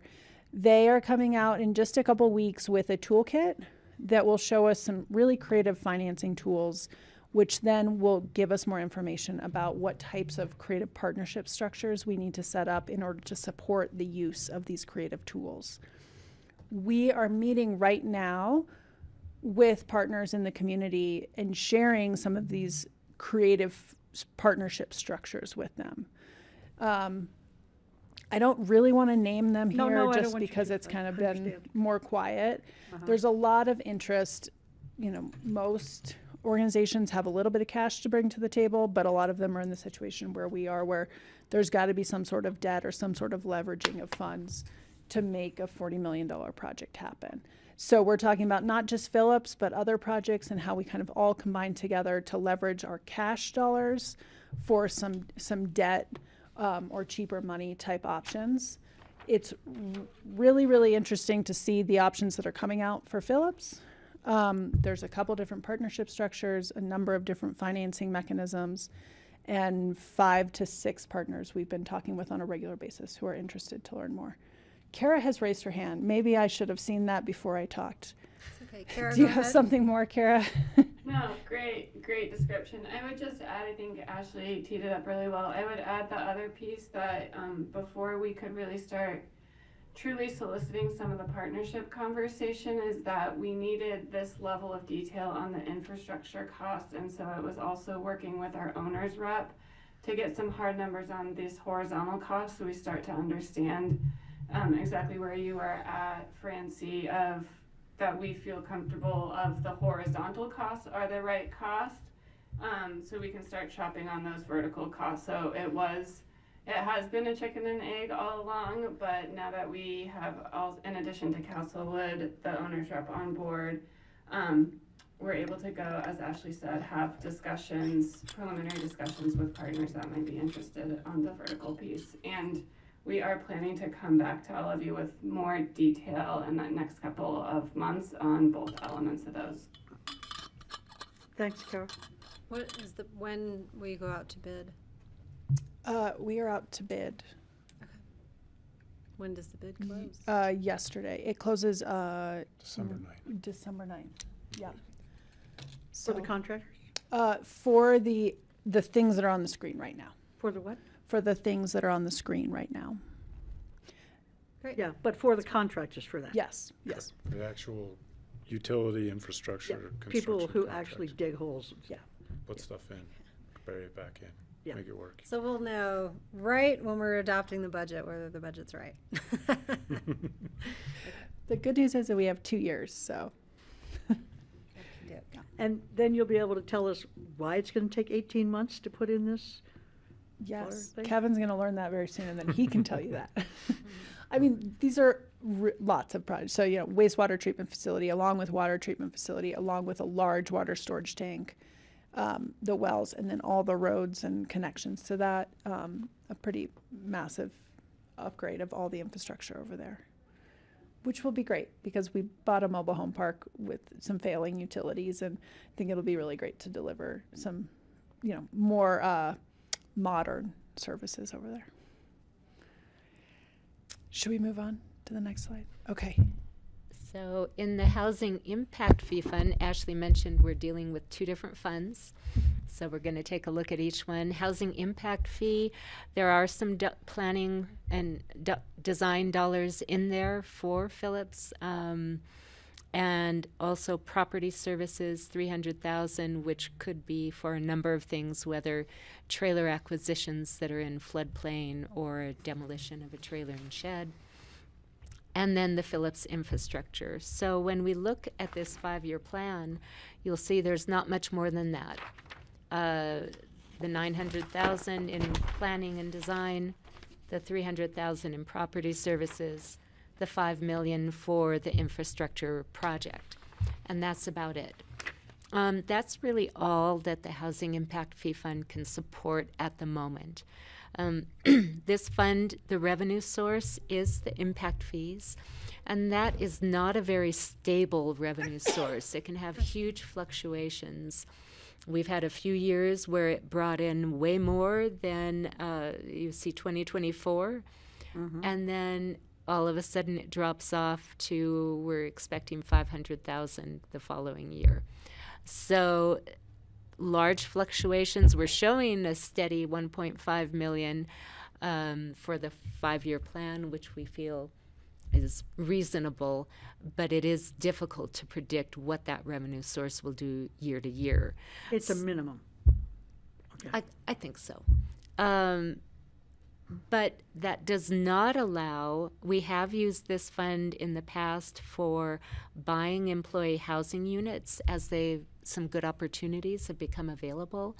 We will not really have the fund balance remaining in this fund to do that in future years if we're spending for part of the infrastructure. So just so the board knows that we're a little tighter unless suddenly we see that the impact fees are again going upwards. And from a staff perspective, we're comfortable with that. We currently own 24 affordable housing units across from here to Carbondale. We're seeing more turnover and movement in the inventory than we have in previous years. I think a number of our employees are finding free market options or ownership options and are able to move out of our rentals. And then we do periodically get back deed restriction purchases back from our employees, which we always have the option to open that up as a rental if we need to, or if we want to, or if it's appropriate. So I think it's okay to take a year off from buying new units. And if we take in more money and there's something that we really can't say no to, we can have that conversation. I think too, like, hopefully the market will continue to open up, and if rates continue to go down, we'd like to support our employees in actually purchasing those same units. So I'm always wary of competing with our own employees in some sort of housing purchase. So we'll see kind of what housing impact fees do, but for right now, I think this just demonstrates it's time to turn resources and attention more towards the housing we already own, which would be Phillips and, you know, some of the initiatives through the property tax, and see where housing impact fee goes over the next couple of years. Can I ask you a question? Go ahead. Don't we usually give $1 million out of this fund to the West Regional Housing Coalition? Or is that out of the tax fund? That's out of the tax fund. Okay. Yep. So Housing Property Tax Fund is next, and in the professional and technical services line, you'll see $459,000. That's made up of a few different line items for homelessness, housing financing support. Ashley mentioned those services. And then we also have a new cost in the fund, which is funding the overnight shelter at the Health and Human Services building. The $159,000 is the total cost. However, we receive partner contributions so that our net cost is about $63,000. Can I ask, go ahead, has the city of Aspen had any more conversation about helping to support this? We are just about wrapping up the homelessness strategic plan, and you just saw from Jordana and team the behavioral health strategic plan is wrapped up. So we're in ongoing conversations with the city about how they want to get back involved and in which way, because I think there's so much more in the homelessness space than the overnight shelter if we pursue some of the initiatives that are recommended in the homelessness strategic plan. So that may be a topic for next joint meeting with the city. Yeah, I think the last one we weren't quite ready because the report wasn't Just don't totally want to ready. lose that momentum. Yeah. Then in the payments to other governments line, we have the APTCHA Repair and Maintenance Grant Program, which we have funded for, I think, 2 years. And then a possible capital reserve program, which would be $300,000. And this is the first time the board is seeing that $300,000. Kelly, you're probably familiar, but the board has been considering doing something with those capital reserve studies. And since that's something that's named specifically in our ballot language, I thought it would be good to have a placeholder in here in case anything comes of those conversations in 2026. I have no idea if that's the right amount, but it seemed like at least we have a placeholder on which to entertain a this discussion. board hasn't heard much except for just a very brief update from me about the findings of their reserve study. So we should probably tee that up for future work session conversation. Yeah, and you'll see here there's a number of just placeholders, which is what we did in the 2025 budget, so that the board can at least act on opportunities that come up, such as the mobile home park purchases or support and other things like that. So there's some chunks here of funds just to give the board flexibility when things in the housing world come up. Sorry, go ahead. Did we agree on the draw site contribution? No, again, just placeholders. Okay. Sorry. Are we going to have a further discussion on that? Yes. No, I believe we're scheduled for. Is that automatic? I just want to make sure that that's comes back to us for future discussion. Okay. And I think anything large like that will come back to the board. Because I'm not sure we have vetted that thoroughly. And I think in the very updated budget, we just have possible partnerships as a stand-in there. Okay. So, yeah. Because the rugby ones, yeah. Yeah. Do we not give money every year to support the West Mountain Regional Housing Coalition, like April and admin? We pay a $30,000 membership fee out of the general fund operations budget for housing. Where does that show up here? It doesn't. That's in the general fund, not in the housing property tax fund. Is that increasing? It's increasing by $1,000. I think they went up 5%. Reason why it couldn't come out of here, and not the general fund. It could. I have in the general fund housing operations budget, we have a membership line item where we pay membership to many housing organizations. So we just have been putting in there. Maybe that's. I'd want confirmation that aligns with the property tax. Yeah, if it does. Since we're giving the money, it probably would, but that would be great. I think where we've strategically put it, especially in the first couple of years, has wanted to keep those administrative costs to APSHA, to West Mountain Regional Housing Authority, Housing Coalition, are out of the general fund with the impact dollars coming directly from the property tax. Thank you. Other questions on housing? More to come. Okay. No? I didn't understand that everything? last. I didn't understand. Yeah, the direct impact. So like coming our from the 800,000 housing or property million we tax. gave to APSHA comes from the general fund. Yeah, but then she said the impact. If I meant the administrative dollars are coming out of the general fund, I shouldn't have used the word impact. I meant with anything that is more direct deliverable to housing is coming out of the property tax. So that is why we have kept this as partnerships, or for example, the Good Deeds program is a direct for housing buy downs, and we've separated those administrative cost membership fees out into the general fund. Okay, maybe that's a further discussion somewhere, not over the next year, to figure out if maybe it makes more sense to. Like we don't pay OST admin out of the general fund. Yeah. Right. Yeah, it comes out of property OST. tax that's Yeah. dedicated to that. So I'd rather try and keep as much money in the general fund as we can. Francie. Gives us more flexibility. So when you come back to talk to us about Phillips, are you also going to talk to us about the draw site and the lacrosse rugby field? Because John said something about, we're going to be hearing about these soon, but I'm wondering if that's the same meeting. Yes. We're hoping to get on some upcoming agendas and have what's appropriate for an executive session in the exec sessions. So, but anything that we might be doing for the draw site and the rugby field will then be supplementals if we decide to do something with them? No, they're programmed in here as under grants and contributions as possible housing partnerships. So they will be allocated through your budget, and then we would have to meet and sign if it's an IGA or a grant agreement or whatever kind of. There will be a lot more formal conversations if you decide to move forward with any of those. But the money will be allocated, so you don't have to reallocate the money. Okay, great, thank you. Yeah. Okay. All right. Yeah, thanks. That's it. Your second year of your of our affordable housing property tax. So I think we learn every year, and this has been 1 year. I don't know if you all saw, but one celebration before I leave. The $5 million that was savings from the general fund in 2022 that you set aside for housing has all been used.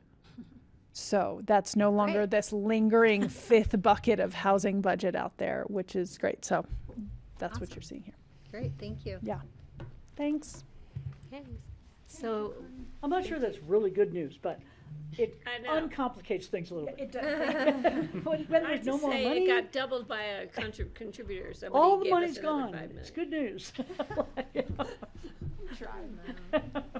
So we'll come back to the board on November 18th with a wrap-up, a follow-up on the sheriff's positions, and any other questions that the board has. So we'll go through the position summaries at that time. I do want to I was thinking more about the assessor conversation.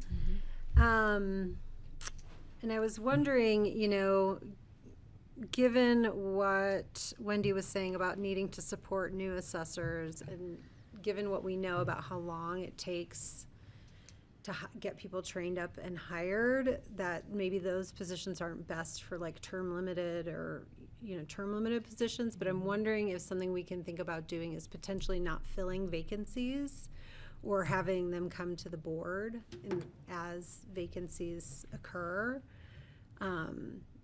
So that There was just a vacancy in that department. kind of as a check-in of like, have you been able to train people? Is the administrative stuff quite as time-consuming as just a suggestion? Thank you. I just have a concern, as you know, about a job description that doesn't match the job. Anyway, so I'll throw that proposal out there as potentially one way to bridge the gap of what they Would need you explain now, it but again? maybe wouldn't need in the future. Would you explain it again? I'm saying that I don't think a new appraiser position is appropriate for like creating a term limited, because it takes so long for them to train people right. up. But instead, maybe as people get trained up, it will free up more of Wendy's time to get back to appraising duties, and then they don't need to fill positions in the future. See what I'm saying? No. They need more capacity right now. Right. They may not need more capacity Right. 4 years from now. So as they have vacancies, perhaps they come back to the board about whether they should recruit for those vacancies In the future. or not. Yes. Okay, now I'm with you. As a way to sort of manage their workflow needs now may not necessarily be what they need in the future, and we may have some ability Yeah. to check in with them in order to bring the department size back down. But not in terms of the current request. Right. Okay, now I get what you're saying. Thank Okay. you. Anyway, I'll throw that out there. All right, we have a break scheduled.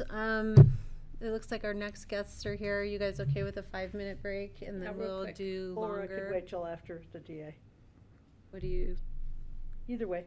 I'm okay to, let's start at 3:15, and then if we need more time after they're finished, we'll take it then. Okay. Okay? All right, 5-minute I break, just had please. fun watching you guys walk in.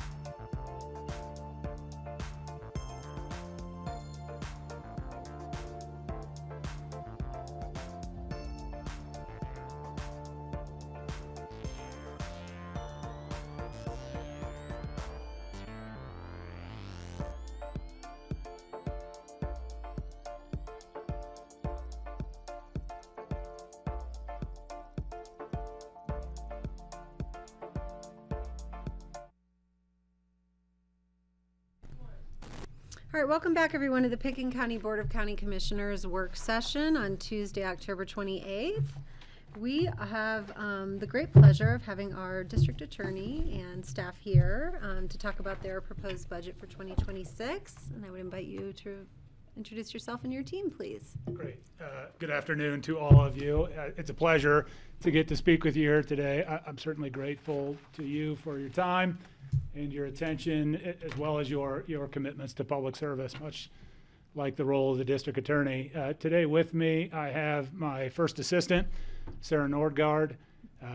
Sort of sitting behind us here, we have Brian Hollenbaugh, who is our office administrator, and Steve Arand, who's our victim witness coordinator. This and a few other folks are the leadership team that sat down in advance of this and prepared for you our 2026 proposed district attorney budget. Before I jump into those things, I wanted to at least acknowledge, obviously, the team at the district attorney's office extends beyond the four of us that are here today. And frankly, if I can, I would say we have a really good team. This is my first year as the elected district attorney. I think that we have, or at least I have strived to not necessarily change the culture of the office, but build upon the successes of my predecessor, but focused a lot on just things that are important to the role of the district attorney, those things being the mission of the district attorney's office that sets the stage for what it is that we do, as well as kind of establishing the core values of the office and help to reflect upon those ideals that we hold highest above others. Our mission at the district attorney's office is to be a victim-centered, victim-focused office. We prioritize the needs of victims, but we're also there to hold offenders accountable, those that largely pose the greatest risk to the safety of the three counties for which we serve, and to also offer opportunities for genuine reform for those that truly want to seek rehabilitation. And that's been the primary focus of year one, I'll say, is the mission and these values. And what we have done, I think, has been a testament to establishing that mission. We've had our victim witness team has served hundreds of victims here. And what that means, right? Our victims services are both, I don't want to say gratuitous, because much of what we do is mandated by the Constitution and compliance with the Victims' Rights Act, but we try to go above and beyond with that mission focus of maintaining that victim-centered office. But that, from a constitutional perspective, it means attending court with victims. It means explaining the judicial process to them in a way that makes sense. It means connecting them with resources, whether that mean therapy or, acute medical needs regarding injuries, things of that nature, as well as just sort of shepherding them along. But the main focus of the Victim Rights Act is so that a victim can be heard. Much of our criminal justice system, and I'm not trying to say this is bad or good, it just is that the system itself is very defendant focused. And so our role is to give victims a voice and to ensure that they're not any sort of collateral damage within that process. And so Steve's the leader of that team, and they've done a great job. Obviously, a core function of what we do is prosecute people that break the law, and we have done that as well. To give some meat on the bone there, thousands of cases we have prosecuted in the 9th Judicial District. Obviously, that incorporates Pickens County, Garfield County, and Rio Blanco counties. Looking at numbers specific to Pickens County, from a felony perspective, I would say that we are exactly where we were a year ago as far as our felony numbers. Our misdemeanor, petty offense, traffic, things of that nature have increased. I would say that overall the numbers of Pitkin County relative to last year is that there has been a 10% increase in the filings, just over 10%.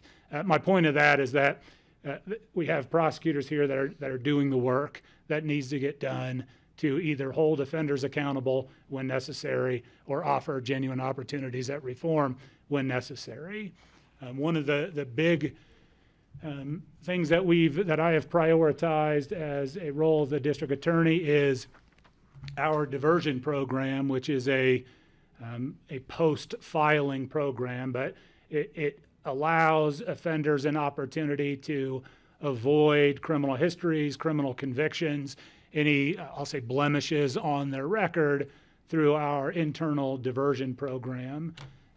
We have seen, I don't have the specific numbers, but about a 90% success rate on those. And those are people that, no criminal history, sort of are maybe lower level offenses, but just opportunities for them. And that's been a success. And Jody Pinkham is the head of that unit, and she's done a fantastic job. So, the point of that is I think we are acting and working consistent with that mission and the values that I talked about here earlier. Anytime you're new to the office, I was Jeff's former elected Cheney's predecessor, serving as his first assistant for almost his entire 2 terms. But as a function of my first year, we sat down with each of our employees and did, stay interviews with them to kind of figure out why it is that they continue to work at the district attorney's office. And I recommend doing that, if only for, you learn a lot, but 2 is it's uplifting to get to understand why it is people continue to work in the roles that they do. Largely that feedback that I received was in 2 camps, right? The shared purpose for which we do at the district attorney's office, them being connected to the overarching message and overarching mission of what we do, but also, the attorneys having the discretion to do what they think is right in individual cases. And so that was a testament to what my predecessor had built, but also to sort of some compass for us as we move forward. Sorry, I digress. So focus on the financial piece here. I appreciate you humoring me, and I'm, again, grateful to you for your time and attention on this. Our office has put together our proposed budget for 2026. Prior to the submission of this, we met with the finance teams of each of the 3 counties. Frankly, we had previously provided a different budget that incorporated a couple of things, an increased budget regarding our IT costs and an increased budget regarding our victim witness costs. Based upon the discussions with the finance teams of the counties, they asked us to maximize our current budget and see if we can't avoid the increase for 2026 with just using 2025 funds. Saw and got permission from the finance teams to do that. And so the initial submission that we had was withdrawn and updated to reflect that we're no longer seeking those additional resources for the IT needs. We were able to make the servers and computer purchases here in 2025. And on the victim witness side, as you may know, several years ago, a testament to Stephen Rand, we anticipated that we were going to lose some federal grant money. We receive, a significant money for our victim witness team from federal grants. And, I think you could read a few papers in the last few months about sort of the federal grant loss and things of that nature. But even before sort of the political climate of today, there was anticipated loss of some of these federal victim programs. And so we have past budgets had sought increases for our victim witness teams because we anticipated the need that we would be in today. And so because of that foreshadowing that Stephen Rand was able to handle, we're not making an increase despite what is a very real thing, the loss of federal grants. For us, it's VOCA grants that we rely upon significantly to serve the constitutionally mandated needs that we have to do for victims. And so that has been removed. And so what is left is a 3% cost of living increase for our team. As you know, or may know, over 90% of our budget is personnel costs. We don't have large capital project items. We don't have those types of needs, and so it's just human beings. And so I think it's important to recognize the commitment that our team's made by a modest cost of living increase. Other than that is a $6,000 increase for dues that we have to pay for our organization. The transportation costs that we have that just increase sort of generally every year, as well as the training that we do just to maintain our competency level in the courtroom, throughout the office. That's, I think, what that results in really was a decrease in the non-personnel costs for each of the counties. As you know, the Pitkin County's contribution to the overall budget is predicated upon your population relative to the entirety of the 9th Judicial District, and that is changed every year. For 2026, there's a slight decrease for what that means for Pitkin County. And so what that means to the overall request is an increase of 2.13% from last year's budget. And so that's with that, I would submit myself to any questions that you may have. And thank you for your time. Yes. Questions for the district attorney? Well, thank you for coming. It's really nice to meet you. Likewise. And it's a pretty modest increase. I can't see there's going to be any problem with that. I appreciate that. In the past, we have always spoken in favor of the DA's office getting more money than they were allocated, but it seems pretty steady now. So, I guess it's working. Like I said, I have a great team. I'm really proud of their contributions to the community, and I look forward to 2026 with them. Great. Patty? Yeah, are you fully staffed right now? We are not. We are 2 attorneys below where we're at. We're actively in discussions with folks. So, I think our prospects are good, but yeah, we're still 2 attorneys down. It's tough. I mean, we're seeing a lot of vacancies within county staff in general. But yeah, we do appreciate the work that you do, the travel that you have to take, everybody to service the 3 districts, the 3 counties. And it's not always easy. The tasks before you sometimes are very difficult. And we've seen some crime that has occurred more and more, I'm afraid to say, that is kind of out of nature with our rural, remote kind of county environments. Yeah. So hopefully things will settle down on all sides of this world, including ours in our own backyard, and we can have a smooth transition into 2026. Yes, I support that 100%. Yeah, I'm good with, and I appreciate the budget you've brought forward. Thanks. And Tony did not tell me to say that. I'll ask a question. I'm wondering, you mentioned in your narrative the reduction of VOCA funds, yes. And I'm curious how that affects your services, or it doesn't look like it's affected the budget request at all. No, I mean, the grant cycles that we are on typically are multi-year cycles, and so it gives us some ability to project into the future, which was why we were able to ask for budget increases last year and the year before to offset the known losses of that. A large portion of our victim witness team is financed by grant money, and so that's a conversation for tomorrow, but it may very well result in loss of additional grant funds and having make decisions.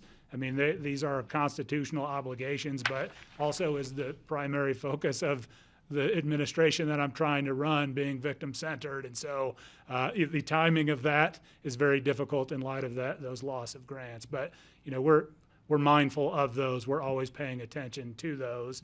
And we've at least to date done a good job of projecting and forecasting what those anticipated losses may be moving forward. So when I'm looking at this budget, there's other monies that come in separately to your overall budget. We have grant money Yeah. that is not contained here. within Yeah. that budget request, Okay, got yes. Does, so I'm just curious, I what would is just the say on total that, amount Kelly, that goes into the victim? The victim witness program, I believe, is their net cost that's shown there, the 210,000. Like, that's just the total contribution from the counties? Yes. The net, Right.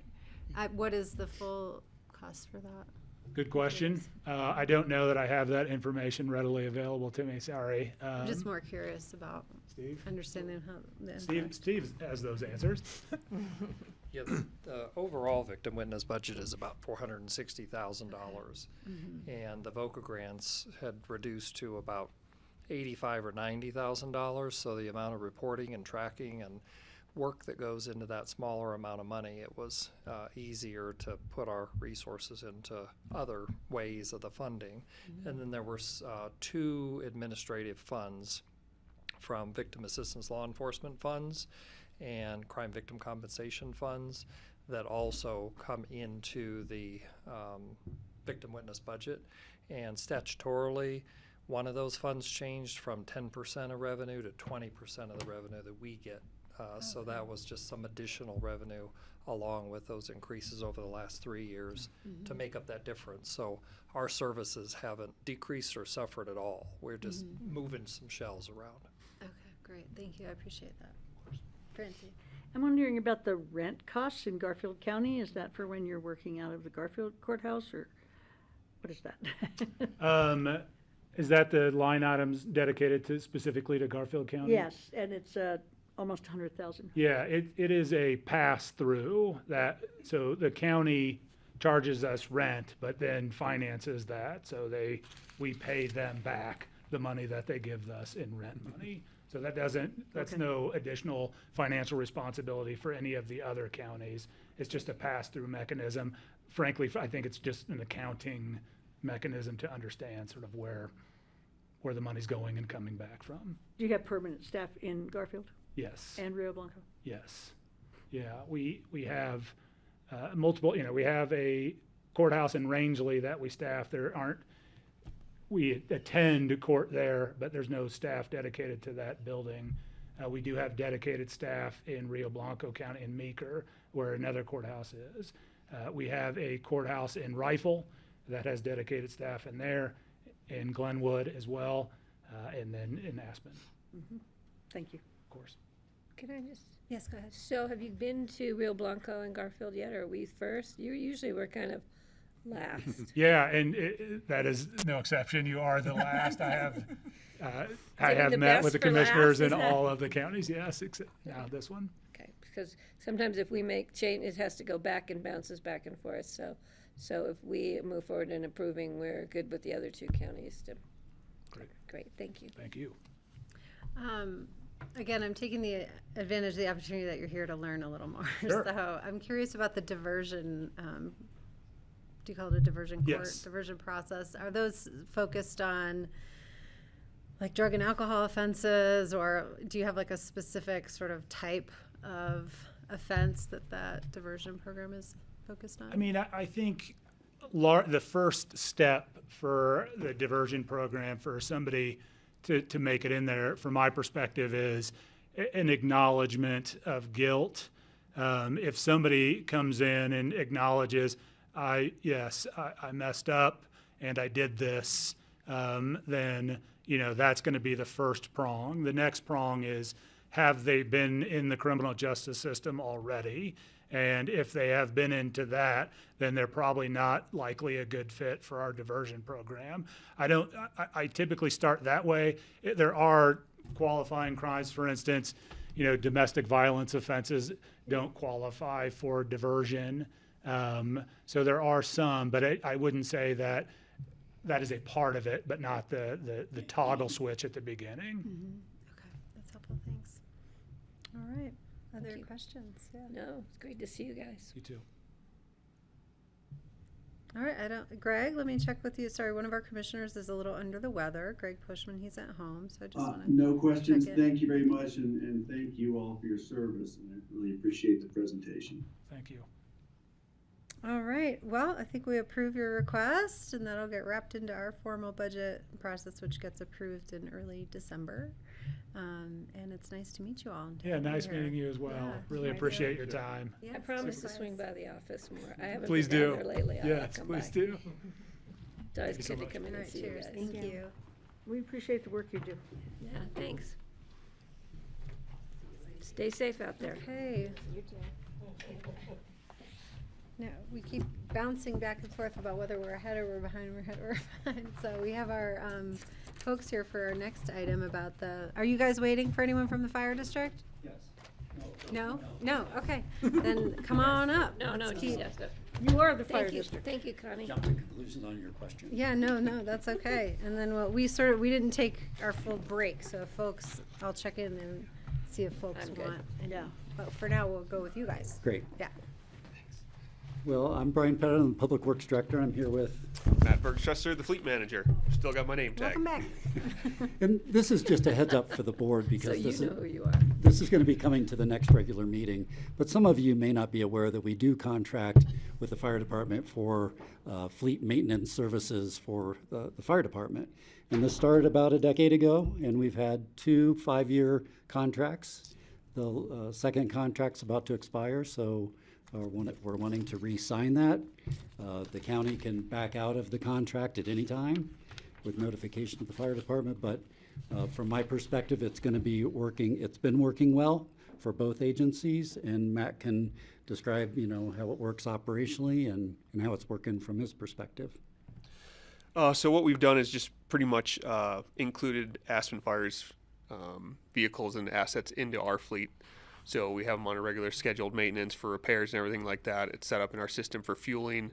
So just as our own vehicles that we own, things pop up on a regular basis. They can do work requests to have the units repaired. So we just schedule them as if we own it and take care of the maintenance, fueling, and everything else they need.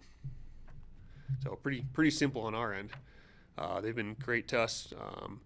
We're looking at making a couple changes for this next iteration to some of the fee schedules. So it'd be increasing the hourly rate which we charge. So this rate was negotiated 5 years ago. So bringing them up to a current standard of $205 an hour from $164. A little bit of an increase on some parts margins. So right now they pay 25% on their parts markup. We'd bump that to about 35%. So some things to just cover our overhead and all the time and effort that goes into their vehicles.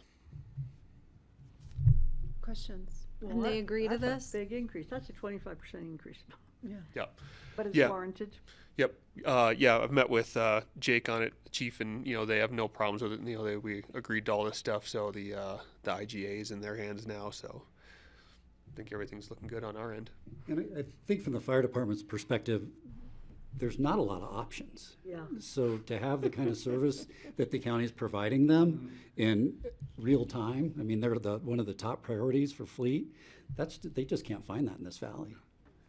Yeah, great example of that is actually Sunday they called with the broken truck on the roundabout. So we came up real quick, got them fixed, got them out of the highway there and back to the shop. So we're tearing down the truck Monday morning and trying to get them back on the road. So doing our best to make them a priority. I think it's great for the public. It shows that we're working together with them as well as providing a resource for the community. Do you work on our ambulances as well? Yep, we actually own the ambulances. Yep. So that's part of our fleet, and they didn't know actually that. purchased those back from us. Because we are the ambulance district. I just Yep, thought the that's you guys. ambulance district owned I guess they do own them, but that's us, so, yeah. Yeah, so a lot of the stuff we do is first responder vehicles, sheriff obviously, fire, the ARF trucks, and everything like that. So pretty normal in our world. So again, this is just a heads up for the board because this is Okay. coming in the next regular meeting. Okey doke. Any further questions or things we want brought back? Great. I remember it used to be Benny Holloway. What was that? We used to have, Benny Holloway used to do the fire department. Man, their equipment, he'd do it at the fire station, and then when he left, they're like, what are we gonna do? And they came over to us. Yeah, it's been a great relationship for the last 10 years. Trying to expand on that, do some more training with them. You know, Sunday is a great example for us. Like, this is something that we could teach them how to do to get its disabled truck off the side of the road pretty easily. So, you know, continue to expand, share knowledge, and, you know, they could help us work on their trucks and flow water and things of that sort. So, looking forward to moving it another 5 years. All right. Jeffrey? Actually, while you're here, what is the relationship at Public Works to CDOT? And CDOT, does CDOT own that building? Yes. So they own a little over an acre there. Okay. And, yeah, so they're just an island in a mix But of. there's not a service relationship, it's just to your point. Yeah, from a fleet standpoint, no shared services, but we do share the sand shed. Okay. So we share that sand and we do estimating on how much is used on county roads and what's used on the state highway. The vast majority goes to county roads just because they're using magnesium chloride.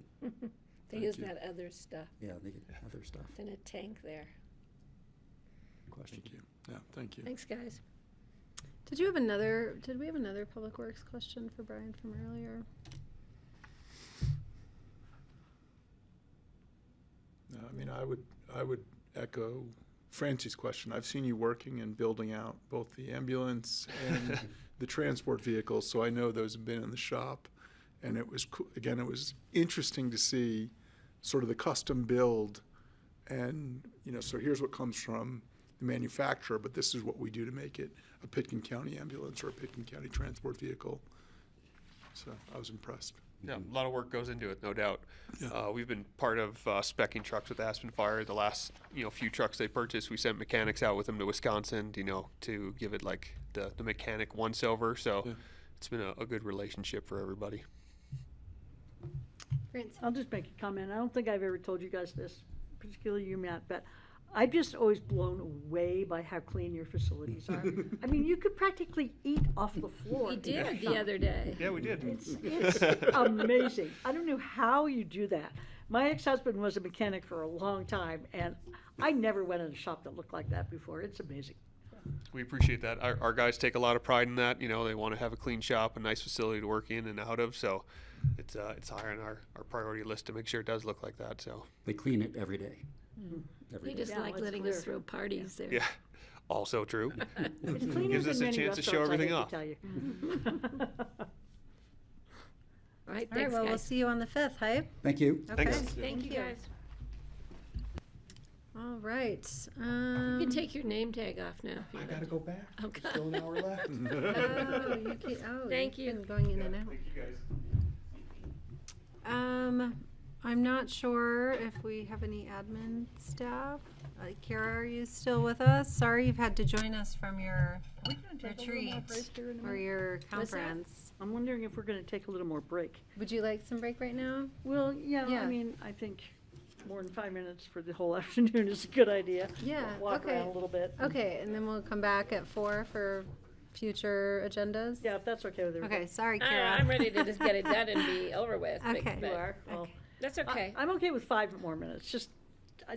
You know, Let's gotta just, walk around a little bit. 4 o'clock, we'll come back at an even Get some number. water. All right, thank you.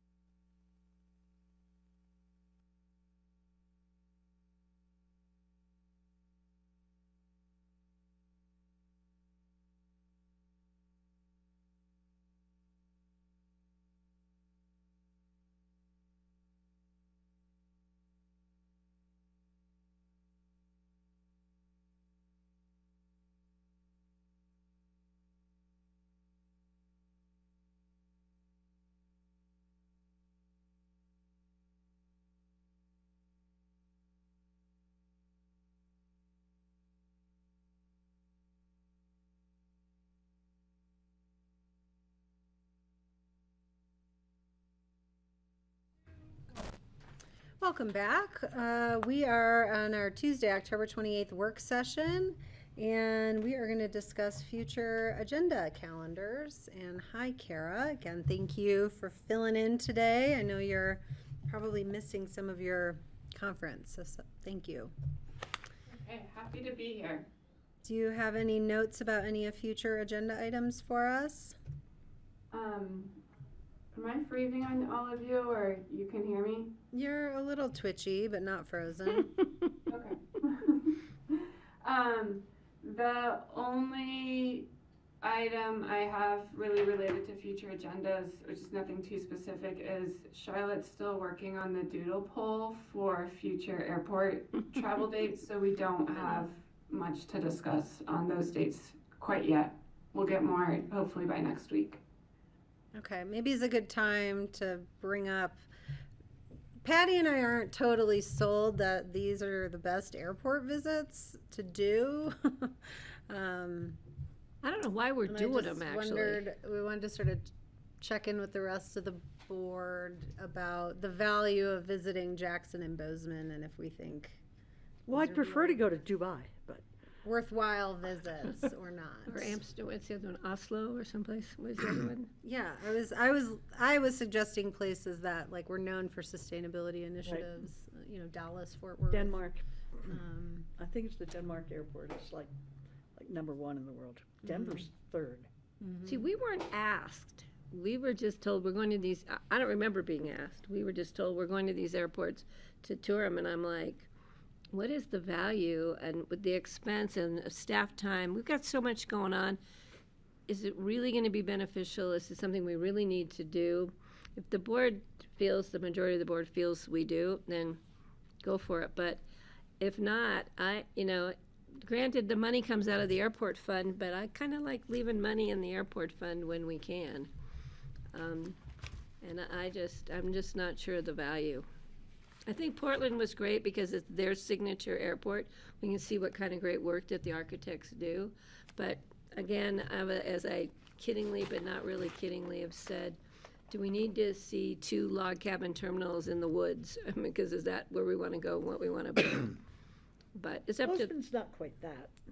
Well, It's, but are they leading the gallery of edge? photos, I'm It's an old airport, What old makes terminal. this special, I guess. So I don't know. It's the value is unclear to me, I guess. Kara. If I may suggest, I am not the best to speak to it. Sure. I think what I would suggest is parking lot it, and let's have John or Ryan come back, because there wasn't a reasoning why those airports were selected in addition to the sustainability.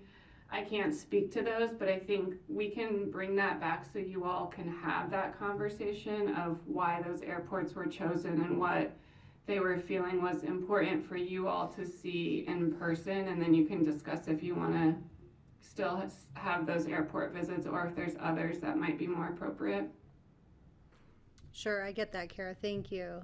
Francie. well, I would recommend the Bozeman Airport because it's not a heavy timbered Western Lodge kind of airport. It's a pretty cool airport, and Is it sustainable? Is it a leading edge? I mean, it's old. I think it has actually been redone because now it's the Bozeman Yellowstone International Airport. I mean, we could look at its sustainability record, but I think it's a good idea for us to get out and see some airports. I don't know about Jackson, but I don't know about the expense and the benefit, but I don't disagree that the site visits might be worthwhile. I'm just don't fully understand what the goals at these proposed airports are. I don't think we need to absorb any more mountain aesthetic. So what's what are the goals would be helpful to understand. Greg, I see your hand up. Yeah, thank you. It's funny what surprises you can find when you visit a different airport. Some of the things to go look at the aesthetics of the design of Bozeman or Jackson isn't as important to me as Portland, for instance, as has been pointed out. But just the way they operate, the way the planes work, the way they load and unload planes, there are things there that you can see in action that might actually inform our thoughts on how we're going to move forward with much more than just the aesthetic of the terminal. And so I think it's essential that we inform ourselves, and I think the cost of doing so is such a tiny fraction of the immense investment we're making that it's totally justifiable. It'd be penny wise and pound foolish to say, oh, we're not going to go see what's out there because we can't afford it. That's not the case. So I want to learn as much as I can as we move forward on this. And I just want to give one, for instance. I happened to be in a little airport last week where we flew in on an A320-200, bigger than the planes that will fly into Aspen, in a rainier environment. And they were able to offload the plane from both the front and the back using the standard stairs. They didn't have jetways, and they seemed to be fine without them. And it didn't even occur to me before then that was even possible on a plane that size, or why would they do it in an airport in a rainy environment? You start looking at it and thinking, well, let's see what else is done, what's done elsewhere. And sometimes firsthand experience really helps. We can learn a lot by just sending an emissary or looking online as well. But I think this is important, and it's valuable to inform ourselves. Thanks. No, I don't disagree, but I'd like to understand, like, what are we going to look at how they structure parking? Like, do they have limited parking facilities, and so the design is informative? Do they have, is it a one-way highway into a valley? Like, I guess it just would be helpful to me to sort of understand, like, the purpose of each, the goals for each airport visit. I also want to say, if I could add on, is that sometimes you learn a lot from the mistakes people make as much as the benefits. Learning from others' mistakes is a great way to avoid them. Francie. I would support Greg in that. I do think we could look at some other airports, both for architecture, for different materials in use, because one of the things that the architects in Portland really looked at was the variety of materials. Like, for instance, the Albuquerque airport looks like an adobe building. It's beautiful. It's beautiful inside and outside. Our airport is not beautiful either inside or outside. So I think going and seeing some airports that work functionally but also have an aspect of beauty to them would widen our horizons about what to expect and raise our expectations a little bit. Well, then, if we believe that firsthand experience in these terminals, then we should all go. Because to Portland, you brought it all back to us, and we sat here and listened to it, and I think gained a lot of understanding. So so if you think the firsthand experience is important, then we should all be going to experience these things firsthand. That would have been one place we probably should have all gone. Well, but we should all be going to these, either that or it should just be brought back to us like Portland was. In other words, so two people go, the three of us are supposed to benefit from your touring the airport. So, either we all go or they bring it all back to us, one way or the other. Because if you're going to put value in firsthand experience, then it should be valuable to all of us. Yeah. Jeffrey.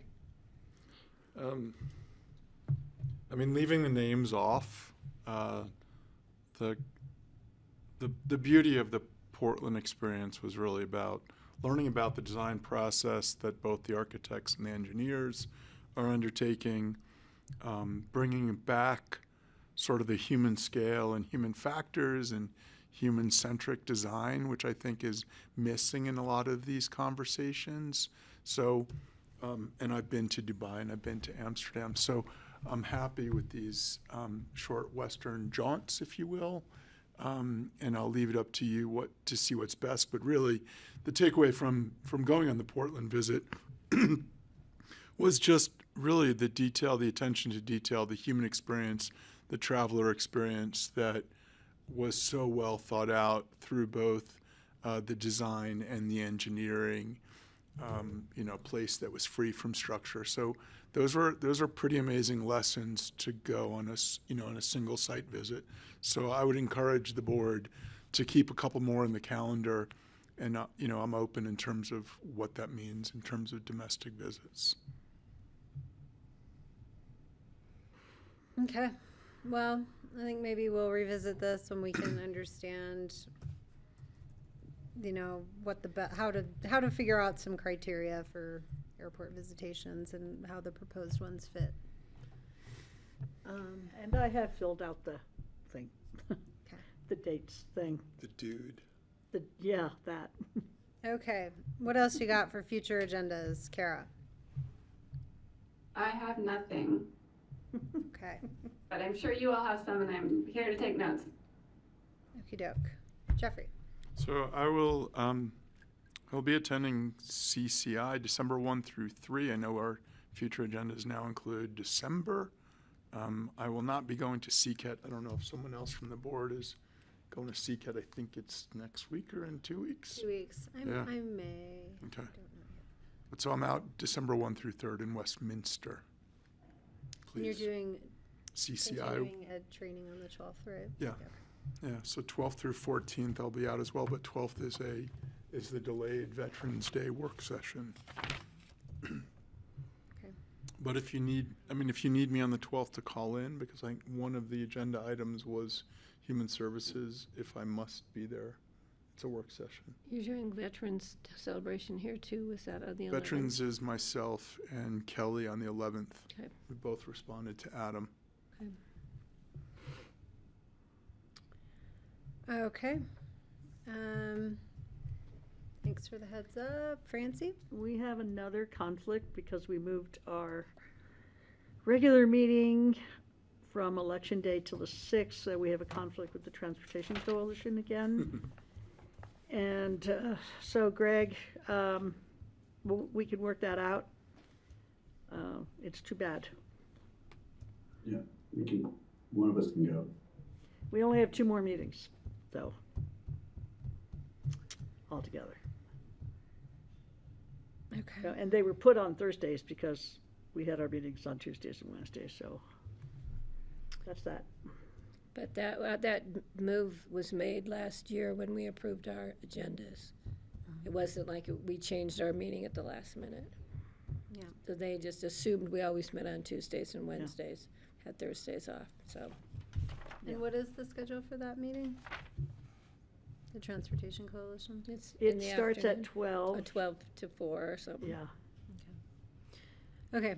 You and Greg should sort that out. We will discuss the Pickens County, the electrification project options. So that's when they're coming back with costs and trade-offs for Health and Human Services and library boilers. And then the sort of structure of the Healthy Community Fund. It's a big day. Yeah, Those are that important is. Be nice to have a full board. conversations. For $18,000, can we move their meeting a day? What'd you say? I was joking. That was snarky. I said, for $18,000, can we move their meeting to Friday? Or can we just have a full board here? And then on November 12th, which is Wednesday. Jeffrey and will be it's a gone. regular meeting. It's a work session. Work session. Which is odd. I am having a little in-house surgery thing done on my hand. They don't have a time for me yet. They won't tell me the time until the day before. I don't quite know what that's all about, but I guess that's what they do. And my plan is to be early in the morning and then come up. But if I'm late or something, that's why. Because Jeffrey will be gone, right? So Yeah, and I'm having a local instead of a general anesthetic so I can drive. So we'll see how that goes. I'll be in touch with you. Well, because we might not have a quorum. If somebody else gets sick or Well, is Greg, gone. you'll be here, right, on the 12th? Well, we never know. No, you never do. Planning on it. Okay. Great. I'm planning on it too. Just warning you, I might be late. Okay. Good luck on your surgery. Hope it goes okay.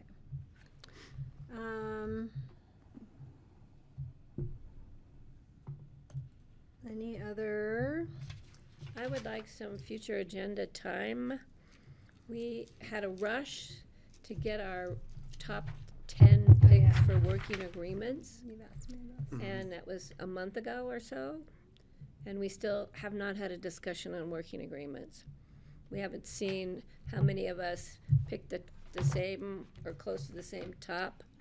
So it might be an easy discussion, it might not, but we keep putting off working agreements and we need to get it done. The other thing, Kelly, too, is I would really like to find out when the Newt group, the employee workspace that we've been talking about for 3 years, we had to form a task force. When are they coming back to us with recommendations on the use of our buildings?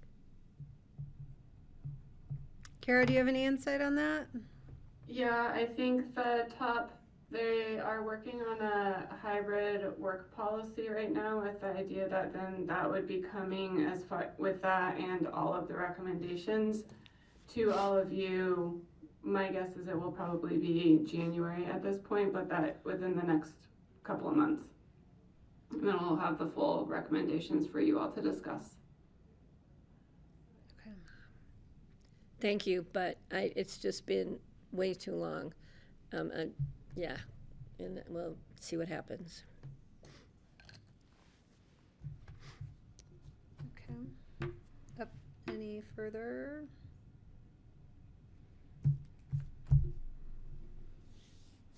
Future agendas? Francie, did you, I texted you when you were at the River District about Senator Catlin coming to meet us. Did you happen to grab him? He's been unresponsive to staff. He has? As far as I know. Has not responded. I'll text him before I go home. Okay. Hasn't responded in any way, shape, or form. That's really too bad. We had a And we really were gonna fun see if time Elizabeth would together, come so- visit us too. Yeah, okay, I'll text him before I leave here. Okay. And at the ACRA meeting today, there was concerns about Congressman Hurd not responding to Voices Unidas about issues with our Latino population and his not representing. So I don't know if you want to reach out to Riley or if you want me to, or we both should, to find out why he won't meet or respond back. Alex? Yeah, Alex was great today at the ACRA meeting. Which one? The Voices Unidas or our Alex? No, his uncle, the Voices Unidas. He was really good today, Francie. Glad to hear that. But there's no reason why the congressional representative is not getting back to that constituency.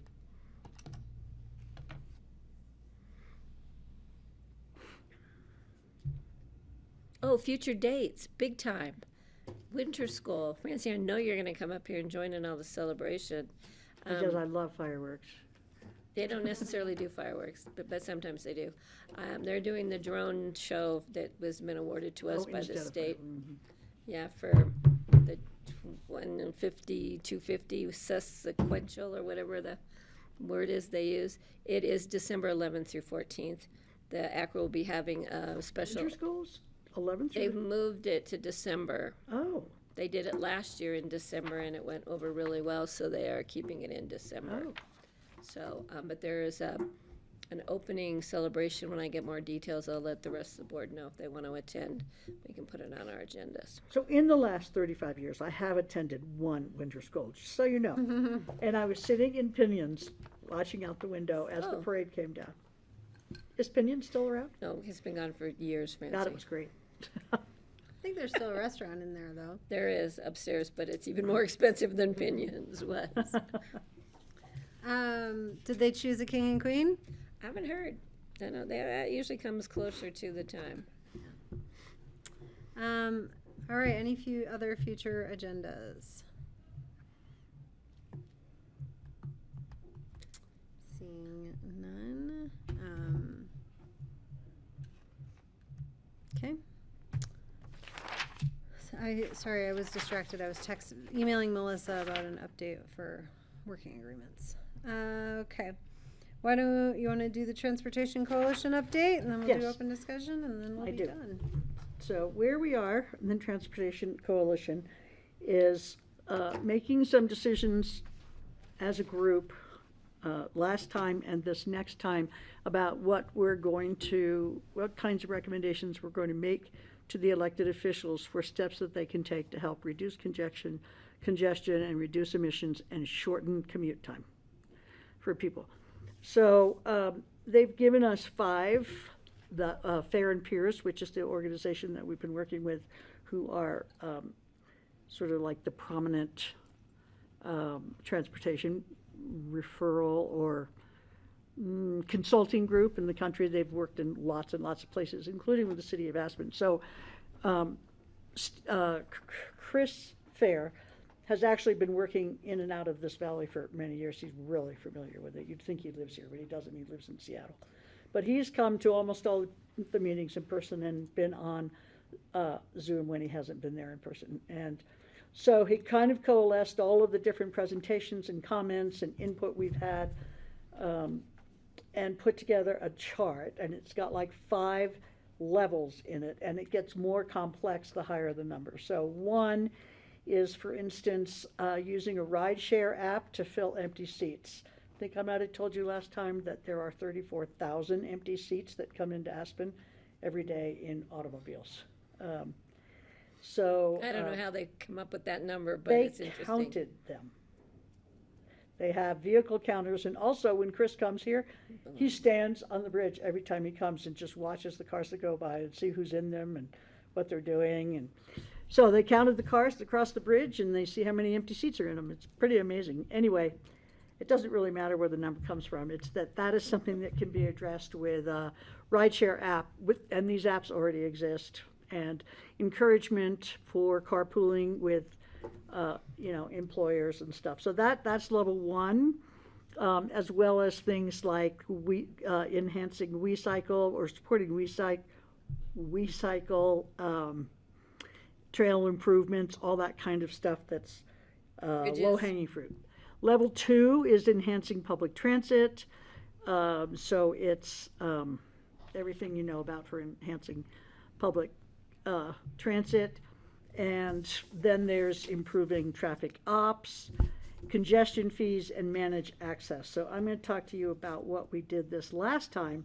So at level 2 is, instead of an HOV lane, it's an HOT lane. So it's high occupancy vehicles, buses, emergency vehicles, and toll.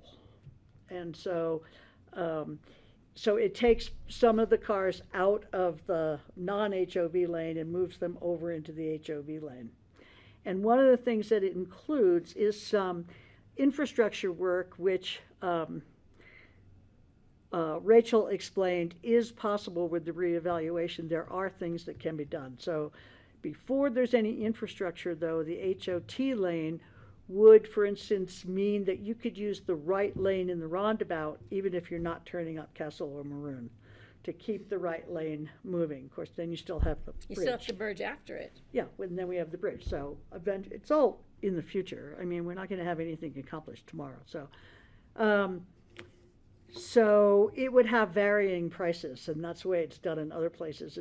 And I was saying, oh my God, these signs above that say HOV or HOT lanes cost $6 now, but in 15 minutes they cost $12, and then 20 minutes after that they cost $1, and then at night they're free.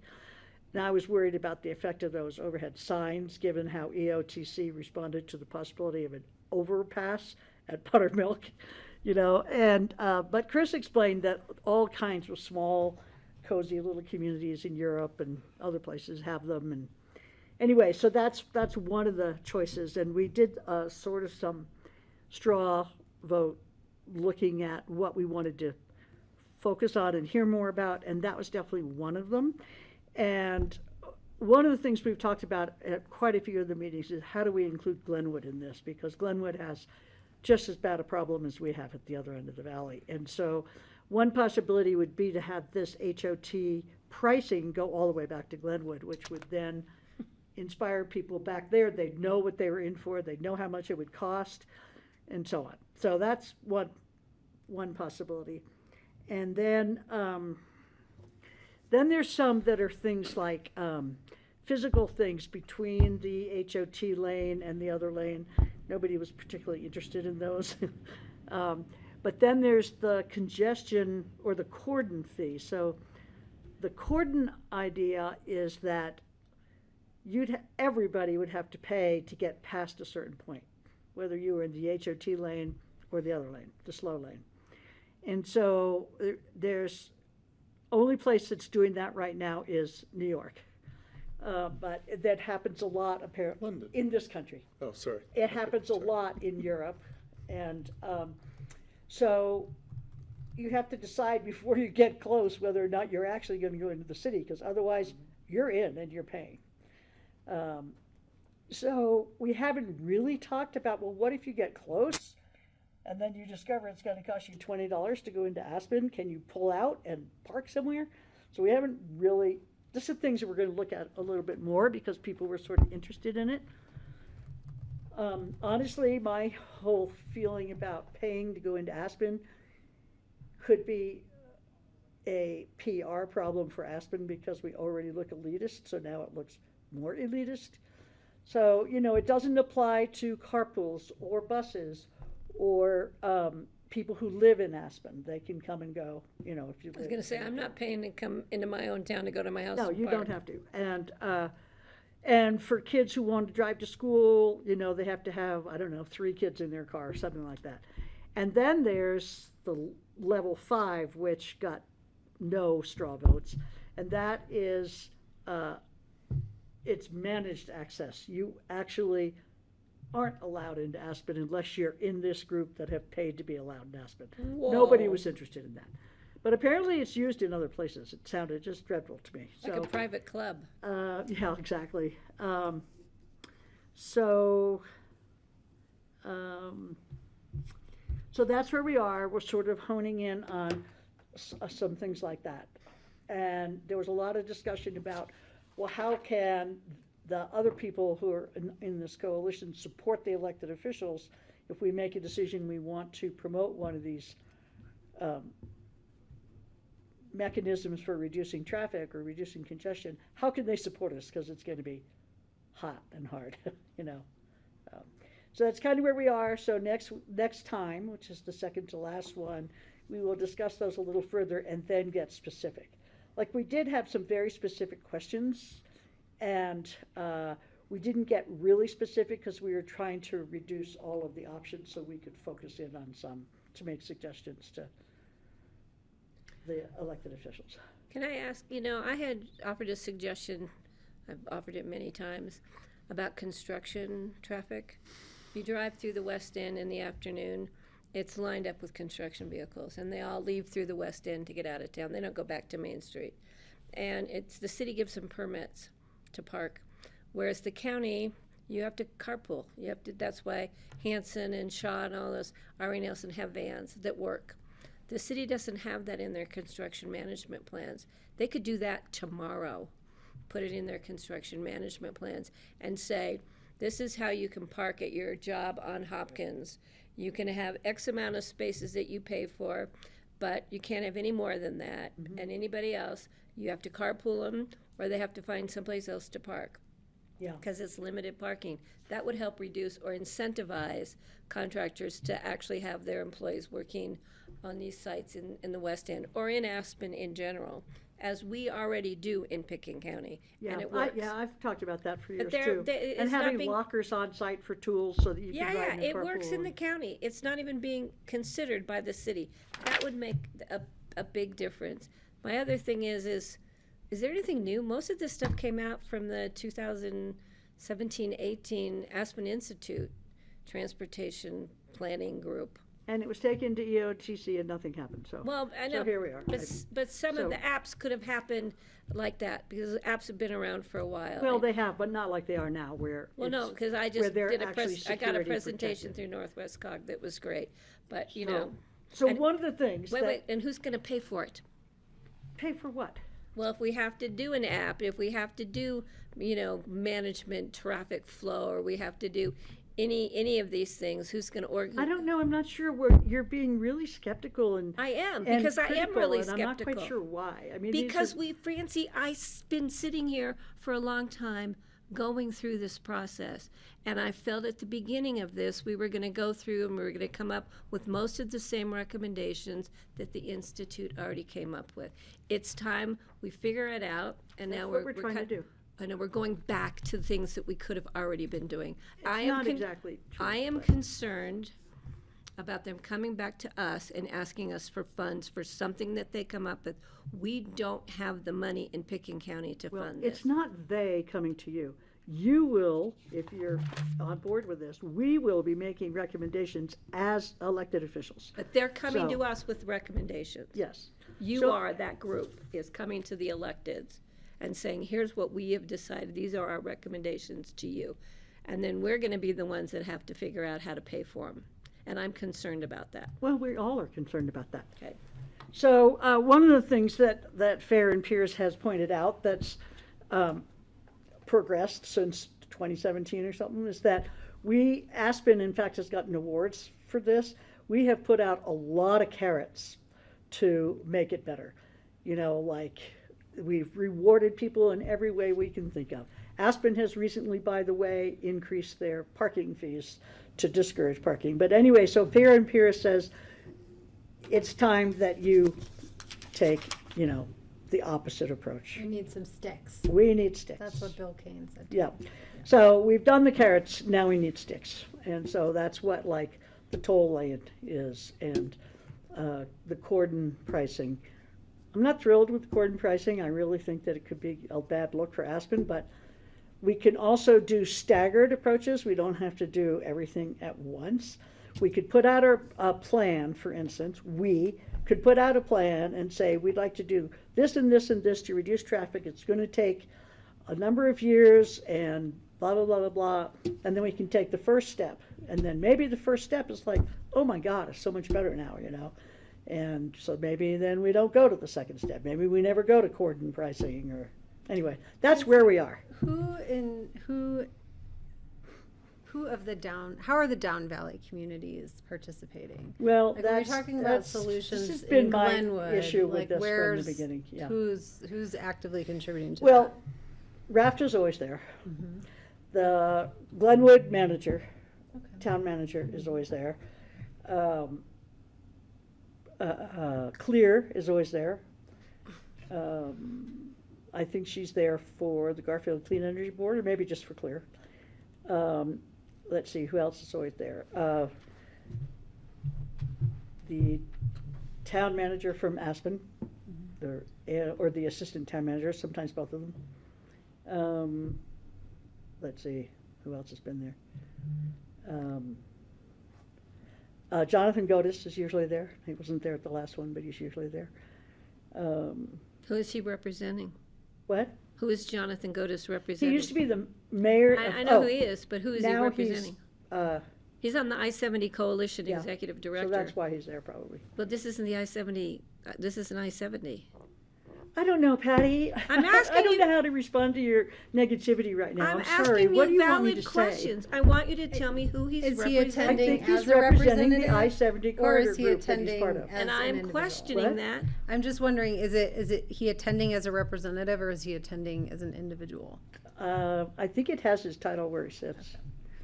So I couldn't remember what it was. My question is, then how does it impact the I-70 corridor? Because hopefully we'll have, if we can make some progress, it'll have an effect in Glenwood, which will have an effect on the whole I-70 corridor, west at least, maybe not east, but west. And I don't know, maybe he's coming with that name tag, but he's just interested. Honestly, I don't know. Tony's there every time, but, Tony and we, She's Tony, just, what? she's just public at the meeting. She's Oh, not. Tony public. Kronberg. Yeah. Do you know if the Glenwood Springs manager is doing these types of reports to their board? I guess I'm just curious how Well, I've asked how their board- cumulative is the brainstorming? You know, how deep does it go? I asked Steve, whose last name I just forgot, who's on the board in Glenwood, the new board, the new council. And he hasn't been able to come, he wanted to, but I'm not sure how much gets transmitted back to them. But it's mentioned every single week. If it's not me, it's often Rachel, like, we need people from Glenwood here, we need to have Glenwood at the table, and, but when they originally designed this group, or put this group together, it was definitely for up valley congestion, but we have pushed it down Valley. Just doesn't make any sense not to. So. Sure. Okay. Thank you for that update. So there'll be more. Yeah. And I from all my years of community organizing, like certain issues, they never go away. I know. Even when you have a solution to them, they still never go away. Yeah, and then the whole induced And that's what I demand think thing this is really because we don't have frustrating. solutions to it. So sometimes they take 30 years to actually find solutions to them. And motivated citizens are going to continue to beat the drum until Maybe. the solutions are And I apologize if I'm resolved. skeptical, but I have been skeptical since day one I know. about the formation of this coalition and why, when I felt that we were going to come back to the same recommendations the Institute came up with, why couldn't we just take those, bring them back, rather than have all these meetings and have members of this board miss our meetings because of those meetings? And where are we going to be? And the fact that I live in this town and now I might be being told how to come and go from, or my family who live down Valley, if they want to come up and visit me for Thanksgiving dinner or something and they can't take the bus, they might have to pay to come visit Grammy. I mean, those are significant concerns for people who live and have been part of this community for a long time. Absolutely, I understand that. Yeah. But I don't think it's terrible to come up with similar things as we had before. I mean, if that's where it's at, that's where it's at. Well, You know, and- but they just need to be implemented. And the last time they weren't, so, you know. I understand, and I don't think you'd ever be, I mean, like I say, I think it's kind of crazy to have cordon pricing. Well, if you we're were being not told New you York, couldn't yeah. go up 133 to get to your home without paying a fee, I don't think you would be happy. No, I wouldn't. Yeah. But I'm not happy sitting in traffic at the airport either. Well, ride the bus. I do. I have paid many hundreds of dollars in tolls to go see my family. But that's East Coast. We're talking a rural community in the middle of the Rocky Mountains. With one of the worst traffic problems in the country. They're all bad. Greg. Drive around. They're bad everywhere. Greg? Thank you. I just want to make sure people understand, we've had elected officials from Basalt, Glenwood, Carbondale, Snowmass, and Aspen, in addition to the mayors attending these meetings. So they're well represented, I think. Sure, it's nice to have more people there, but I just want to make sure you realize that there are town councilors from all those places are going to these. David Knight from Basalt, Christine Benedetti have been regulars, Cecily Angelo's been there. Susan Morrell. Berman's been there. Yeah, Morrell, so many people up and down the valley are taking this seriously. And I'm grateful for it. And sometimes you need to revisit things before you can really figure out what's going to work. And enough has changed since 2017 that I think it's been incredibly valuable, and I'm glad they're doing it. I'm grateful to all the people who volunteered countless hours to try to help us solve this problem. And there's always naysayers, always somebody says it can't work, or it's been done, or it's not possible, or I won't do it. But the fact is, you kind of need to get through that. And a lot of people from Accra are there, by the way. Debbie Braun's there, Donnie Lee's there. People from our communities in the business community. Bill Kane's there a lot. Dwayne Romero is there a lot. We've got the thinkers. Dwayne Romero's always there. Participating and doing their absolute best to try to find working solutions. And I'm skeptical also about, ride sharing is a great idea. Every motorcycle that comes into Aspen usually can seat 2 passengers, but only seats 1. That's only a 50% capacity. It's kind of absurd. Every lunch bag coming into town can hold more sandwiches than they're holding. So a lot of the rideshare, with the 34,000 numbers, fascinating, but if the car's not going where you want to go, it's really useless to you. So I think we need to work through that, but we can also try things. I know the free rideshare in DC works incredibly well. So maybe if we create that structure, maybe we could take 5% of the cars off the road. And we're only talking small percentages right now. We're not trying to solve the entire problem. We're trying to chip away at it with whatever we can do efficiently. And so really it's going to be up to our board to pay attention and act on it, on what the recommendations are as best we can. So I think this is, it's cover, it's research, it's data gathering, and we're gonna have to take it very seriously when it comes to us. Thanks. Thanks, Greg. And you know who's there is Theron Mulberry, the superintendent of schools, and also the woman who's in charge of the whole bus thing, that she's a graduate of the school. She's quite young, and together they are quite a force, and he's incredible to have his input because of the traffic to school in the mornings and afternoons. He's really great. Well, and Greg, I'm glad that you brought up who's members of this coalition.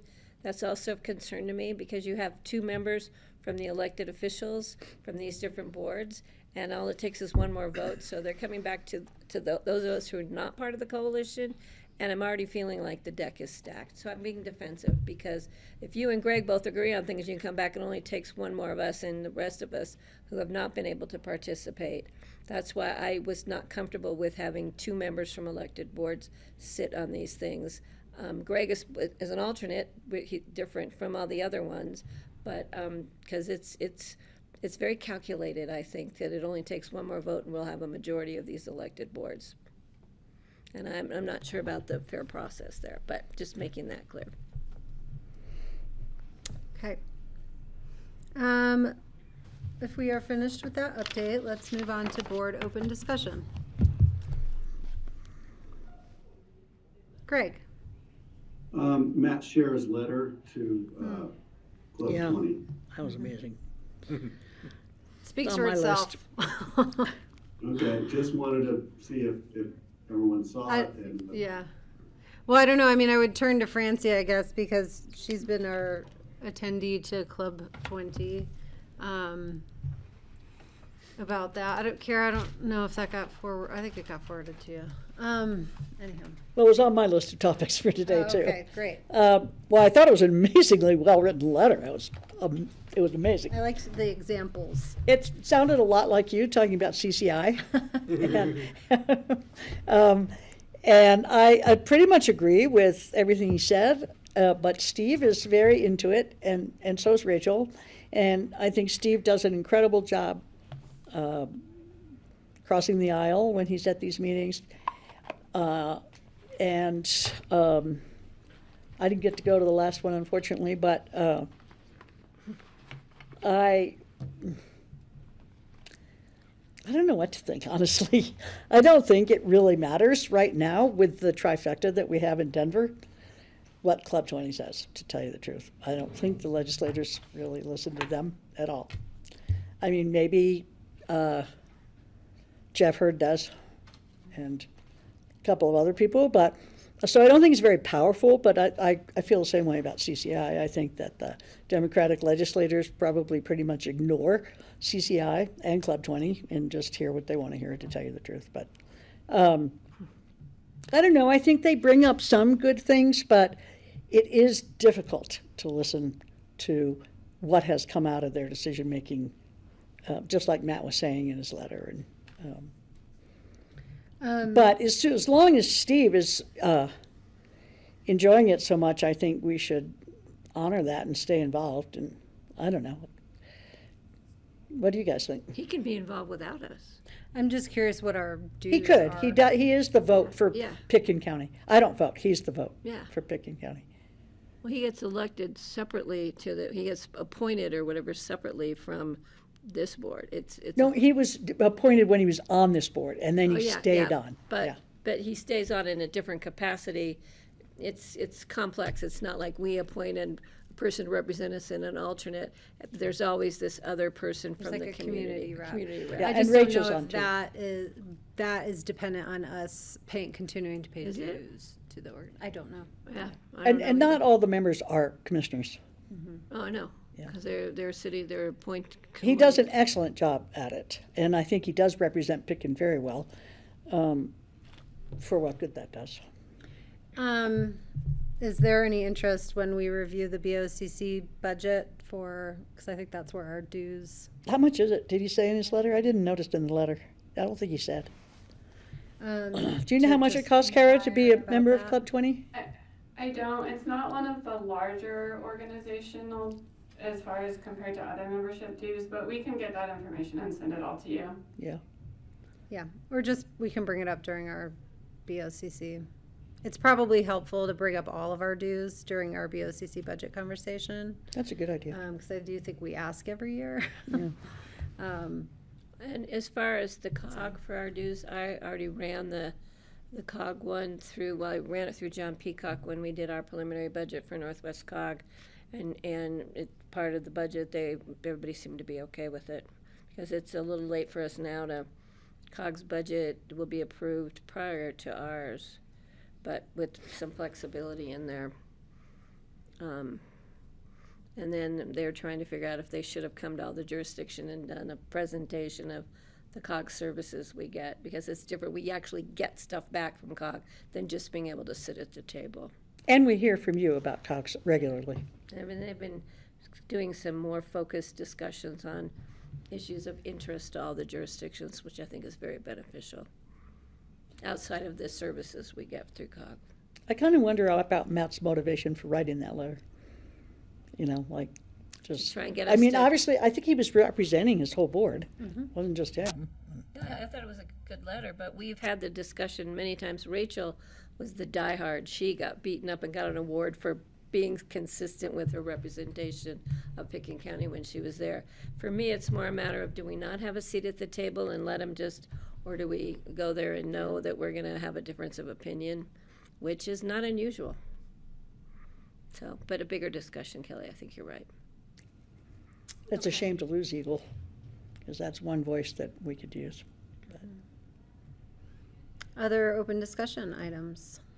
I wanted to get back to you guys on the Mountain 2030. Are we pressured? No, you're fine. We're over. Yeah, you're fine. No. You sure? Yeah, we're done at 5. You know, the other years I've gone with GR and Michael and Patty one year, we've just felt like, oh my God, really, this is so far behind. Pickens County's so far ahead. Well, this year was not like that at all. There were 3 presentations in particular that were just unbelievable, I thought. The Montana kids were there, the ones who sued the Trump administration, and they talked about, you know, just the whole impetus among students to make a difference, even in Montana. While they were there, they lost their lawsuit, but the judge did recognize that, let's see now if I can get this right, that climate change does adversely affect the health of teenagers. So that was a big deal that the judge actually said that. But anyway, there were 3 presentations that were really sort of shocking. And one was a guy from California named Mark Jacobson, and he does research. I think he might be with the California government, but he has an organization as well. So he talked a lot about WWS, water, wind, and solar. And it was all graphs and statistics and data about how we are completely ready to convert to renewable resources right now.